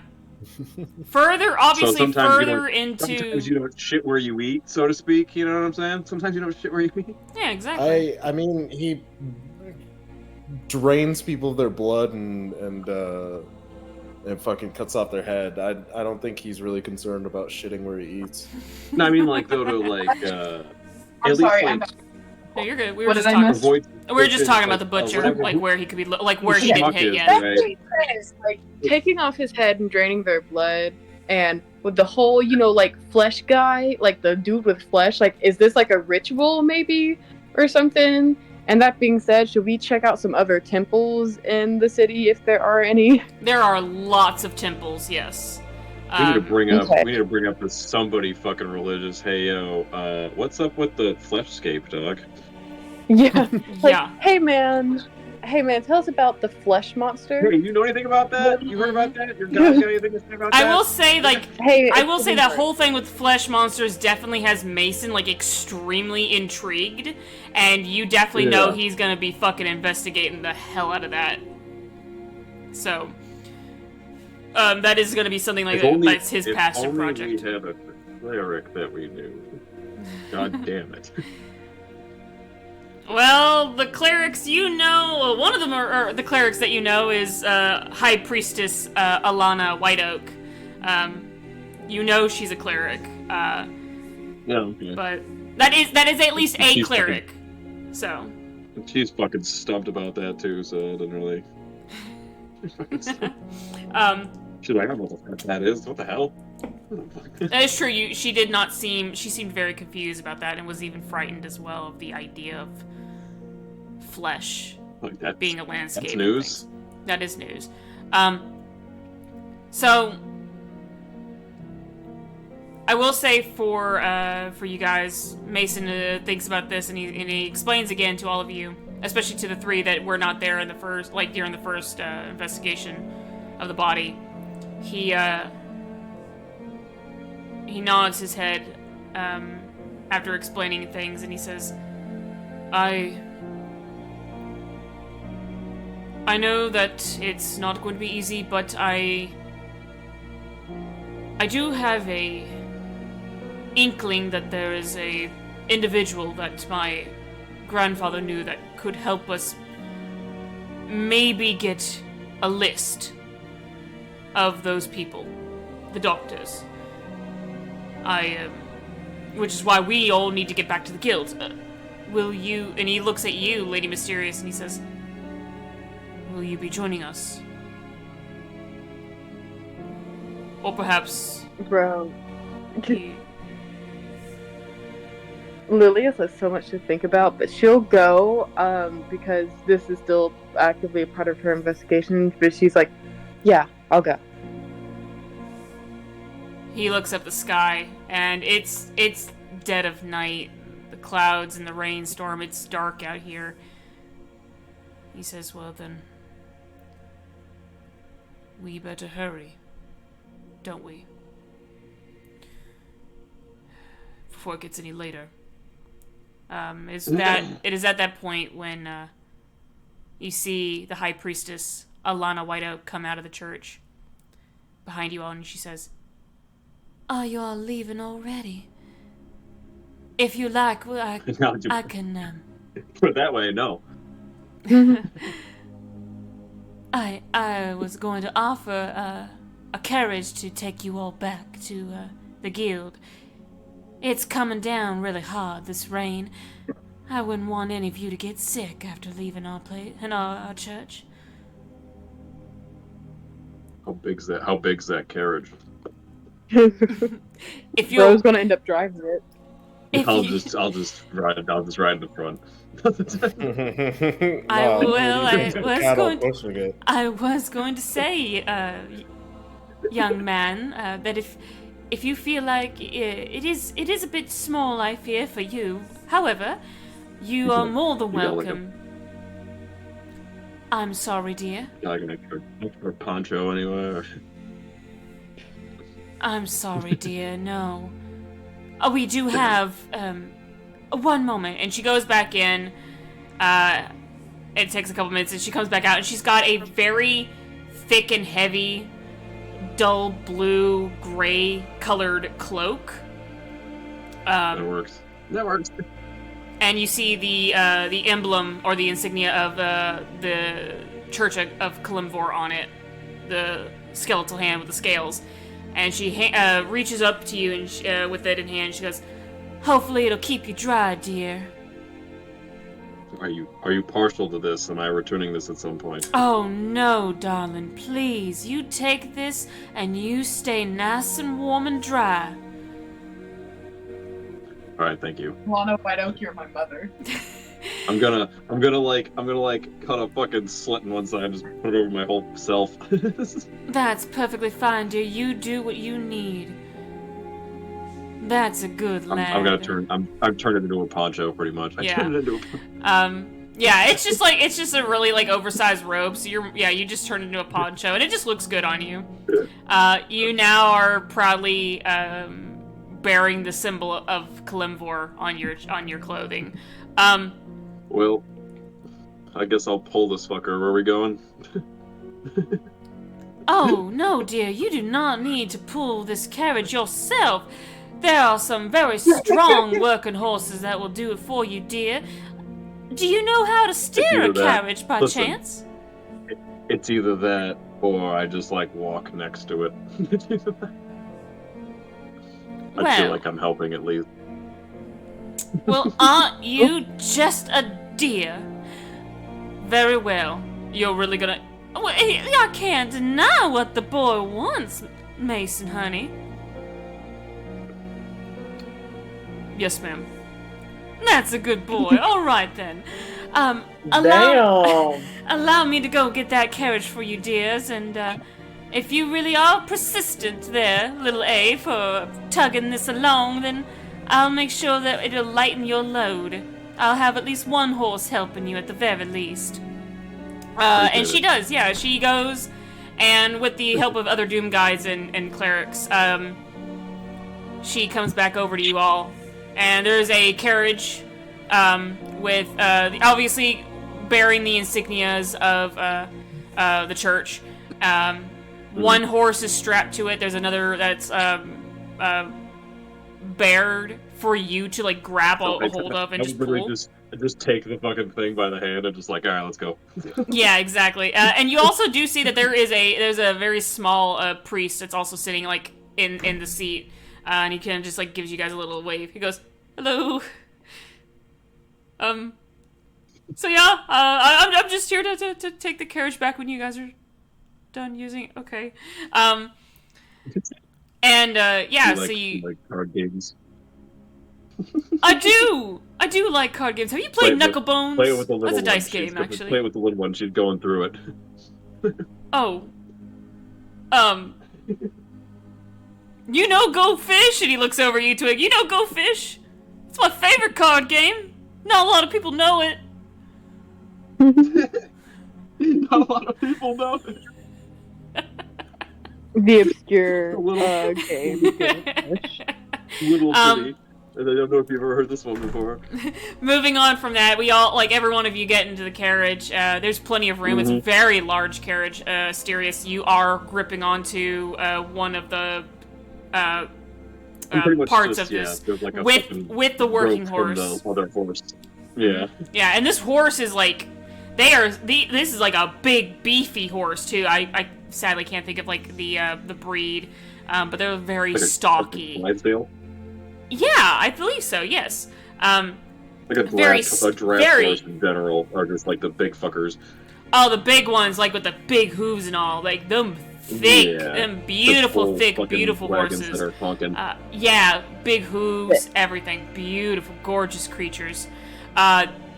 This is one of the working horses that are pulling along with you, and you're also steering it. As the other cleric that's just kind of he's just kind of chilling. It's kind of got like a rope over their shoulder, just like, all right, let's go. Yeah, exactly. And yeah, you all make your way through the streets of Neverwinter. The trip is cut down a little bit. So instead of like taking 4-ish hours, it takes about maybe 2. because Asterius, I feel like you're going at the same pace with this horse. Absolutely. Now, granted, the horse is going a little faster, so you've actually stumbled a bit, but you have able to keep pace with the horse, and you all make it back to the guild within at least 2 hours. It's very, very late, not midnight quite yet, but about maybe an hour to 2 hours, about an hour to 2 hours before midnight. It hits all of you like a sack of bricks. You are all hungry, tired, wet from the rain. Mason unlocks the guild door and lets you all in. As you all enter, there's already a fire going in the den, or the living room space, and Twig, you see Jox is curled up on that broken couch, and is fast asleep.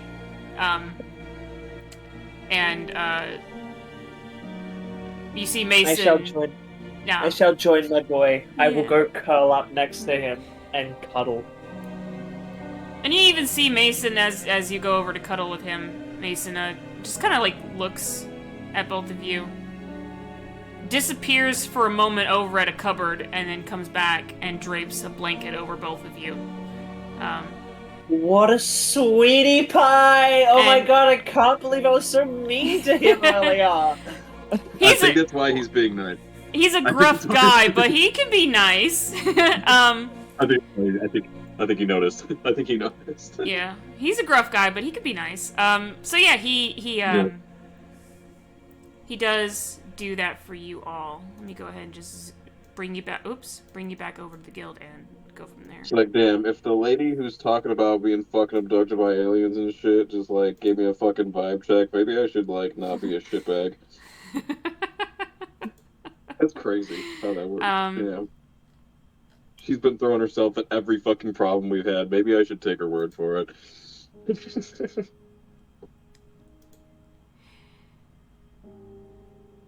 You are all safe in this guild. This guild of Lunarius hunters. Twig, you're tired and hungry, but right now, Jox is more important. Tack, you go over to look at the spot on the floorboard where that was broken up, that you've been stuffing your spores and planting them, and you realize that your spores are gone. Oh shit. Oh shit. Uh-oh. You do, however, see a trail of dirt from where that lead out of this room and further up in a different direction. And then coming over and about to ask what's going, like about asking Jox or Twig or whoever about your spores, you see that Jox's hands are filthy with dirt.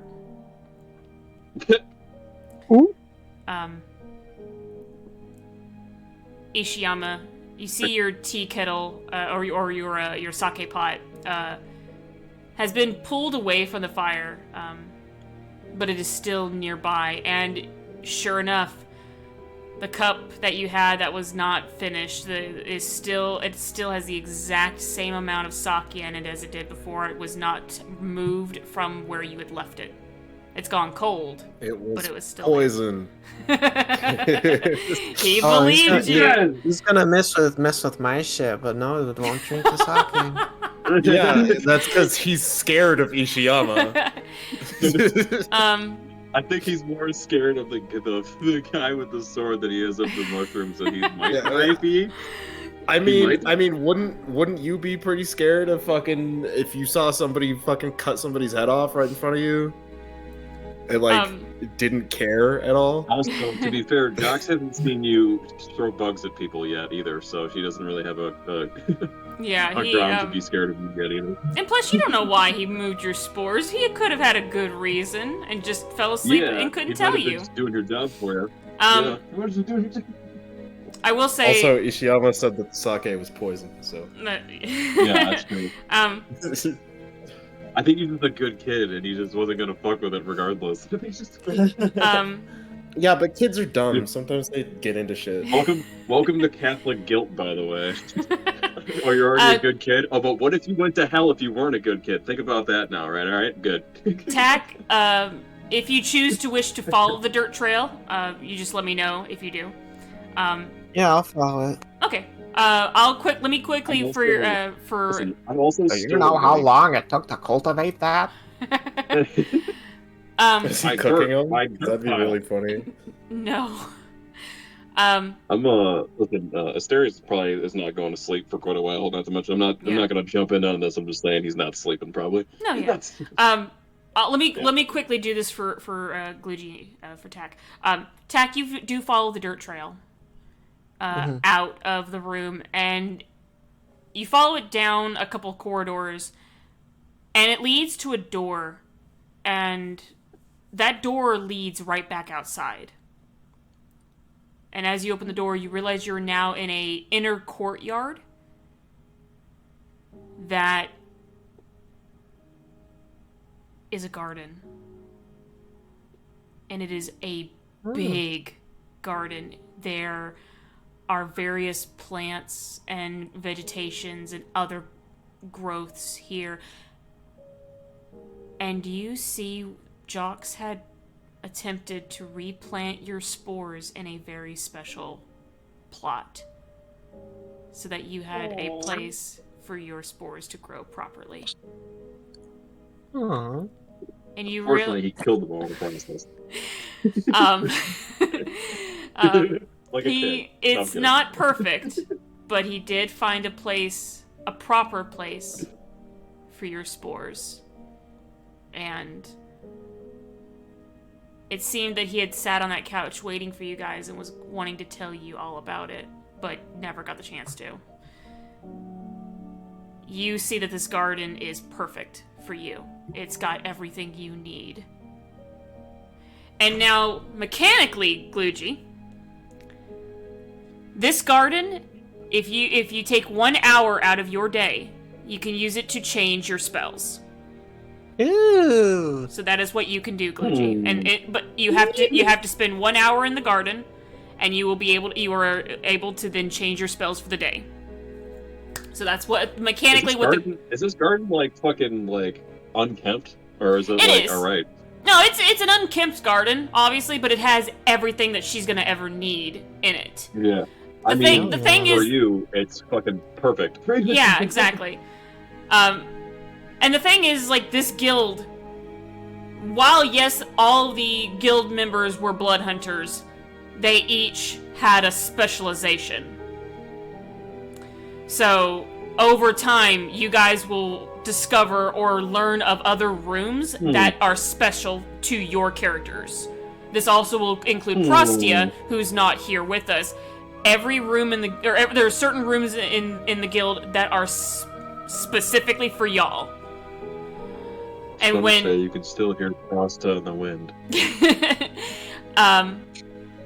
So I will reveal more as time goes on. I went ahead and just was like, this one was the easiest one to get out of the way. I do have one for Twig. I'm working on the other 4 currently, but everyone will have a special room dedicated to your class and will help you in some way. That is my goal for the guild. So yes.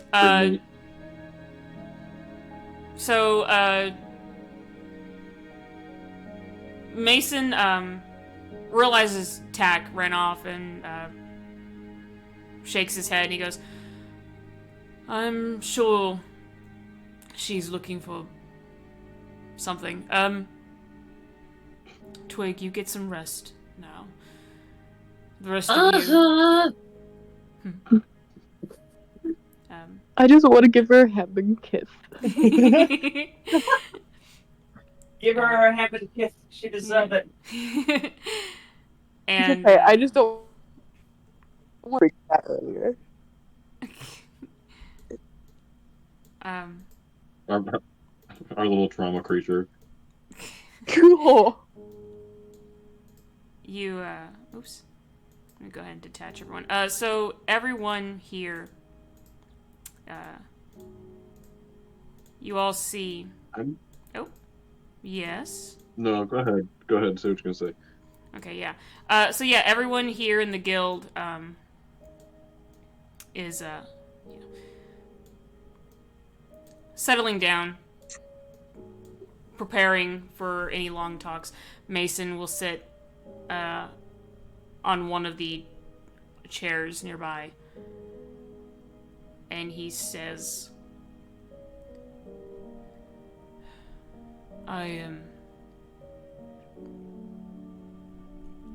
there is a man that my grandfather knew. I will send him a letter in the morning and see if he can give us any information on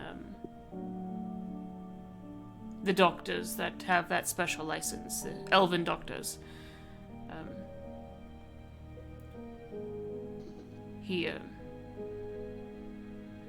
My grandfather knew a lot of people, so maybe they'll think of it as doing me a favor. Hopefully. Maybe. See, what's confusing me is, I guess, like I said, elves live for a long time. So either he was thinking about this for a very long time and then did it, or this is a new thing. I don't know. It just it's weird. It is. It is. I wish I had an answer for you, but I sadly don't, eh?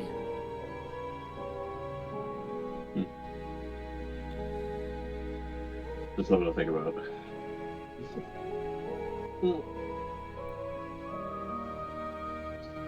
I think after the day we've had, we've deserved some rest. Melody, if, you see Mason kind of, like, look away for a moment in thought, and look back up at you, and he says, there aren't exactly private, dwellings here, save for my own chambers, guild master chambers. Wink. Fucking hell. Go on. Go on. Mason shakes his head and he looks up at you and says, I suppose you won't steal anything, will you? Well, Mason, that implies that there's something here to steal. No offense. Whoa! He blinks and looks away, and he goes, if only you had the Wait, is there something here to steal? If only you knew the value of the artifacts here. But perhaps... Is there something here to steal? He smiles, and it's a cocky, wouldn't you like to know smile?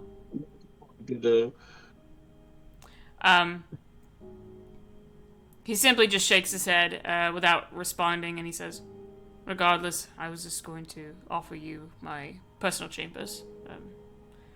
Guildmaster's chambers. You are a lady, after all. I figured. What the hell am I saying? You understand. I'm just trying to be cordial, damn it. An ego that needs to be protected currently. For lack of a better phrase. I am just trying to be cordial. I mean, she is... He looks at her again, sees that you're wearing your leotard, and he looks back and goes, I'm just trying to be cordial to the young lady. That's all. Lilius also looks down at her leotard, and she goes, you know what? That fucking reminds me. Do you have a bathroom here?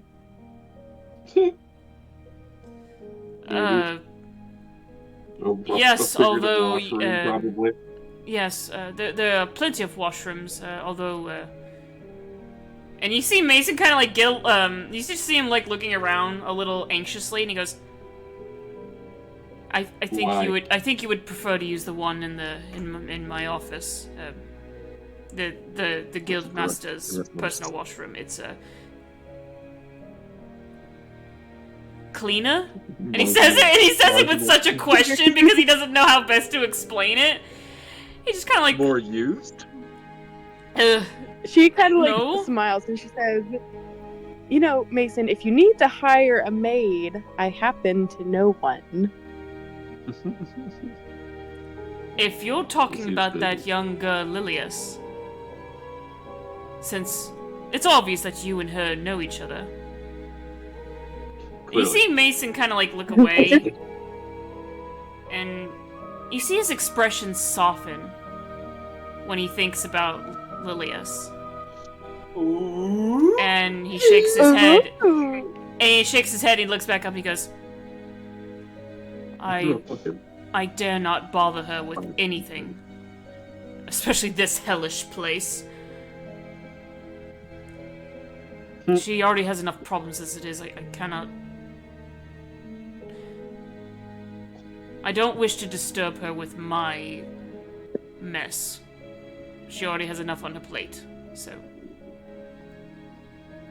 Well, the fact is she's going to have to tell the Rivico family that their daughter is missing. She'll have less on her plate if they find out that she could have done more to stop Juniper. Damn. She really trusts you, doesn't she? We're really good friends, she shrugs. Is that what's in it for you in this? Roll a deception. Yeah, like, is it an altruistic thing? Real quickly, Cherry, would you consider this a deception roll? Because you are pretending to be two different people, so to speak. Like you're pretending that you're pretending that Lilius is a separate person. So yeah. It's either that or fucking performance. Your call. Yeah. Hold on. I'll get my rolling. Hold on. I've been rolling really shitty, Cat. If you do this to me, and I have to kill you, it's gonna be the one.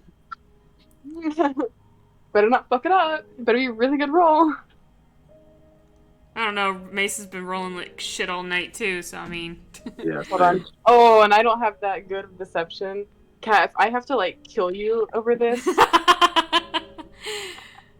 Oh my gosh. It's really gonna muddle up our friendship. I got an 8, so hopefully Mason rolled horribly. I don't like the silence. It's deafening. You see Mason Mason just kind of squint his eyes and look you over a little bit, and then blinks and shakes his head. Oh, you're very important to her. Being friends. I like to think so. I rolled a stupid little insight check that was quiet. It was a 5, so I was like, "Fuck that! I don't want to talk about it." Yeah, he just silently nods his head after he hears you say that, and he when he hears Lady Mysteria say that, he goes, "I should show you." No, he just suddenly gets out of his chair. And he says, Asteris, if you need, and he points the chair. It's comfy, and it will withstand your weight, I promise. Apparently it was my father's chair. I might move up Bruno at some point. I'm kind of sitting in the one I broke last. I appreciate it. No, of course. Milady, and he then like gestures with his hand, and he walks away. He begins to walk. Do you prefer that being called Lady Mysterious, or do you have another name? Yeah. You know, it's best I don't even ask you. I'm pretty sure you have your reasons for the names you picked. Just come with me, and I'll show you the washroom. And he takes you, Lady Mysterious, to his office. And you see this office when he takes you there. The office that he reveals to you is full of bookshelves, and you see empty bottles of whiskey just all over the place, near, like, on and around the desk. And on the very back wall, you see a portrait of a very regal, elegant-looking young man with a long black ponytail draped over his shoulder, sitting at the very desk that is in this room right now. But it seems like the desk in the painting is a lot. It's more on the newer side, whereas the one in front of you is old. Seems to have seen better days. This man in the portrait also has a lock of hair that is of silver moonlight. He's gazing down elegantly and nobly to whoever is sitting in that seat. That's some real Godfather shit, dog. Literally. I would say that now Asterius and Ishiyama would know what that painting is because they've actually seen that man before. It is Dimitri Lunaria himself. Lady Mysterious, you would not know who that is. You just see that this is what this man looks like. It's Jesus. At the very back of the room. Jesus Christ. So when you're walking into this room, on the very far back wall, all the way to the right-hand side, you see a door. Except the door is not on its hinges. It's actually just kind of sitting up against the wall. Its hinges have been broken off. And you see it's been broken. Who did that?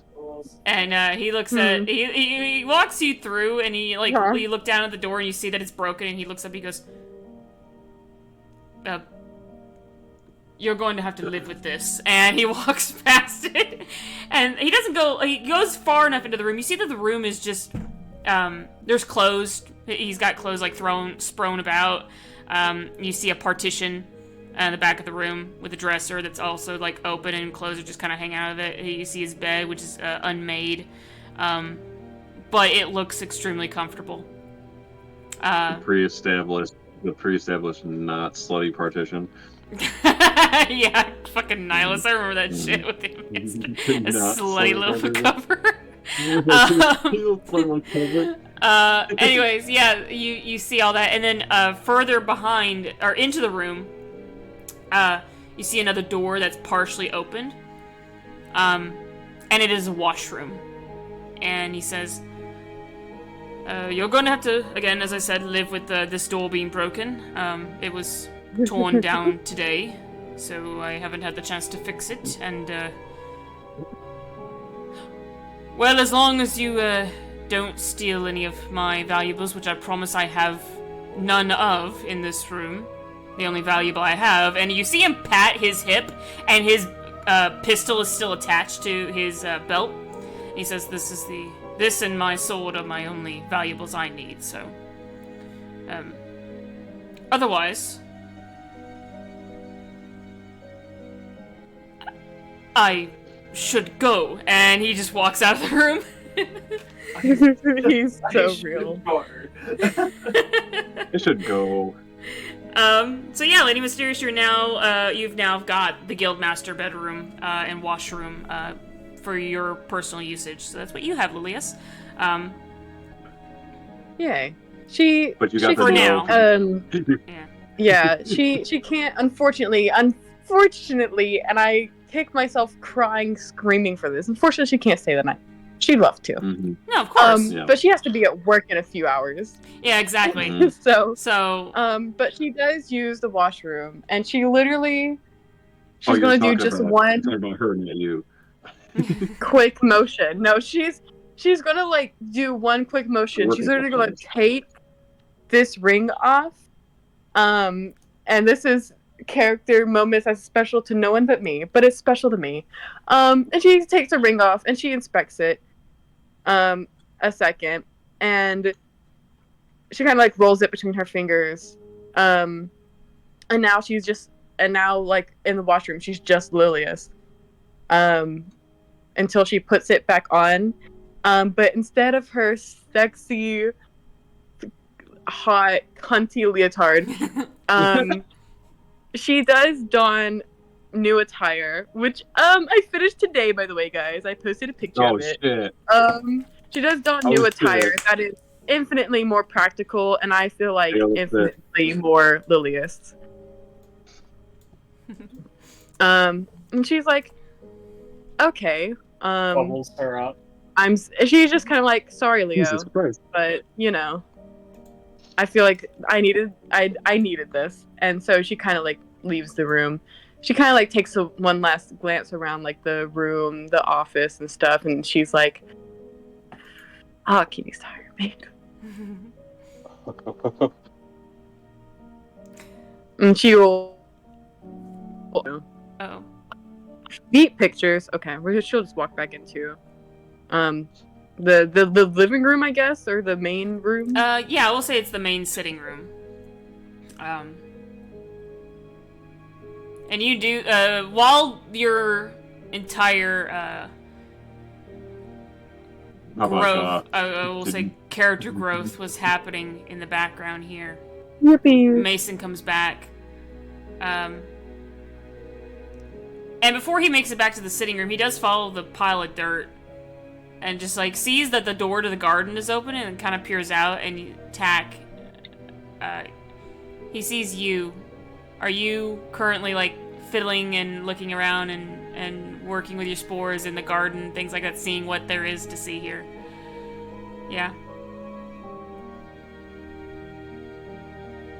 Glitchy? Uh-oh. Morrow. Go to the bathroom. Okay. I zoned out. Sorry. Oh no, it's okay. Yeah, no, it's fine, honey. Yeah. So like Mason follows the pile of dirt and he sees you out there in the garden.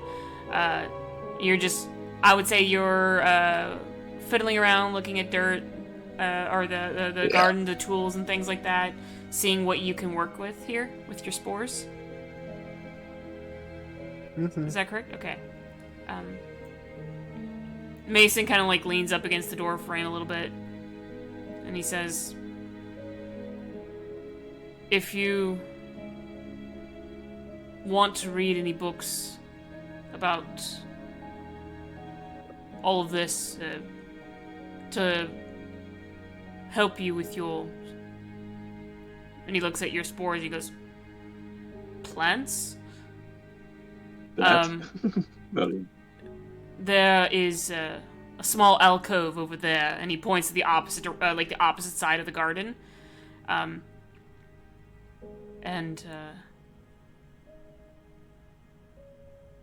You can read those books. They will help you with whatever you need. You're welcome, Tack. If you need anything else, well, I'll be here. I know. And you see him gently smile at you, and his expression softens, and he gives you a polite nod and leaves you to continue to stay in the garden for as long as you wish. This is your spot, your place. Mm-hmm. He makes it back to the sitting room, where the rest of you are waiting. And Mason sits down on the couch opposite of Twig and Tack, or of Twig and Jocks. Twig, have you fallen asleep by this time, by chance? Probably not, honestly. Twig is still kind of in thought over everything that's happened. Yeah. I think Mason would sit there for a bit as Mysterious You're sitting. You said you were sitting in one of the broken chairs. Yeah, correct? I'm just like, so the couch that I originally stayed on was like against a wall, and I like slipped on it and it broke pretty much. So I've kind of just been, that's my place I've been for since then. So I'm pretty much just sitting against the wall, like with the head against the wall with your eyes closed, just like not saying much. Yeah. Ishiyama, what are you doing in the sitting room, or have you moved on to some other room without my knowledge? Chilling. You're just chilling. Chilling. Yeah, I feel like everyone, like after today, it's just, you know, it's been a long day. He's rolling a cigarette and reheating his sake. Yeah. Real. I'm waiting for a fucking letter. You guys are all just calm, and Mason just kind of like looks at everyone in this room, and his expression for the first time is soft, and he says to you, Twig, he says, "No matter what happens, I'll watch over you. Do try to get some rest. Found family. Aww. Just try to get some rest. I'll be here to wake you up if... I'll be here." And he looks over at you, Asterius. You're nodding off, right? Correct, Asterius, I would say? No, I'm just kind of like, so, like, you know how like somebody like pretends to sleep practically. Right. He's just kind of just like got his head like against the wall, his eyes closed, just like paying attention to everything. Oh, fair. Okay. Yeah. He probably just generally like acknowledged him if he was saying something like that. Yeah. Because he then turns and looks at you, thinking that you're asleep, but he then can tell that you are actually still awake. You just have your eyes closed, and he smiles and nods, and then he sees you, Ishiyama, rolling your tobacco. My blunt. Looks. He's not uncomfortable. Serious? He just kind of like sees it and goes, and he just like kind of like Stereo? Does a little shake of his head, and then you see him pull out his little flask of whiskey, and it is at this time when I suppose, Mason, we are members of the guild now.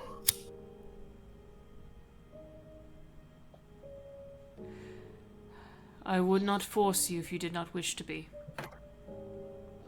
I mean, I'm not paid rent. And I can't pay any of you, so, I mean... Fantastic. It's home for now. Well, I'm here until I get my army. That is, you know, that'll yes. that. For everyone else, probably for a long time. Perhaps. It must be a colloquialism we don't know.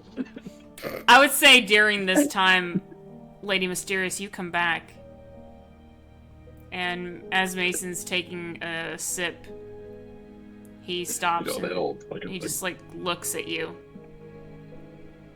And he doesn't move. He doesn't say anything. The flask is still to his lips, and you still see that he's like in that drinking motion, and has yet to pull the flask away, like down and away. It's still like he's still drinking it as he's staring at you. It's like he's frozen in this moment as he sees you walk in.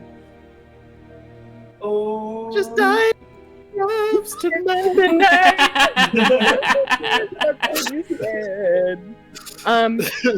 the fucking Lego Batman like zoom in. She's fucked up just like me. Yeah, Lily's just kind of comes in. She kind of sighs and she's like, "All right, I'd like to stay. I mean, I'd, you know, your bed's a lot comfier than mine. You know, I didn't give it a test run. I can just tell, but I do have to run. I can't stay, but I'll be back soon, hopefully. I don't know when. Mason finally, moves the flask from his lips, and you see a little bit spills out, and he, tries to quickly just brush off his clothes and stand up and wipe his lip. He goes, right, of course. The guild's always open for you. Of course, it's open for anyone. What I'm trying to say is...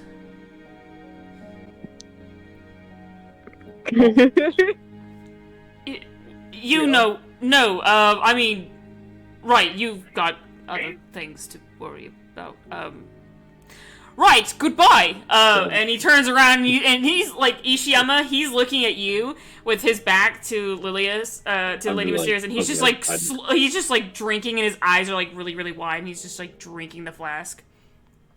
I'd be like, so, while I'm, half, fucking there, I'd be like, why don't you, I don't know, walk her halfway or something?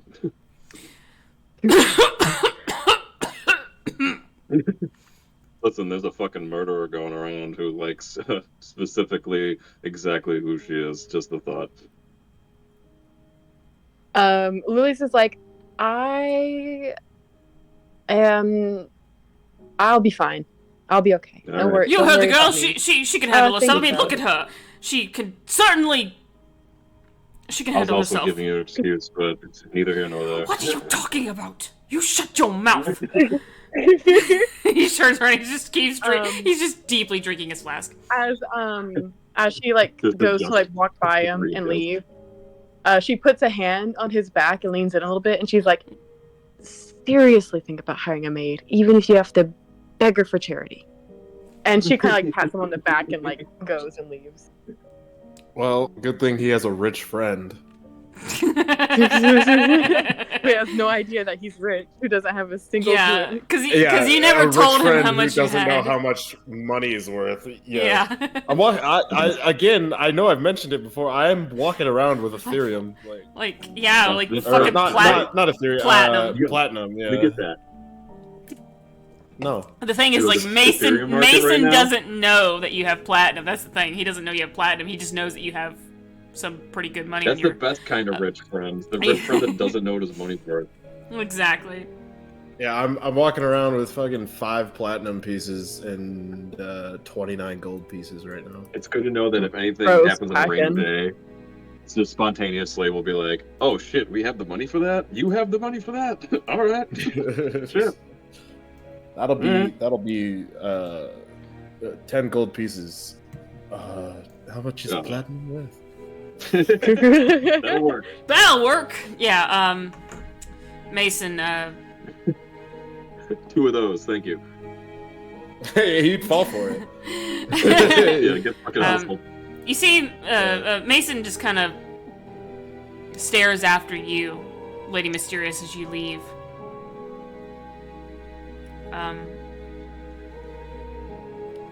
Let me... There she goes again. Yep. He kind of just blinks a little bit, shakes his head, rolls his shoulder a bit. And then he kind of feels along his back right where your hand was.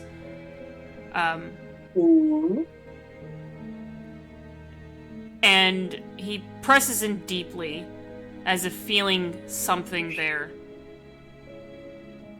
And then rolls his shoulder again as he winces a little bit. And is he a blood hunter or something? Yeah, Mason's a blood hunter. Whoa, that's crazy, dog. But no, he winces and just rolls his shoulder.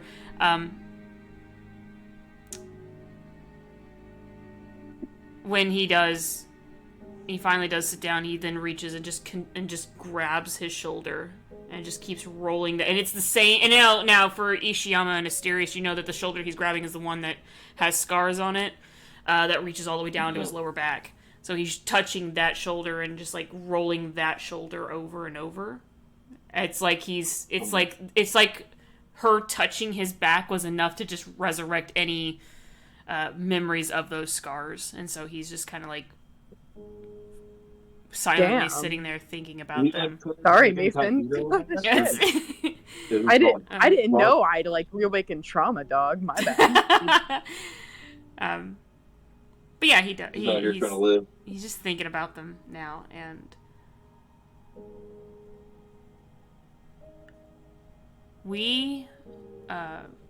this is the 6-hour mark, so we will go ahead and say that this is a great place for everyone. I'll go ahead and tell you all for everyone to take a long rest and be prepared for the next session. We all rest here. Concerned. Give me my ring of peace back. You get your ring of peace back, yes. Yeah, everyone made it past this session. Mostly, yes. There's mental intactness that we have to account for here. I'm just saying. We all pull. We all are in tonight's stream with Lilius having returning back to the Rivico family estate. The ring removed, the maid outfit donned once more, the cap. And yet, as she goes in to prepare to go to bed, she hears the wails of Madame Rivico inside, peeking through one of the doors and into the dining room. You see Madame Rivico leaned over the table and crying. Her husband, Lord Rivico, trying to comfort her. And standing in that room, along with her, and Trevin, who is with his girl, and the Lord of the house, you also see a man in golden armor with a lion insignia on his chest and sunlight hair, standing with them, as well as some other Neverwinter guards. That was the guy who was a douche last time, right? Yes, he was to Mason. Yes. Yep. No one ever. Have to be a little more specific. It was session 2. It was session 2. That was like a long time ago. Yeah. He basically told Mason, "Stay the fuck out of this out of this mess. There is no other. You don't need to be involved. Stop sticking your nose where it don't belong." Is basically what he told Mason. So, and then Lilius had to go and hire him or whatever. Just because he's a monster hunter doesn't mean that he can't help with the investigation, bro. Right. Well, the thing is, like, Mason and this individual know each other. So the thing is, like, Mason and this individual know each other, I guess I can't really say intimately, but in a way, it's kind of like that. That is the right way to put that. I guess, yeah. I mean, they just really know each other, and not like be inside each other. You know what I mean? Yeah. No. Firstly, no, Garth. Secondly, yes, Cherry. But yeah, they know each other via history. Like they've got a history together. Yeah, so putting it as they know each other intimately, that exactly. Still makes sense. Intimate, it doesn't. Yeah, exactly. It doesn't mean exactly. But I was just like, I mean it that way. I don't mean it in that other way. But I'm like, I know somebody's gonna take this out of context, so I have to keep putting the correct context in for everyone to understand. By somebody, do you mean me? Sexual intercourse. You can say me. No. You don't have to dance around it. You can say me. Yes, it's all you. Nice. Okay, no. Despite playing one of the more serious characters in this campaign, I make up 90% of the sex jokes. So yes, the Lady Mysterious, now in the true form of Lilius, you see this man standing, this paladin in golden armor and blonde hair, standing with a couple of Neverwinter guards. The guards look remorseful. The paladin is a stern expression. Noble, ready. This does not shake his resolve. And you hear Lady Rivico, or Madame Rivico, sobbing.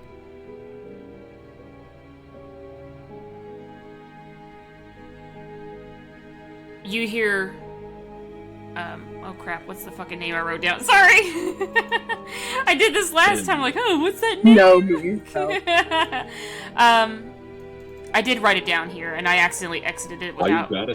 While you got a second, listen, Doug, you gotta come up with some shit about why you showed up to fucking her friend's house looking for her, and we're just like, ha, lol, and then because they No, I already have the lie. Lilius and I are right. really decent liars. All right, good. We're good. All right, good. That's a bit of a fucking... Yeah. Lilius, you hear the name, the Istogals. Estogal, by the way. And you know that name. You know that name because that is the name of the family that Emily is a part of. Emily Istogal. Daughter, best friend to Juniper. And you hear Madame Rivico sobbing and weeping and loudly asking why Juniper wasn't there. Oops. We then go over to the beggar's nest. There's a satyr. Small, tiny thing. She is working on an herb and a new poultice. She's read the letter, and she's already preparing a bag to leave. Listen, Dee better be doing a goddamn job. That's all I gotta say about that shit, because that's why I'm not sleeping right now. At first light, she's already said to herself, at first light, she will leave and make her way toward the guild. I mean, if it's that important. I was about to go my goddamn self.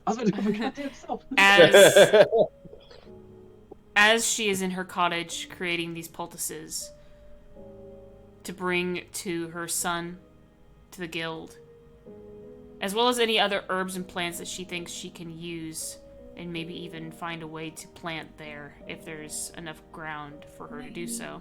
Good night. Good night. Good night, Glitch's mom. It's okay. Good We're night, gonna end it. Good night, Glitchy's mom.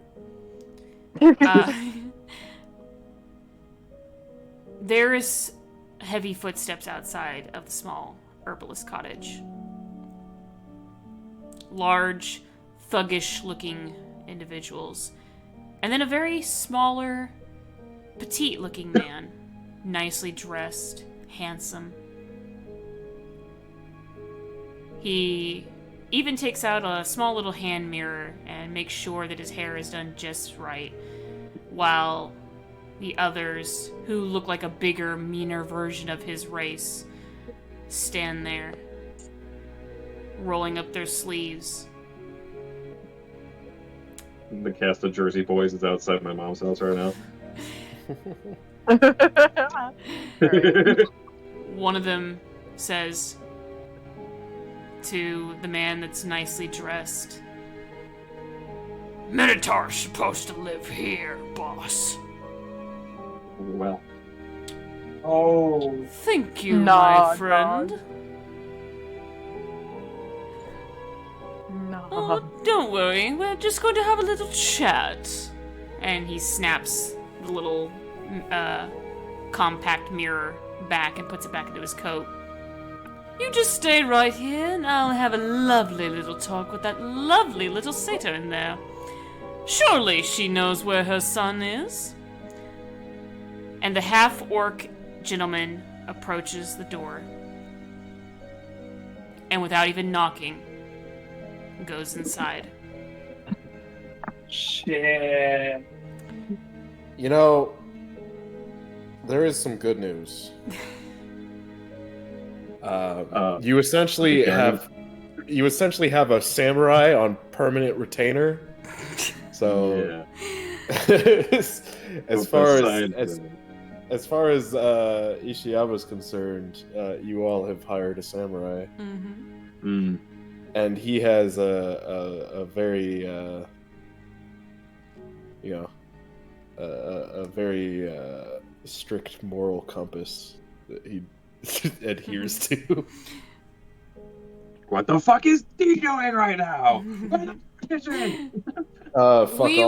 We will pause there because that is the end of tonight's session. So thank you guys so much for joining me. We made it to the very end. You're welcome, and thank you guys. I appreciate y'all. We did it, guys. Yeah. We did it. Do. He butchered all over him. Oh my god. He butchered all over him. He said it's butchering time. And then he butchered all over him. You see the Madam Web joke? It's like, you're Madam Web, you're Madam of this web. It's like, this is a real fucking line. I have not seen that. Is that like a real line, or is it like Morbin time? I'm pretty sure it is. Like, it's pretty up. I'm pretty sure it's a real thing. I wouldn't put it past the movie. It's like Schrodinger's. He was in the Amazon with my mother researching spiders before she died. It's Schrodinger's Morbius. Wow. Nobody actually watched Morbius, so nobody actually knows if he's. Nobody knows what happened. Yeah. Somebody does, but they don't get out much. So. Yeah, I have seen a lot of the reviews for Madam Web saying like, I owe Morbius an apology. Yeah. I mean, I heard Madam Web is like actually a good, funny, bad movie when Morbius is just boring. Yeah. So I'd rather watch a funny bad movie than just a boring bad movie. Yeah. You know? Agreed. Like, he was trying to take itself seriously. Yeah. Like The Room. My favorite movie. You're tearing me apart, Lisa! You are tearing me apart! I'm fed up with this world. Alright. So... Betray me! Everyone betray me. You're my favorite customer. So thank you all on stream very much for watching. And for my players, thank you again. Thank you, Tommy Wiseau. And thank you all tonight for joining me as well. I'm very happy that I finally got to do this session. I don't know when the next session will be, but I'll throw a date out, and if you guys agree with it, then we'll go with that date. But until then... Next Saturday. I wish, but no. 2 Saturdays from now. Maybe. I need a minute. The 2-week rule. Maybe 2.5 Saturdays from now, max. I guess we'll have to see what all of our schedules look like, especially mine and Cherry's. I'm unemployed. We know! We know! Alright. Help. This is a cry for help. Yeah. This is a cry for help. To be fair, I am, trying to use up the time for this song because I do want this to be the only song that plays before we end tonight. It's really fucking good. Learn how to play violin real good before the sinking ship that is our civilization goes down. Oh god, fucking Titanic shit. So we can play each other off. Jesus fucking Christ. So, Gluji, Faith, Cherry, bye-bye. Ishiyama, or Nihilus, and Garth, thank you all for joining me tonight. Good night. We will see you in another session. Good night. That's all, folks. See you, everyone. Bye.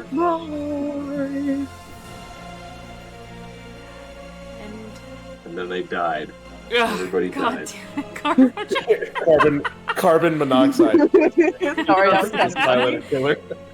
Sorry. Fuck. And here I am just trying to end this, like, as I have, like, less than a minute of this song left, and I'm like, come on, guys, please. Please, please! And then they carboned all over that monoxide, and, you know. Yeah. It said it's carbon monoxiding time, and then it carbon monoxided all over us. They left the fucking carbon footprint the size of Montana. Jesus Christ. Okay. Alright, one final time. Thank you all so much for joining us. Have a Wish good I thought night. we were done.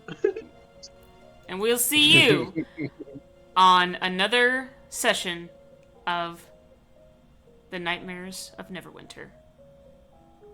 Good night, everybody. Peace, motherfuckers.